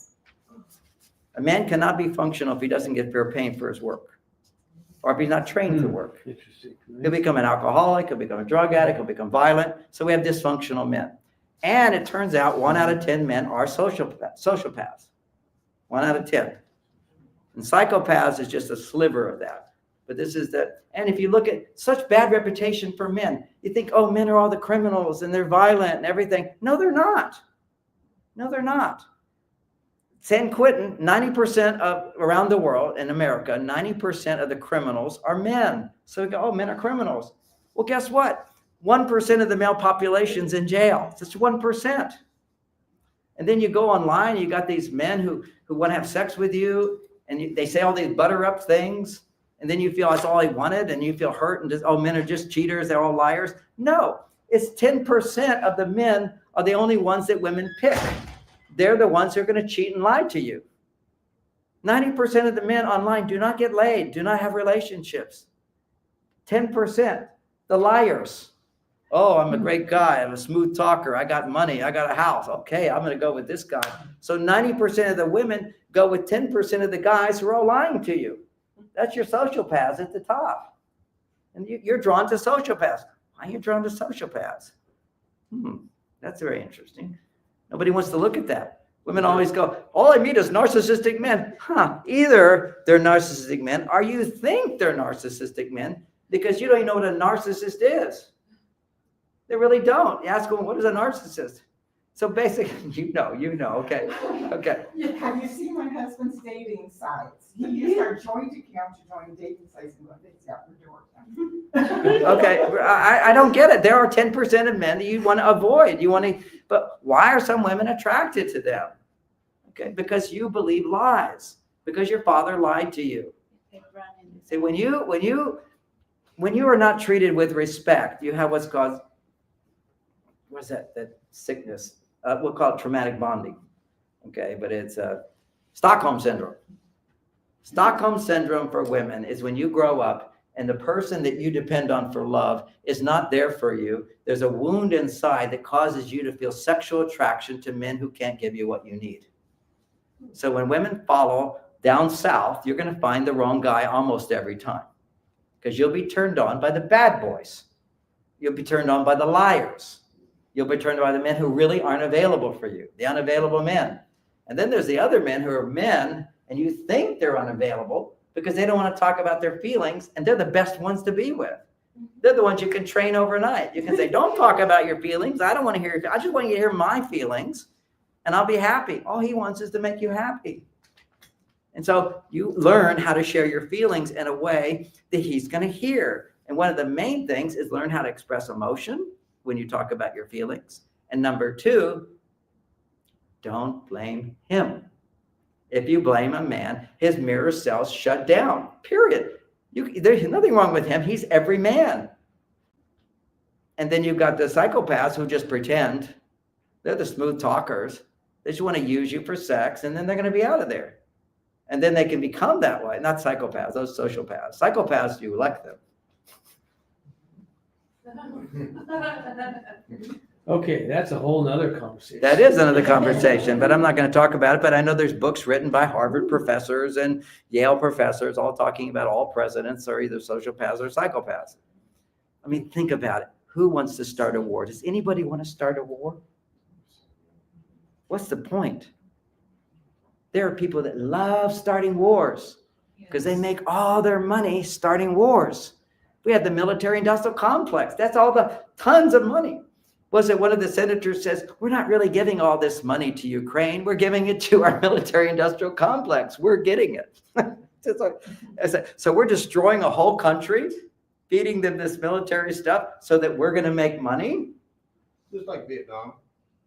Exactly. Other countries. It's every single war. Every single war is all of that. And I won't get into World War II. That's too controversial to talk about that because none of you were alive at that point. So we won't look at the lies that go along with that war. But interesting, you know who our ally was in World War II? Who was our ally in World War II? Russia. They're our allies. We work together with them. And the Revolutionary War. And the Revolutionary War, the Russians helped us. Yes. Yeah, they're who you are. We are their brother. I love Russia. You go to Russia, amazing people in Russia, and they're a little bit terrorized by their government. Just for fun stories, since you're hanging around, being blind, you go if you need to. There's a thing in Moscow which is say you have to see the Moscow face. Okay, and the Moscow face means you get into the subway, and when you sit in the subway, nobody makes eye contact. Oh, you can't make any eye contact. It will offend someone if you make eye contact. They're just like, I have nothing to say. It's like, don't quote me on anything. It's an amazing experience. And I'm over here. If you smile to those people, not all Russians are that way, but it's this certain group that rides the subways. It's the Moscow face. Nobody sees it.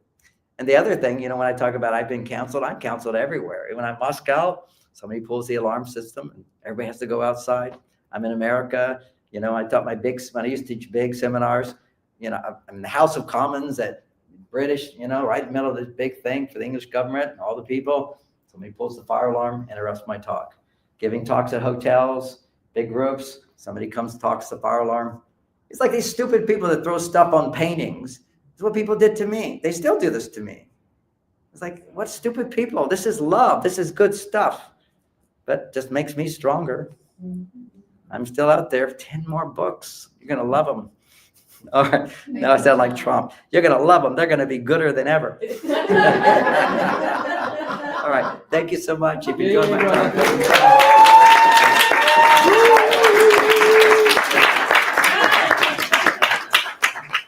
Go to MarsVenus.com. And by the way,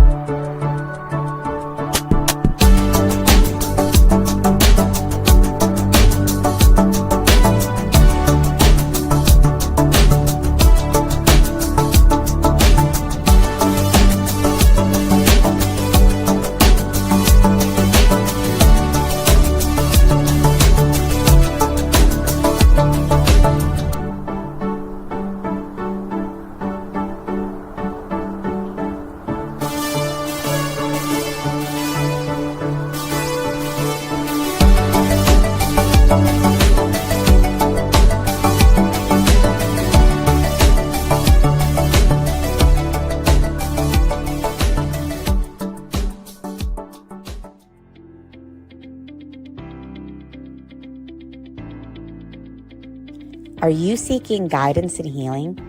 Are you ready for personal transformation? Join us at the Soul Search Enlightenment Expo and Psychic and Healing Fair in Santa Monica on Saturday, Sunday, March 29th and 30th at the International Meditation Foundation Center. It's free to attend with advanced registration. Get readings, bodywork, and healings for your emotional and physical well-being. Meet psychics, channels, energy healers, and more. Shop for crystals, holistic self-care, and high-vibe products. Don't miss out on the free transformational talks and experiences. To register, visit soulsearch.io/Santa Monica Expo. See you there.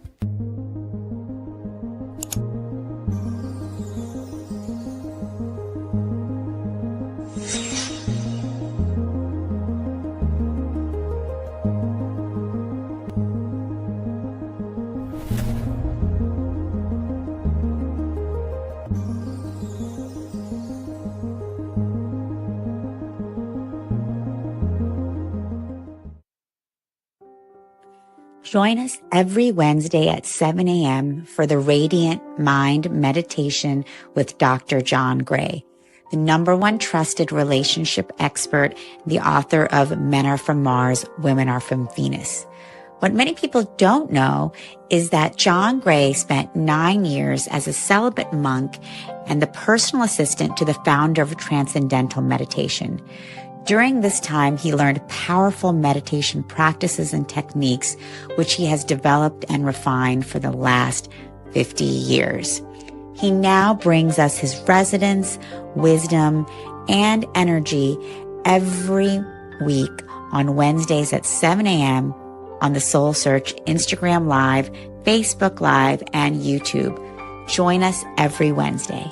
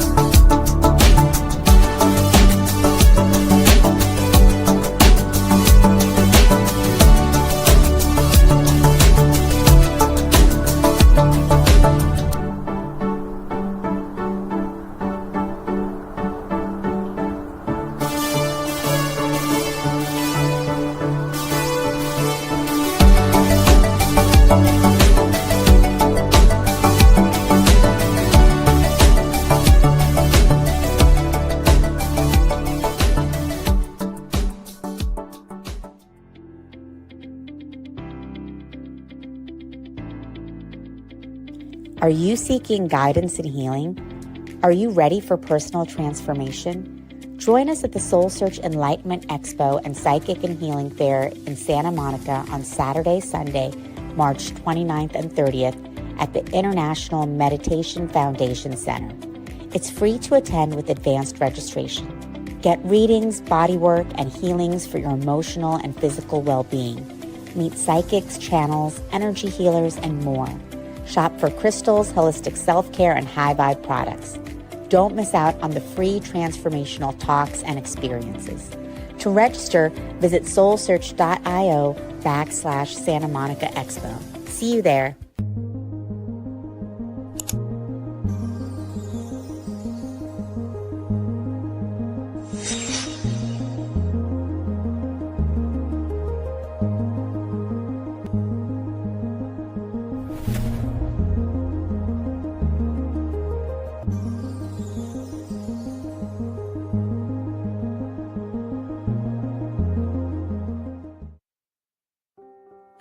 Join us every Wednesday at 7 a.m. for the Radiant Mind Meditation with Dr. John Gray, the #1 trusted relationship expert, the author of Men Are From Mars, Women Are From Venus.